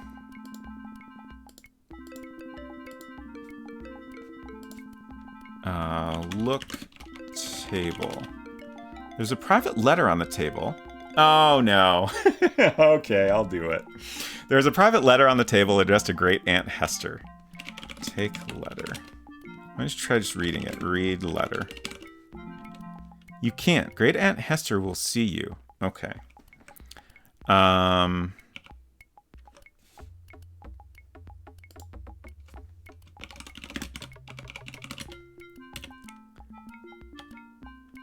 Okay. We will drink the wine. Would you like a glass? Absolutely. Good girl. Wait a second while I fix it. Oh, I see. So you're not going to drink the glass that you had already prepared. Just making a special one just for me. Here you go. Bottoms up, as we say. Hester hands you the drink, and you gulp it down in one. Whee! That drink certainly had a kick to it. You hand your glass back to Hester, who takes a swig of her own and continues. Ah, that hit the spot. Now, did I ever tell you about the time I worked in a French vineyard? Blah, blah, blah, blah, blah. Blah, blah, blah. So, there was a brief frame where Penelope was lying down on the floor. Did she, pass out briefly and then get up?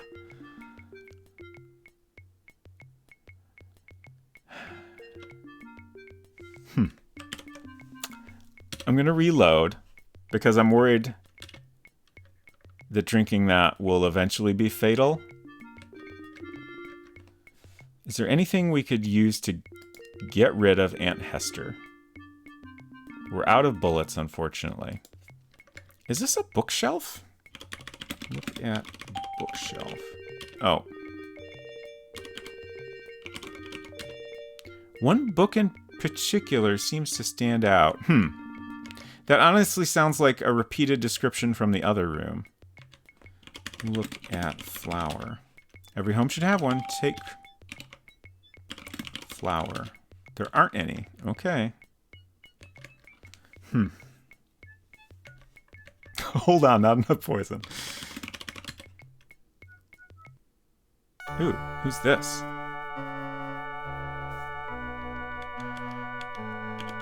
Look at plant. Every home should have one. Look. You're in Cousin Harry's organ room. Talk to Harry. Oh, hello. What's that you say? A murder? Oh my, oh dearie me. Poor great Uncle Horace. Tee-hee, oh my. Ha ha ha ha, chortle.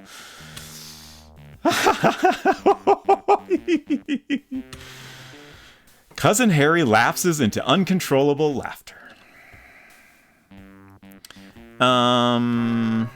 So maybe we got a couple murderers here?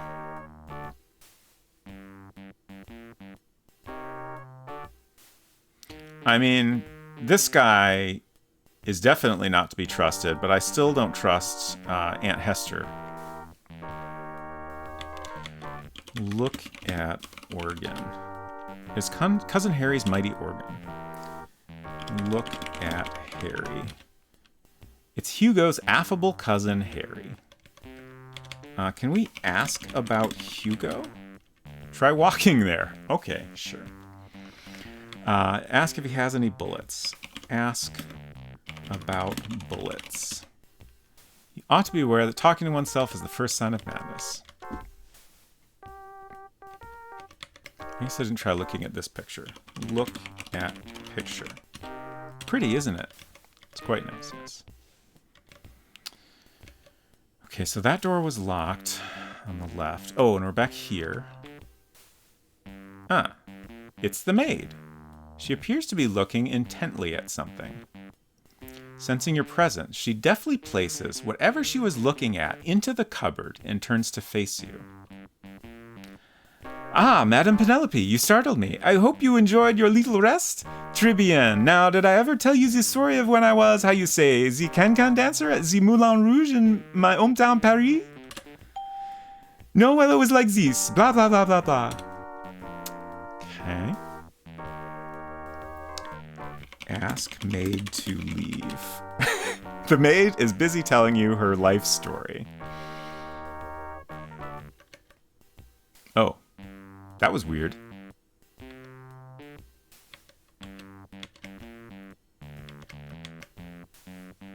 Oh. Oh! Cat! Look. You're in the room adjoining the parlor. I love how the characters go blah, blah, blah. Yeah, it's pretty great. Look at cat. You're not close enough. I think I could see it from here. Look at cat.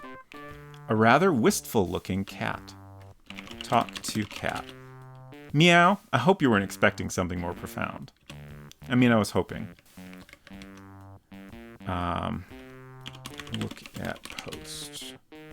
It appears to be made of wood, having a square base and an upright post nailed to it. Both pieces are covered in old carpet remnants, with a small circular piece of carpet tacked onto the top of the post. As interesting as this is, though, I can tell you it has nothing whatsoever to do with the game. Great. Let's save. Give catnip to cat. You break off a shoot and place it near the cat. The cat awakes from its reverie and sniffs your gift excitedly. After 5 minutes of friendly play, it falls asleep again rather contentedly. Drop catnip. No, you'll be needing it. Give catnip to cat. I was wondering if maybe I could, like, you know, lure it. Blah, blah, blah, blah, blah. Open cupboard. The maid is in the way. Besides, it's rude to interrupt. Look at dishes. You're in the parlor. Okay. Oh. It's the cook. We also just kind of went through that door. Like it was no big deal. She seems to be holding a knife which is dripping with blood. Cool. She speaks. Ah, now, Miss Penelope, so you caught me in the act of preparing dinner. I've been cutting up some dead beef. So I have, and you'll be savoring the delights of my Yankee pot roast later tonight. Sounds great.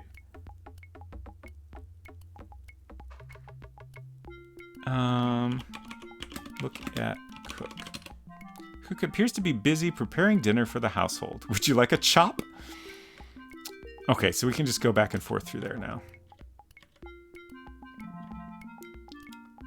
So I feel like we maybe got like a whole murderous household here. Take knife. I'm afraid the cook is using it right now.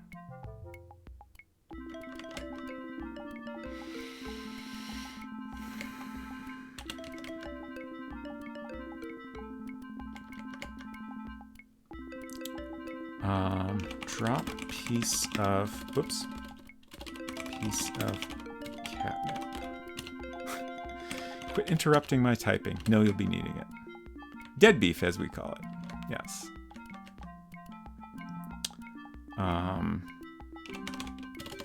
Lure cat with catnip. I don't fully understand.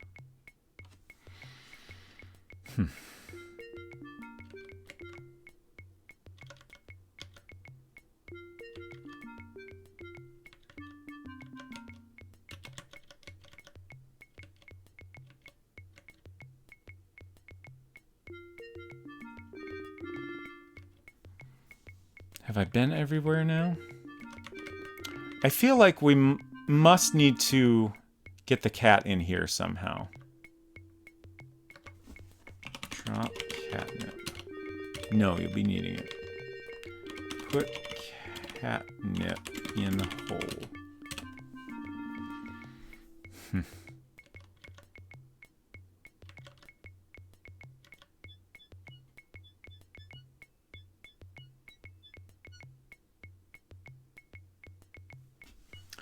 258 out of 350.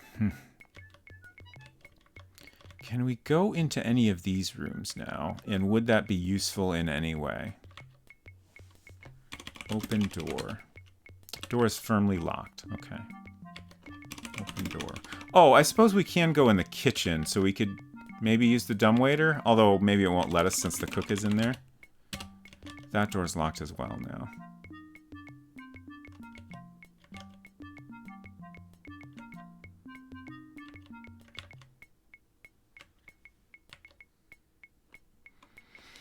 Let's review items. Magnifying glass, catnip. We've used the oil lamp and the matches and the gun and the bottle. We haven't used the screwdriver or the bell.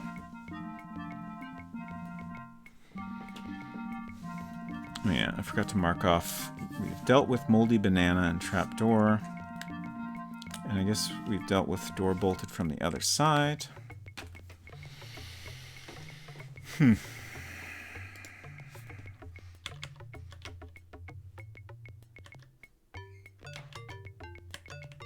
Just trying to see if I can go anywhere back here. Doesn't seem like it. Pull. Mirror. Don't fully understand. Move mirror. Take mirror. This is of no use to you.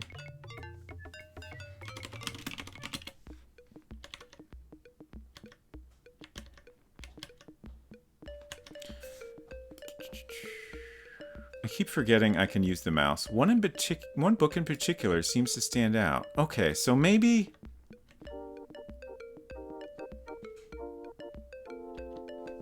Pull book. Take book.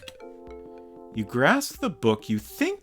As you grasp the book, you think you hear a low rumbling noise. However, it was just a plane passing overhead. Anyhow, you look at the book, which appears to be a book on how to cook. It flops open to the chapter on fish. You start reading a menu for baked red herring, then put the book back rather sheepishly. That's pretty good.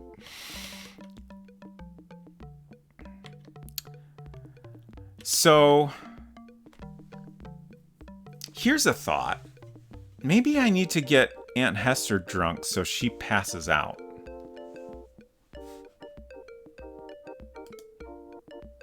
So if I say no, she'll have a glass and say, that hit the spot. If I do that enough times, does it get me anywhere? No, thank you.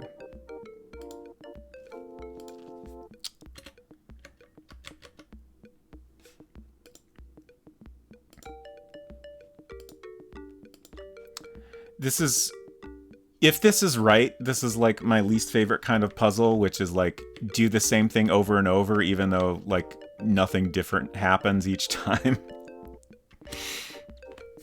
Like if I was getting different dialogue each time, I'd be fine with this, but I'm gonna try it like, I don't know, at least 5 times just to make sure.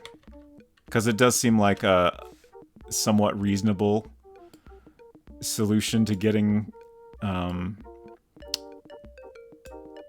rid of her, more or less.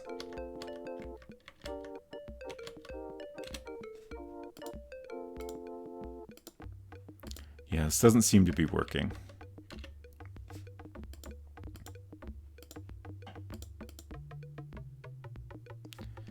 Can I take the bottle or put something in the bottle? You already have it. Oh, yeah. Take wine. Don't quite understand. We need to murder the rest of the family. It's the only way. Yeah, if only we had more bullets, huh?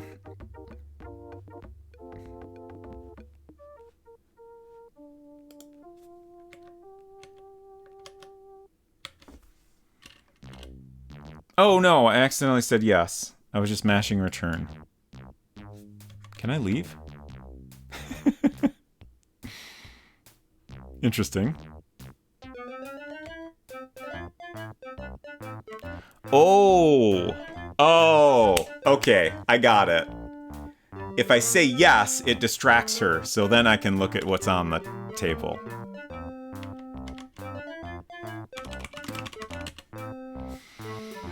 Okay.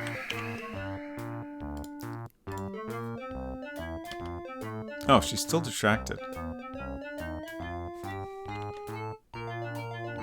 Letter. Yes, there's an envelope on the table with a letter inside it. Read letter. Quietly opening it, you quickly scan it. It appears to be a letter from Hester's attorney concerning the life insurance policy on Great Uncle Horace. Feeling rather uncomfortable about reading other people's mail, you return it to its envelope without reading any further.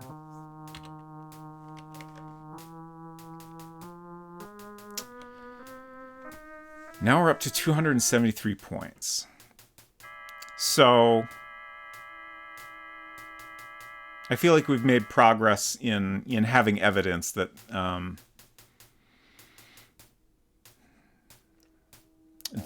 probably the whole family was in on this murder.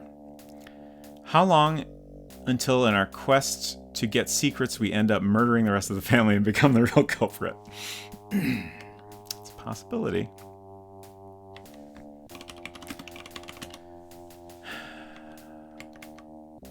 What am I supposed to do now? What if I talk to... Is this Harry? Talk to Harry again. Yeah, Cousin Harry is too convulsed with laughter to talk. Okay. Look at organ. Play organ. You want to play on Harry's organ? How about playing on with the game?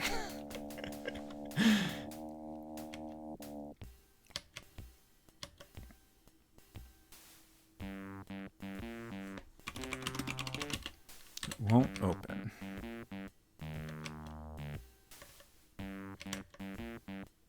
It's back there. Where did this go? Oh. Wait. Okay, got it.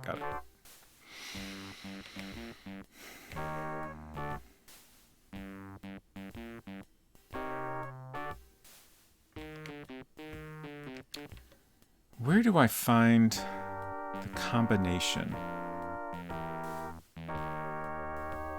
Is that the thing I need to figure out right now?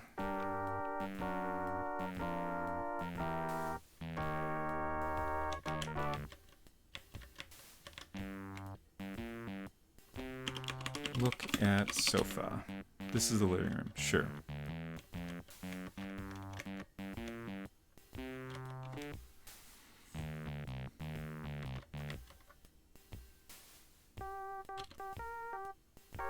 What could I do about the maid?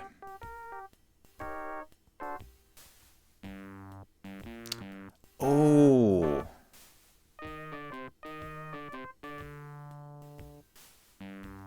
Maybe I can use the bell to summon the maid to get her to go somewhere else?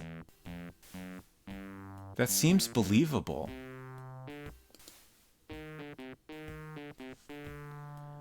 Let's try to get her to go in the living room.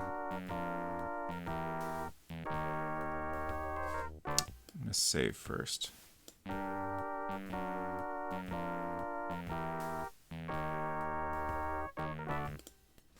I'm gonna keep that save. Ring bell. Ding dong. Wait a while, but nothing seems to happen. Okay. Ring bell. Nothing seems to happen. Okay. Ring bell. Ah! Oh, it's you. I thought it was Great Uncle Horace ringing for me. Oh well, excusez-moi, madame. I must get back to the parlor. Okay. Interesting. So that kind of worked, but wasn't really very effective. Ring bell. Okay.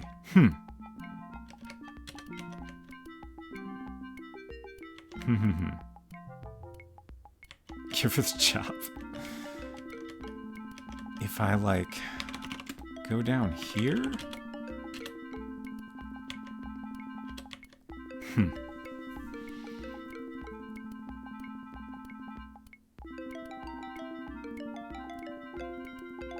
This seems like the only room where ringing the bell works. But I need her to not see me? Or something.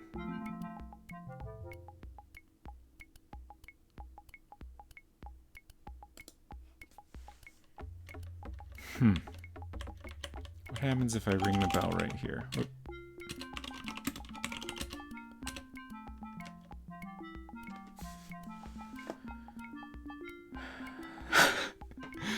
The bell interrupts the maid. Oh, I see you have found the bell of Great Uncle Horace. He said he lost it in the maze. Now, where was I? Ah, oui, blah, blah, blah, blah, blah.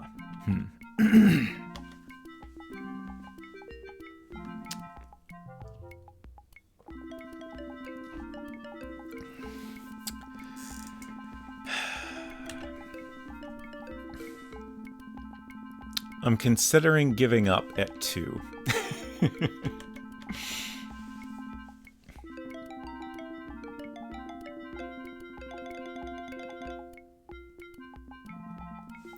What could I do? Like, I feel like...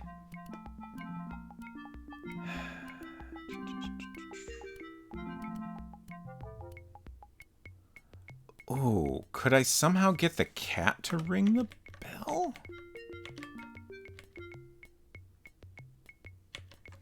Give bell to cat. The cat sniffs it and seems slightly interested for a moment, then quickly loses interest and falls asleep again. You take it back. Put catnip in bell.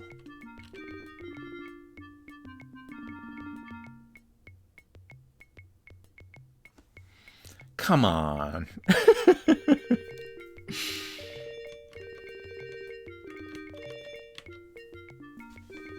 Put bell on post. No, you'll be needing it. What am I missing here?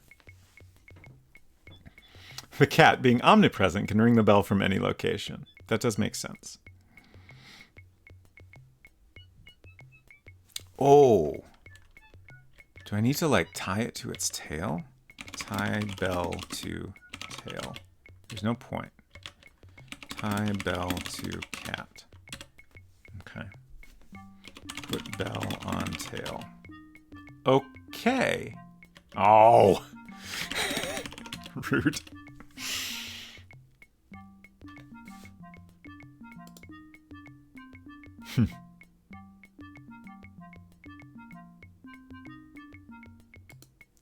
What am I missing?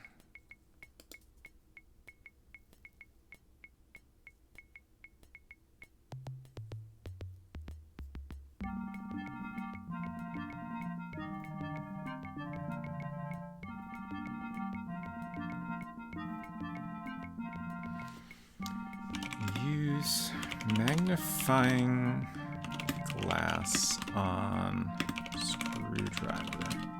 There's no point. I'm just going to try to use it on various things. Bell. What else do we have?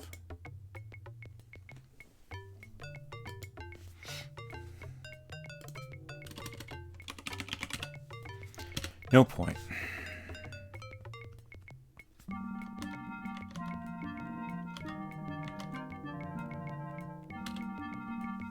Love this game. What an awesome game. It really is,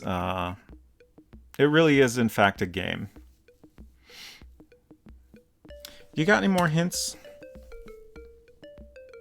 I might be willing to accept one. Here's my inventory if you're curious. We have...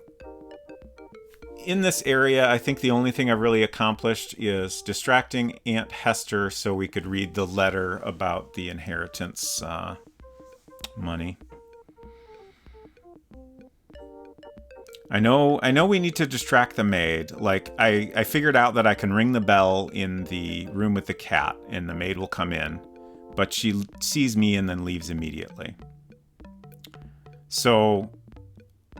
like, I feel like I'm very close to figuring that out, but I'm missing something. Also, I tried showing the bell to the cat, and the cat was interested in it, but got bored very quickly.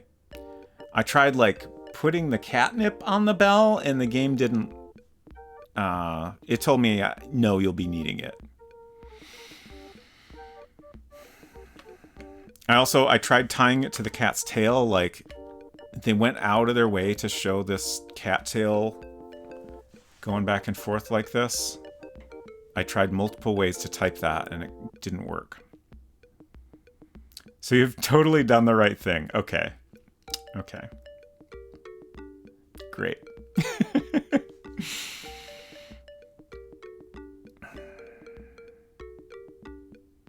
How do I actually do it, though? Yeah, it sure does. So... put bell on cat's tail. Hang bell on tail. I don't fully understand. Tie tail to bell? Oops. I missed an L. There's no point. Win game. Eh?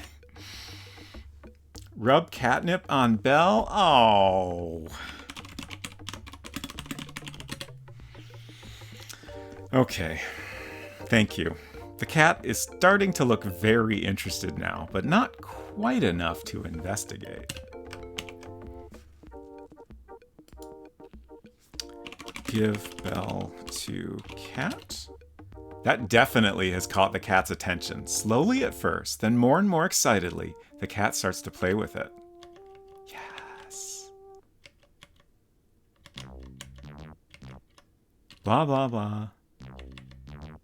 Ding dong. Oh, excusez-moi, madame. I hear Great Uncle Horace ringing for me. Don't go away, I'll be right back. Open cupboard. Searching the cupboard, you find what the maid was hiding. It appears to be an old photo album. You pick it up. Look at album. It contains several old photos of Hugo as a child. One photo in particular catches your attention. It shows Hugo with a young girl of about the same age standing in front of a huge pointed tower. Something about the girl strikes you as being very familiar. Wouldn't usually be so blatant, but you technically solved the puzzle. Yeah, totally fine. I appreciate it.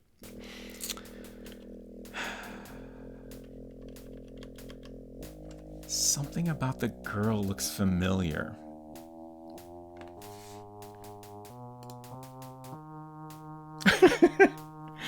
Yeah, like... my name is Mike says, oh no, it's Penelope, Hugo's sister. Like, I had that thought briefly too, but I assume that's not what they're trying to suggest. I hope not. I was thinking the maid was Hugo's sister.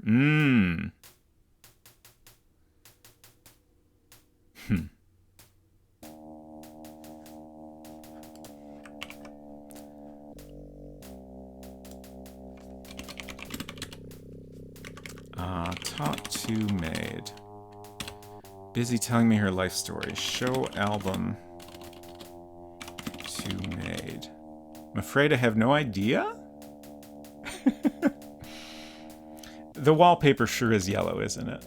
And the floor, and the door, and most of the furniture. They really committed to yellow in that room. Telling you her life story about how she is Hugo's sister? I mean, unless we can figure out what blah blah blah means, I guess we'll never know for sure.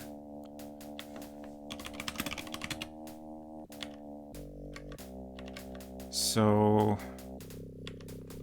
show album to Harry? I keep forgetting this guy's name. I'm afraid I have no idea. That's such a weird response.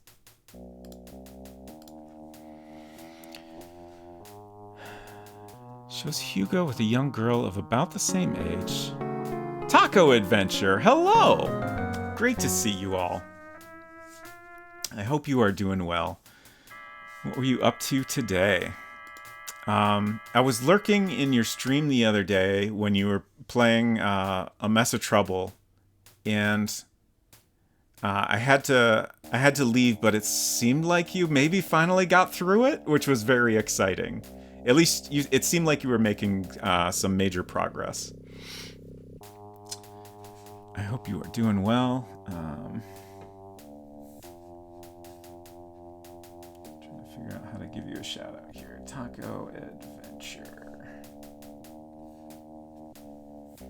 My keyboard is locked into Windows at the moment, so hopefully Stream Elements doesn't let me down. Hello, Charcoal Dragon. Oh my god, Hugo. I'm not sure if it's the same one I remember. Yeah, so this is, as far as I can tell, completely rewritten version of the game for Windows that was released in '95. It's all three games bundled together. I think they're very, very similar, just with you can use point and click. You have this nice visual inventory. I think there's been a few tweaks here and there to like help with certain puzzles maybe, and maybe add some additional responses in a few places, but it's pretty similar. Made progress, but I didn't finish it. Oh, I contacted Ray for a little help because I might have missed an important clue. Oh, that's wild. And if anyone is not familiar, Ray Dunnican is the creator of the game A Mess of Trouble, which is a world builder game, which is the same game system I have been creating a game in on my Friday streams. I don't think I actually introduced myself. I'm Robot Spacer. We're playing Hugo II. I should probably go to bed, but I want to keep at it a little bit longer. Thank you for the follow. Welcome. So, we're getting close to the end of the game here, and we're trying to solve the murder of our great uncle Horace. Is that right? I think that's right. And it kind of seems like the rest of the family murdered him to get his inheritance money. I'm glad you like my Cedric alert. Very close. Yeah. We got 283 out of 350 points. I'm not sure what to do right now. We have this album that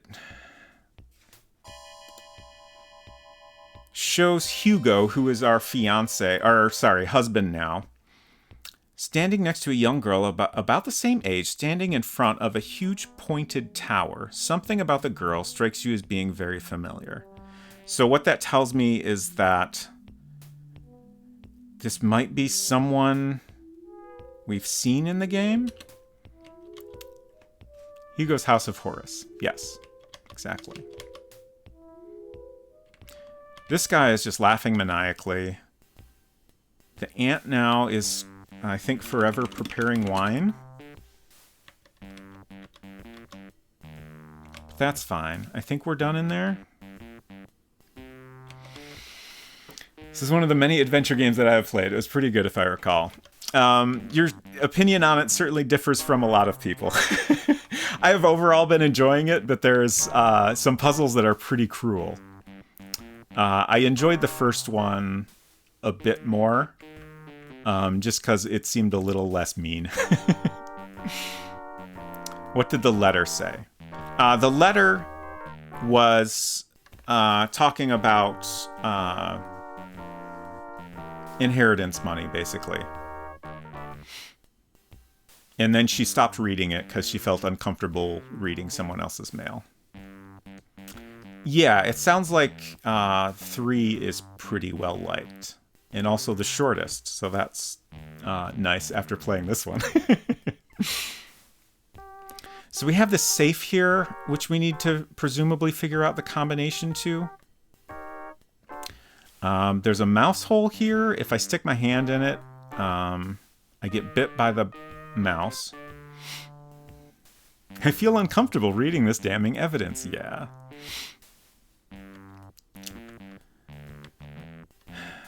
This living room doesn't seem to have much going on.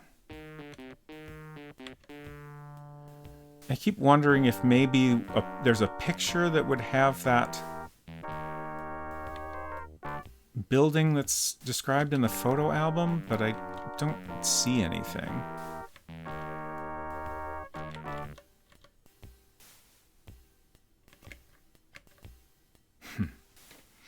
Can I just leave? Can I just leave and go home? It won't open. Okay. Is that Chuck the plant? Talk to Chuck.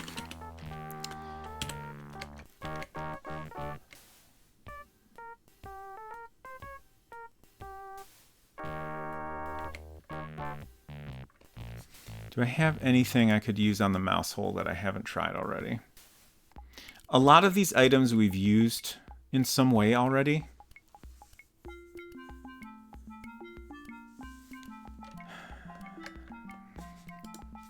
Do we have any coffee for the plants? Unfortunately, no. Use magnifying glass on mouse hole. No point. It's interesting that we still haven't used the magnifying glass. Oh god. I just had the thought that what if I missed what I need to use the magnifying glass on? What was in the mouse hole? What was in the safe? I stuck my hand in the mouse hole and got bit by a mouse. So then I restored because that seemed bad. I have not gotten the safe open. I do not know the combination. I genuinely always forget the end of the game because it's stupid. That seems fair. Look in cushions. We do have a built-in hint system that we could resort to if necessary. Maybe the serum was for the deadly mouse bite. Ooh. Look at picture with magnifying glass. It is a magnifying glass used for example, reading small print.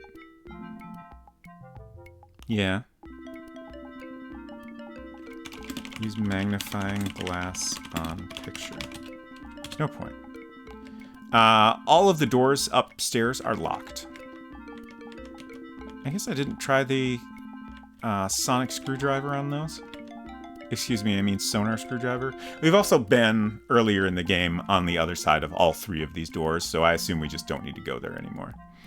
If you need the in-chat ME help system, that's also an option. Okay. From your previous message, I was wondering if maybe you didn't remember for sure what I needed to do here, but thank you.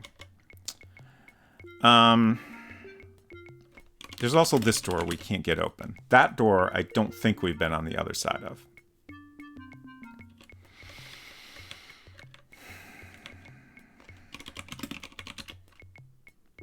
The mirror is... Okay, let's try the magnifying glass on the letter. Use magnifying glass on letter. There's no point. Okay. Can I read it again? You quickly scan it. It appears to be a letter from Hester's attorney concerning the life insurance policy on Great Uncle Horace. Feeling rather uncomfortable about reading other people's mail, you return it to its envelope without reading any further. So yeah, that seems like we're done there. Like, we've read that, we've, kind of gathered some evidence, and that doesn't really suggest there's something else to do there.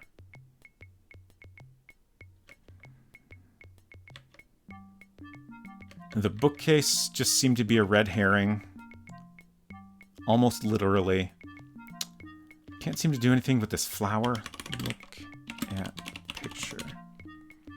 You're in Great Aunt Hester's room. Look picture. Pretty, isn't it?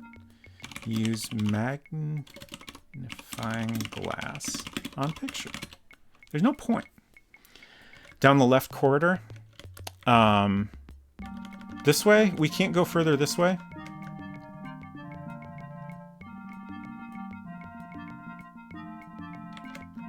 And we can't go further... Wait. No, I've been right here, haven't I? Maybe not. We can go down here. And this kind of loops around. The cook. I haven't thought about the cook in a while. Let's go visit the cook.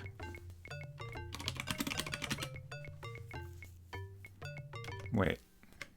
I'm lost. I think down here.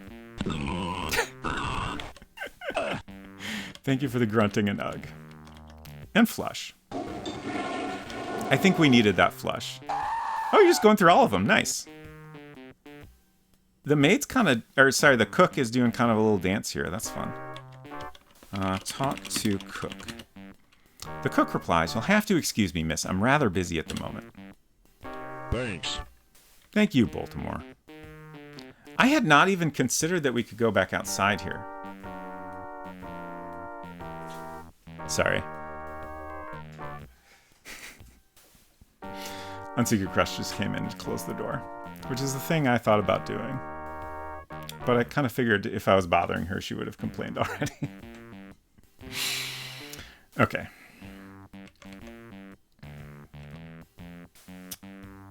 I feel like this is just letting us go back to other areas. I can't think of anything else to try.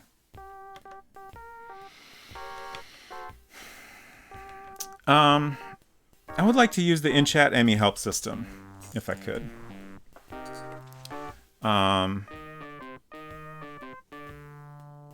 I think I will kind of accept any hint you think would be valuable to me.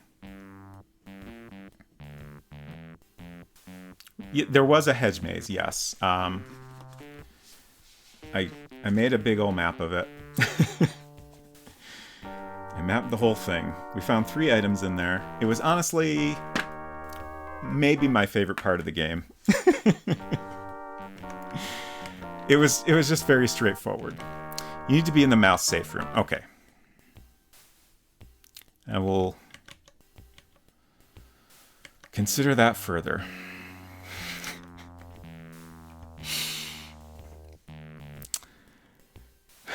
I'm trying to remember the I'm just kind of, I think my sanity has drained too much to remember the Tasmanian carpet cleaning commercial. 236689? Is that how they say it? 236689? Something like that, right? Carpet cleaning extra charge. I think that's very reasonable. Okay, so what do I need to do here?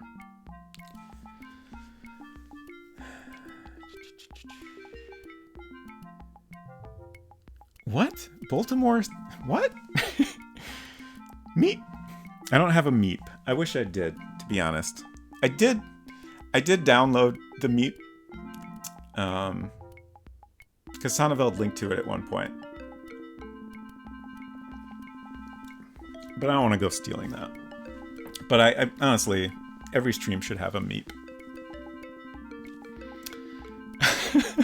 Okay, so I assume Fursy Ferdy Doo is from a car repair commercial. I've tried exploring the hole.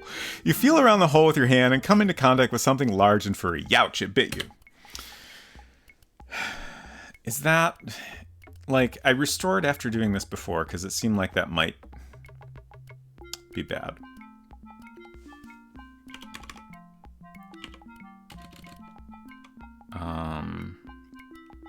Reach in hole. Try walking there. It's very small. Don't worry, Robot Spacer. I added the reference Bolt made to my stream. I'll show you sometime. Wonderful.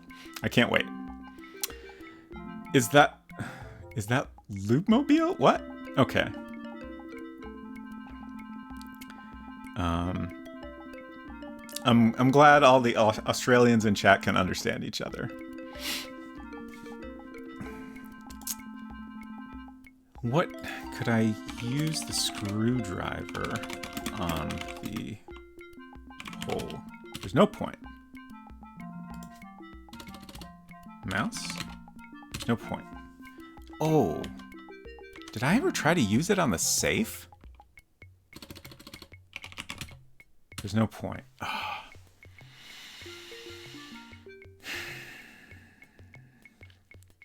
You get more Australians in your chat than I do. I feel at home here. That's wonderful. Also, strange. How did that work out? You're not telling me the combination, are you? I hope not. What did you just use on the safe? I tried to use the sonar screwdriver on the safe. Use sonar screwdriver on safe. There's no point. Wave screwdriver at safe. I don't fully understand. Point screwdriver at safe. There is a point. Am I just... Is this right and I'm just missing the correct input again? Point sonar screwdriver at lock.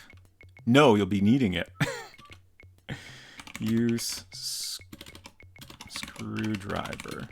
There's no point. Use... That's exactly what I typed. Use screwdriver on safe. There's no point. Fuck this game.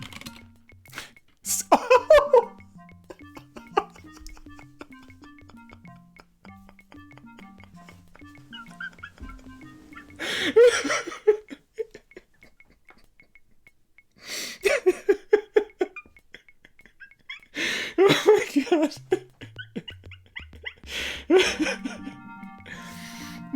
Same to you, loser.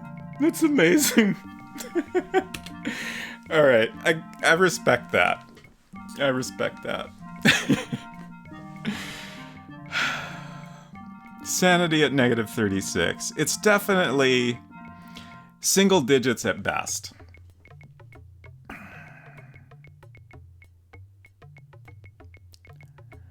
Open safe with screwdriver.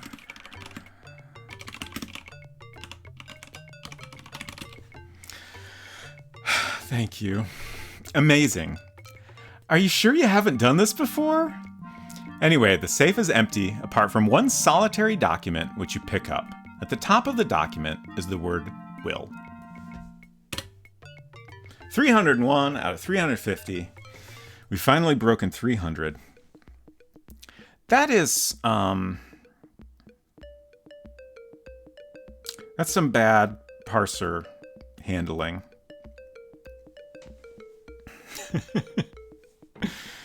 Bad Clams Harry, hello. Good to see you. Welcome. I was doing something else and had this on in the background. I heard the Lube Mobile jingle and thought I was losing my mind. Wonderful. Glad you could join me in my loss of sanity. Clipped it. Nice. I apologize. Your link was removed. But I appreciate you clipping that. And I assume it should be possible to go look at that if anyone would like to. Okay.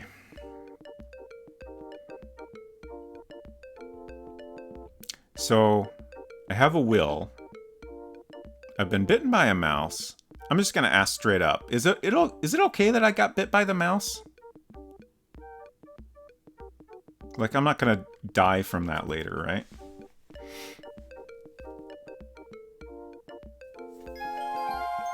Thank you for the follow. Welcome. Let's review our inventory once again. Let's look at the will.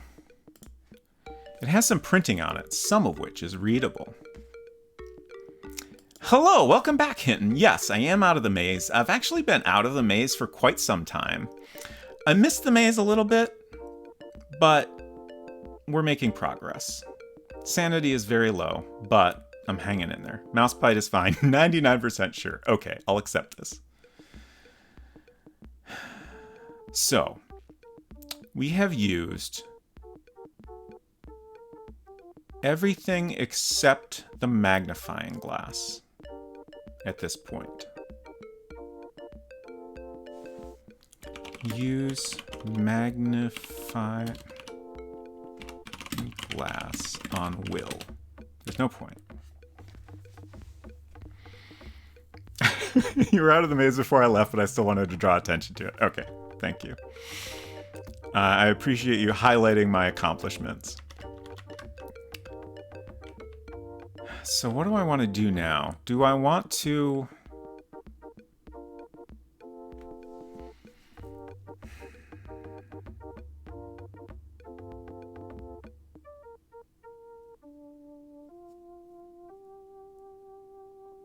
show the will to someone?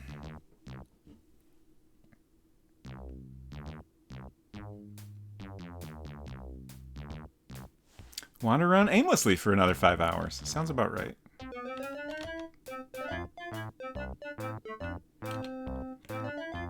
Oh. That's not what I meant to do. Blah, blah, blah, blah, blah. Show photo to maid. I'm afraid I have no idea. That's so weird. That's just the weirdest response. Give photo to... give album to maid. Your polite offer is refused. Okay. Give will to maid. Polite offer is refused.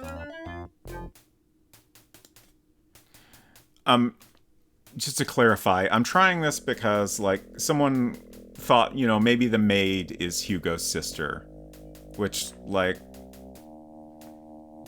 seems like as good a guess as any. Like, we kind of know who most other people are.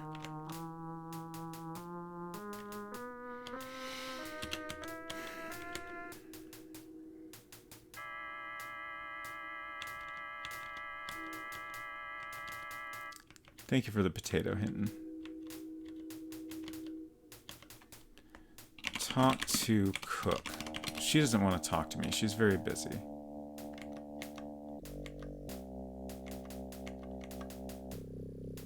Is it possible I want to go anywhere outside?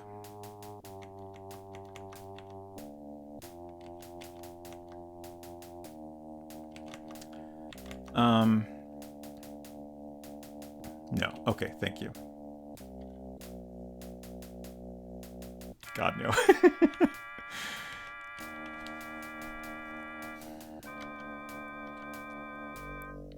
Do I need to go back up? Well, I mean, I can just try if I can even go up there. Get in. I feel like the game probably won't let me. Oh, I can. Okay, interesting. We still haven't done anything with this parrot. Outside is for mental health. This game is not about mental health. Is the parrot just kind of there for atmosphere?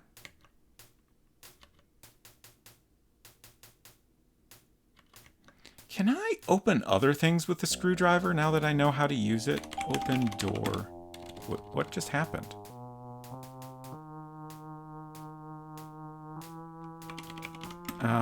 Something popped up, right? I was too busy trying to type. It won't open. Okay.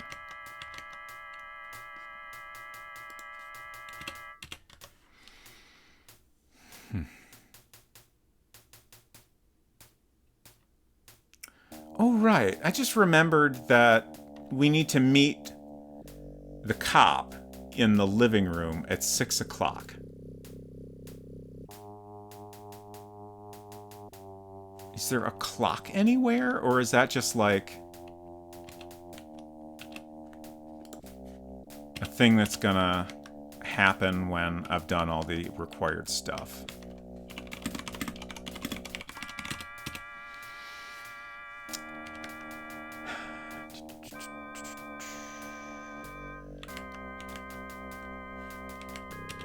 So, what else makes sense to try to deal with right now? I guess I haven't actually been back to the living room since I got the will. Or did I go in there briefly?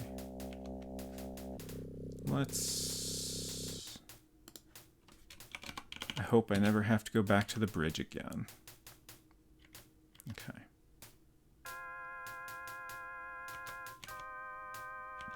Nothing going on there. Do I need to do anything with the mouse hole?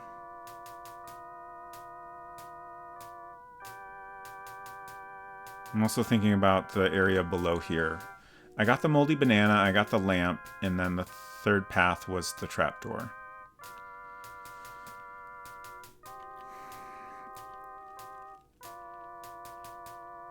Do I really just need to wander around?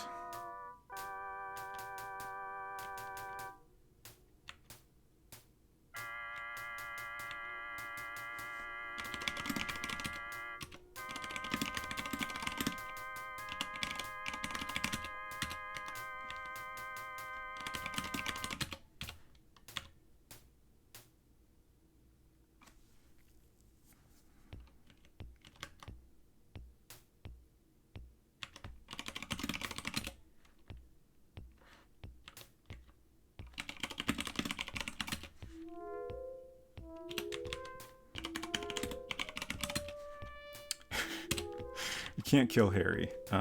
Give will to Harry. Polite offer is refused. Change game clock to cop time. Oh god.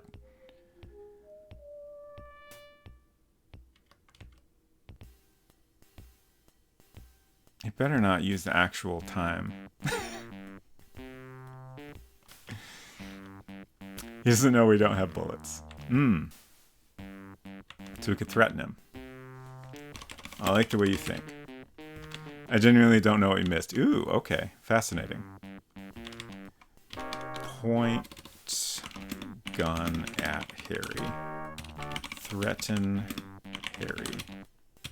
There's no point. There must be some tiny flag. Yeah.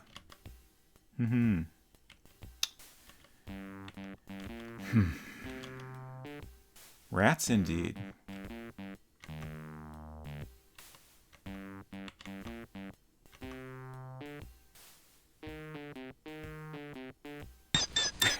Thank you for the rats, F-Town. Glass on will. I tried that. There's no point.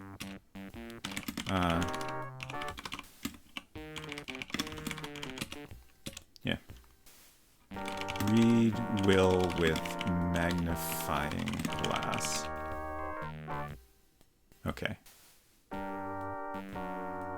Oh, okay. At first I thought, oh, it's just showing me the same response as before, but no, this is actually different. You have found the will of Great Uncle Horace. The date on it appears to be very recent. Most of it is in legalese and rather fine print. Reading further, with the aid of your magnifier, you get to the inheritance. Shock horror! It appears that Great Uncle Horace has left a fortune to Hugo.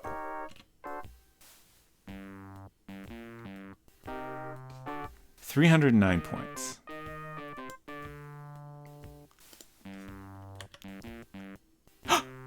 Cop!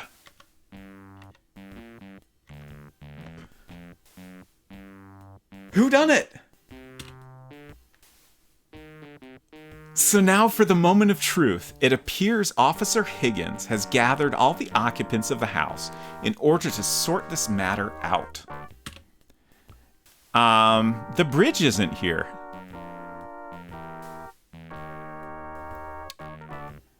I love that the snake is here and the genie. Hello, Adrift on a Sea. Good to see you here. He speaks to you. Wait, who's speaking to me? Well now, since we can't find Great Uncle Horace, we really can't prove that what you say is true. He looks around at the others and continues. Since there are apparently no other witnesses, we really don't have much to go on. You interrupt Officer Higgins excitedly to tell them that you think you know who the killer is. Suddenly, everyone in the room goes quiet. Higgins' eyes open wide, and he looks at you with a curious expression. Oh, well then, Penelope, we're all waiting. Perhaps you'd like to tell us the name of the killer. Well, whodunit? Oh boy. So, frankly, everyone in the house at the end is a little bit suspicious.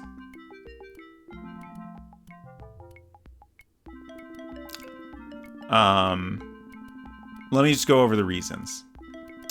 I guess in the end it didn't seem like Hester was trying to poison us, but she did have the letter about the inheritance on the table in front of her. So, that kind of suggests she knew there was money to be had. Harry, I can't remember exactly what he said when we went in the room while he was playing the organ, but then he started laughing maniacally and would not stop. And he was talking about Horace dying and laughed maniacally, so that's extremely suspicious. We found the cook holding a knife that was dripping with blood. Perhaps that was merely from the dead beef she was carving for dinner. And then there's the maid. And here's my thought on the maid. It could be that the maid was hiding that photo album we found, right? So she had clearly looked at it.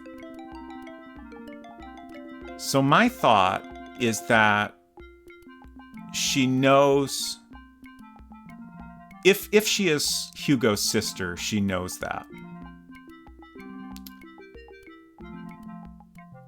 So if Hugo dies, I guess it's a little complicated because she has to prove that she's Hugo's sister, but maybe there's a way for her to get the money. So that, honestly, I'm mostly leaning towards that just because it's requires the most work to even come to that conclusion. Have I gone over? I don't think it's the snake. I don't think it's the genie. Are there any other options I haven't considered? I guess there is the gardener, who definitely sucks, but we don't really have anything to suggest he's the murderer. It was M. Zizzy. Oh no. Where are the bees? I missed a lot of chat. Oh, the bees aren't in the room. That is a valid question. It's like the ending of King's Quest 2 with everyone in the church, and I mean everyone. Yeah.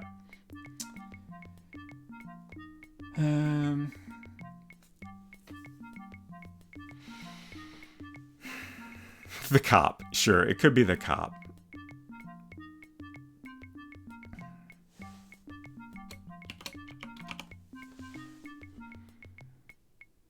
I'm hesitating because I'm not fully confident. Who doesn't have a knife covered in blood? Good point. There's no one person that I feel especially confident is the killer. But like I said, I kind of have a hunch that it's the maid just because clearly that photo album is important, right? And that's the only answer that makes that part of the puzzle, right? Oh, Cousin Harry shouts out, "You're wrong, you're wrong. Ha! I didn't think you'd guess right. You see, I know exactly what happened. It all started like this." As Cousin Harry explains the mystery to everybody, you can't help wondering where Hugo was during all of this. We return to Hugo for the final puzzle and the startling conclusion of the mystery.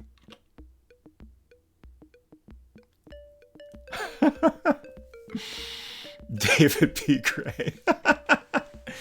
Why? What is...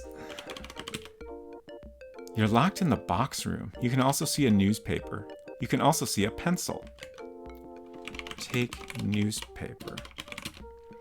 Picked up the newspaper, okay. Read newspaper.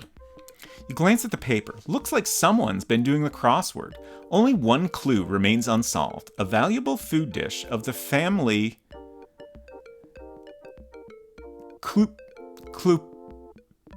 Clupidae? I do not know how to pronounce that. 7 letters. Clupidae? That's my best guess. Sneaking off for some alone time. Take pencil. Do I have to... I have to solve the crossword for maximum points, don't I?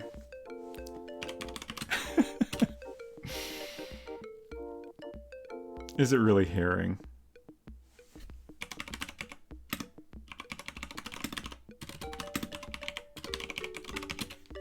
Try walking there.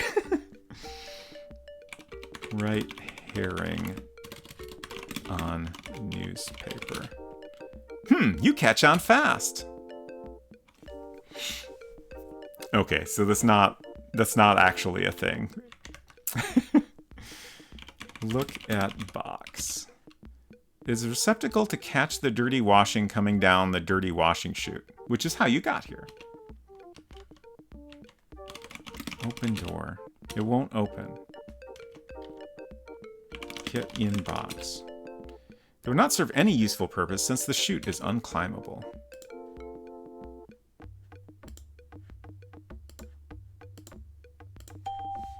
Oops, sorry. It's just a regular pencil. I was trying to look at this box. What is this box? I really thought that when I got the cop to show up, that was going to be pretty much it.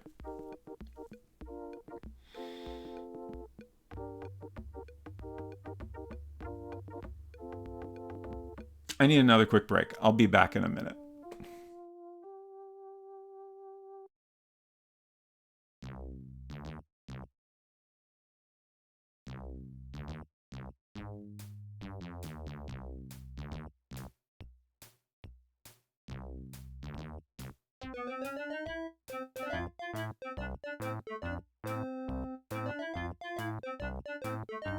Hello.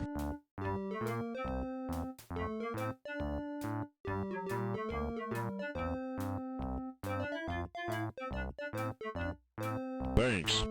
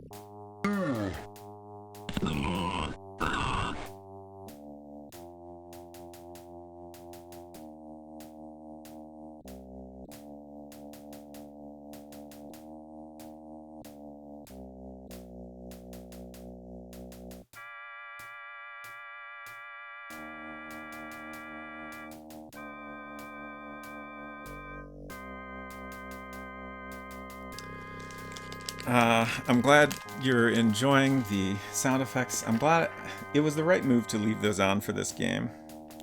Those are World Builder sound effects, which is the game system.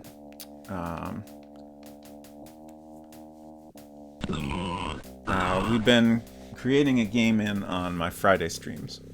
It's a program from 1986 for Macintosh. Also, it's worth noting that some of the sounds, for example, the oof, have been in other games by Silicon Beach Software. I don't know that they ever appeared in any other games, but maybe. I've only ever heard them in Silicon Beach games. The past 2 hours has been just a constantly repeating cycle of me thinking I should probably just wrap it up for the night. And then I'm like, well, I'll go a little bit more. And then I finally make some progress. And then I'm like, oh, okay, I got to keep going. I'm close to the end here. Oh, interesting. Huh. Didn't expect that. You are there. This is it. Okay, thank you for the encouragement. There appears to be a draft coming from somewhere. Feeling around, you detect the draft is coming from the bottom of the ill-fitting door. Look under door. Looking through the keyhole, you can see the key has been left in the lock. Too bad it's on the other side. Okay. Put pencil in keyhole. No, you'll be needing it. Poke. Not puke, poke. Key with pencil. I don't fully understand. Put pencil in door. Draw a key. Is this really not... I gotta put the newspaper in first. Honestly, my thought when they mentioned the draft is, oh, there's plenty of space so I could, like, stick the pencil out after I've knocked it down and then just kind of, fish it through that way. Which I honestly feel like would work perfectly fine in real life. But, yeah. Put newspaper under door. No, you'll be needing it. Slide newspaper under door. You slide the newspaper under the door. Thank you. Thank you for the loon bolt. Okay. Now, poke keyhole. Put pencil in keyhole. No, you'll be needing it. Use pencil in door. Please be more specific.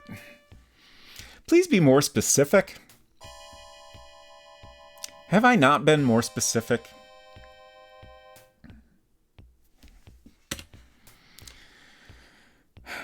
Insert pencil in keyhole. Try walking there. Thank you. Please be more brief yet specific. Poke key. I don't fully understand. Push key out. Push key.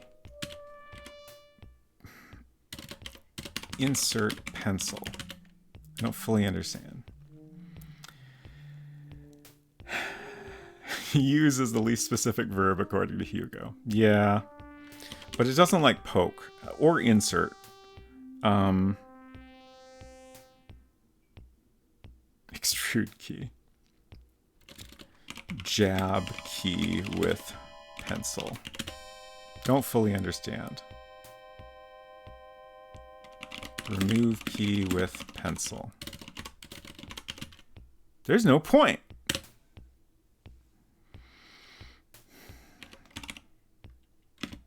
Put pencil in lock. No, you'll be needing it. Yeah, I've tried that. I'm pretty sure I tried push key with pencil. I mean, I'll try it again. Oh, come on. I swear I tried that.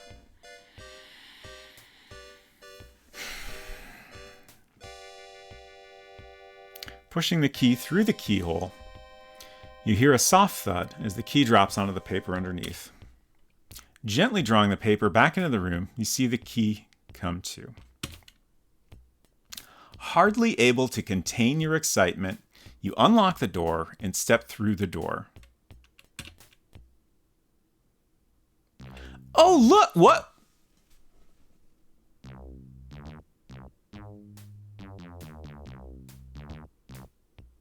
Oh, nice, a freebie. Yeah, I really thought I was going to have to figure out the command to pull the newspaper back through. Oh, look, it's Great Uncle Horace. Hey, isn't he supposed to have been murdered? He greets you. Oh, there you are, my boy. Where on earth have you been hiding, eh? I've been searching high and low for you. I have a favor to ask. I've been rehearsing my new play up in my study with your cousin Harry. Trouble is, Hugo, we're a bit stuck on the murder scene. I play the victim and Harry plays the murderer, but we need someone to play the part of the investigator. I was rather hoping you'd help.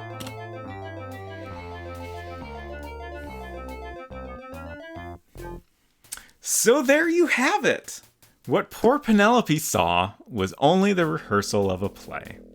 That's why Cousin Harry burst out laughing maniacally when Penelope told him what she saw through the mirror, through the keyhole. There's a mirror here. My brain is dead. There was no murderer. Did you spot all the red herrings? The gardener accidentally cut through the phone wires when pruning roses and stuffed the shears into his pocket when you surprised him in the shed. Of course.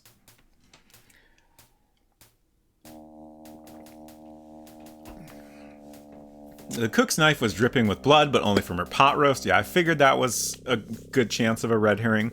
Hester's letter innocently concerned a life insurance policy on Horace. Of course. The maid didn't want you to find some embarrassing pictures of her and Hugo in Paris on a family vacation before you met. But that's another story. Fuck this game. The end. We didn't even get max points. 11 points shy.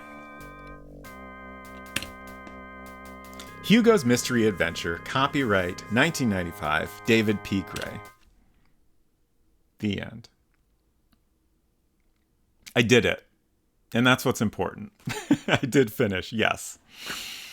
Honestly, it was a lot. I would not call it a good game, but I had a good time. I'm glad I played it. Also, I'm excited for 3 because it seems like that is much better loved. Liked, at least. Thank you. Probably because you didn't say nobody to the murder question. Ah, okay. Yeah, I was wondering if I got that wrong, but, then we found out that there was no murder, so I was like, well, what was I supposed to say there? Like, maybe if I said Harry, that was correct, but yeah, nobody makes sense. Culinary, thank you so much. 100 bits for the Swamp Gator. Also, enjoy my beautifully animated Swamp Gator. I spent a lot of time on that yesterday, and I'm very happy with how it came out. Straight from the Colonel's bequest. I had to do a little bit of tweaking, though. Thank you for the follow. Great to have you here. Yes, we have Santa Claus in the chat, speedrunner of Mad Dog, and honestly many other games. Lots of adventure games, at least. Yeah, I love that gator. It's very good. And thank you for the bits, Culinary. Appreciate it. So yeah, that was a video game from 1995. And next week we'll play another. Hugo III, Jungle of Doom, or Harry's Amazon Adventure, I think is the remaster name. Shoutouts to Bridge, absolutely. Rate that gator 1 million out of 10. Oh my gosh, that's incredible. Yes, that is the Santa Claus that speedruns King's Quest games. Correct. You're welcome, Efton. Honestly, like, this is at least close to the latest I've streamed, but somehow it felt right. I think it was the right move to play this game progressively becoming more and more tired and exasperated. It feels correct. It feels like the proper way to experience this game. Oh, so like I feel like I need to wind down, but I don't know what I don't know what else we could talk about. I can talk about my schedule at least. So, like I said, we'll play the third game next week. It sounds like it's shorter, so I'll probably have something else ready to go in case we have a lot of free time afterwards. On Fridays, as I mentioned a couple times, we've been making a game in World Builder, which is a system released in 1986 for the original Macintosh. And we've been making a lovely little black and white monochrome point-and-click adventure game that also has text parser input. And it's been coming along really well. And if you show up on one of those streams, you can also make suggestions and help contribute to the game. And we've also been putting everyone's name in the credits that helps out with it. And it's been a lot of fun. You're really not ready to quit yet. Ooh, Bolt says I started looking into AGS. Nice. Oh, I see. I was confused by your comment, Culinary, but now I see why. You have redeemed a random access maps. Let's see. Hit my maps button. So this reward, I will open my book of NES and Famicom maps and show you one of the pages from it. Unfortunately, this book, the way it is bound, is not ideal. So it can be a little tricky to show things off, but I will do my best. So this is Video Game Maps, NES and Famicom, by Brian Rigsby. If I recall correctly, it had its final print run, but I think there's still a PDF version of it available, if that's of interest. So I'm looking for page 44. Where the heck are the page numbers? I don't see any page numbers. Oh, here's some. Okay.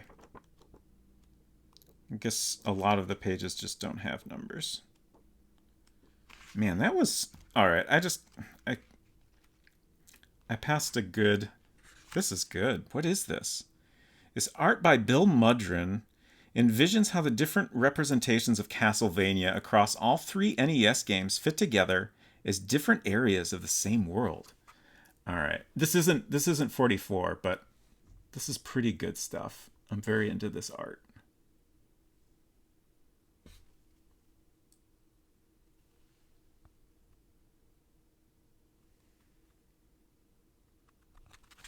All right.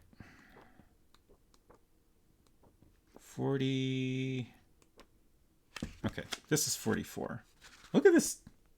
Casino Kid 2. That's 45. On 44, we have Captain America and the Avengers, which is just a tiny little map. Oh, we lost focus. Right up there in the corner. That's from Data East, Platformer, 1991. And then below that, we have Castle Quest. ASCII Corporation, Adventure and Puzzle, 1985, Japan, 1989, North America. I don't know that I've ever heard of Castle Quest. Let me see if I can read any of this. Here's a map which clearly shows you the perfect route to rescue Princess Margarita. The route to the first ferry is red, the route to the second ferry is blue, and the route to rescue Princess Margarita is in green. The trickiest rooms in the castle are marked with a V for very difficult. You can't avoid these rooms, so just proceed through them carefully, one by one. Mad Miser's what? This text is very small. Mad Miser's Grocken Castle is huge.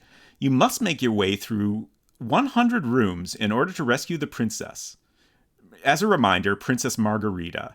These rooms form a complicated puzzle which cannot be easily conquered. If you become confused and begin to wander all over the place, keep cool. Remember, there's no time limit. With the help of this map, you can complete your quest and become a true hero by rescuing Princess Margarita. So I'll do my best to get some nice close-ups of this very tiny map.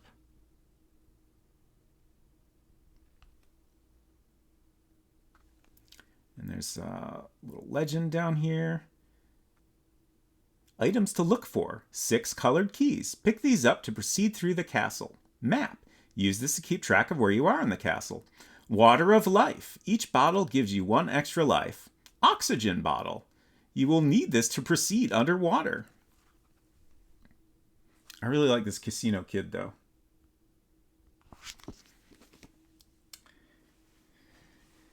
Thank you for that culinary disaster. Yeah, the binding is not great, but it's still a fun book.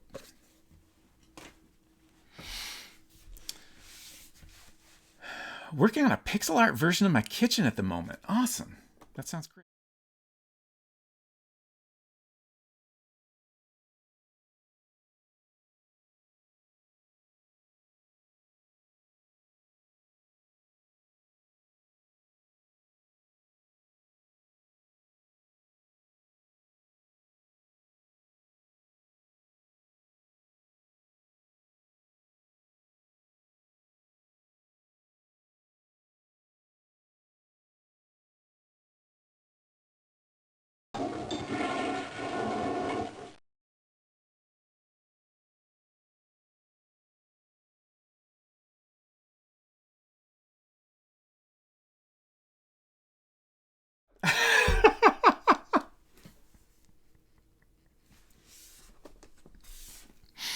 Hi, how y'all doing?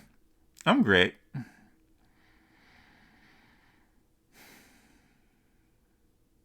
I saw he's starting again in 10 minutes. I'm like, who are you talking about? Is this a reply to some other message?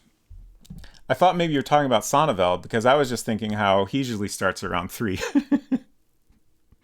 But yes, I sure did hit the wrong button, huh? I'm doing great.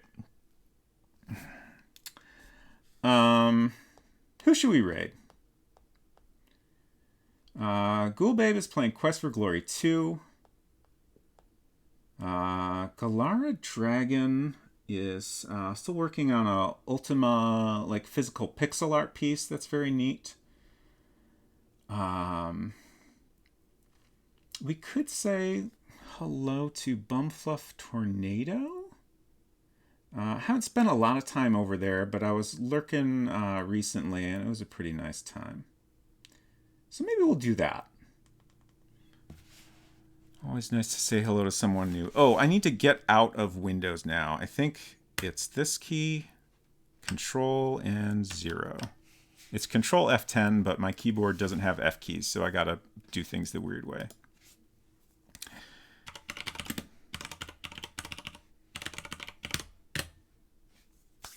Oh, might be finishing soon. Oh no. Well, I mean, that's okay. We can just go on another raid. It's fine. I already hit the button. We'll say hi at least. Thank you all again. Have a great night. I hope you're doing better than I am.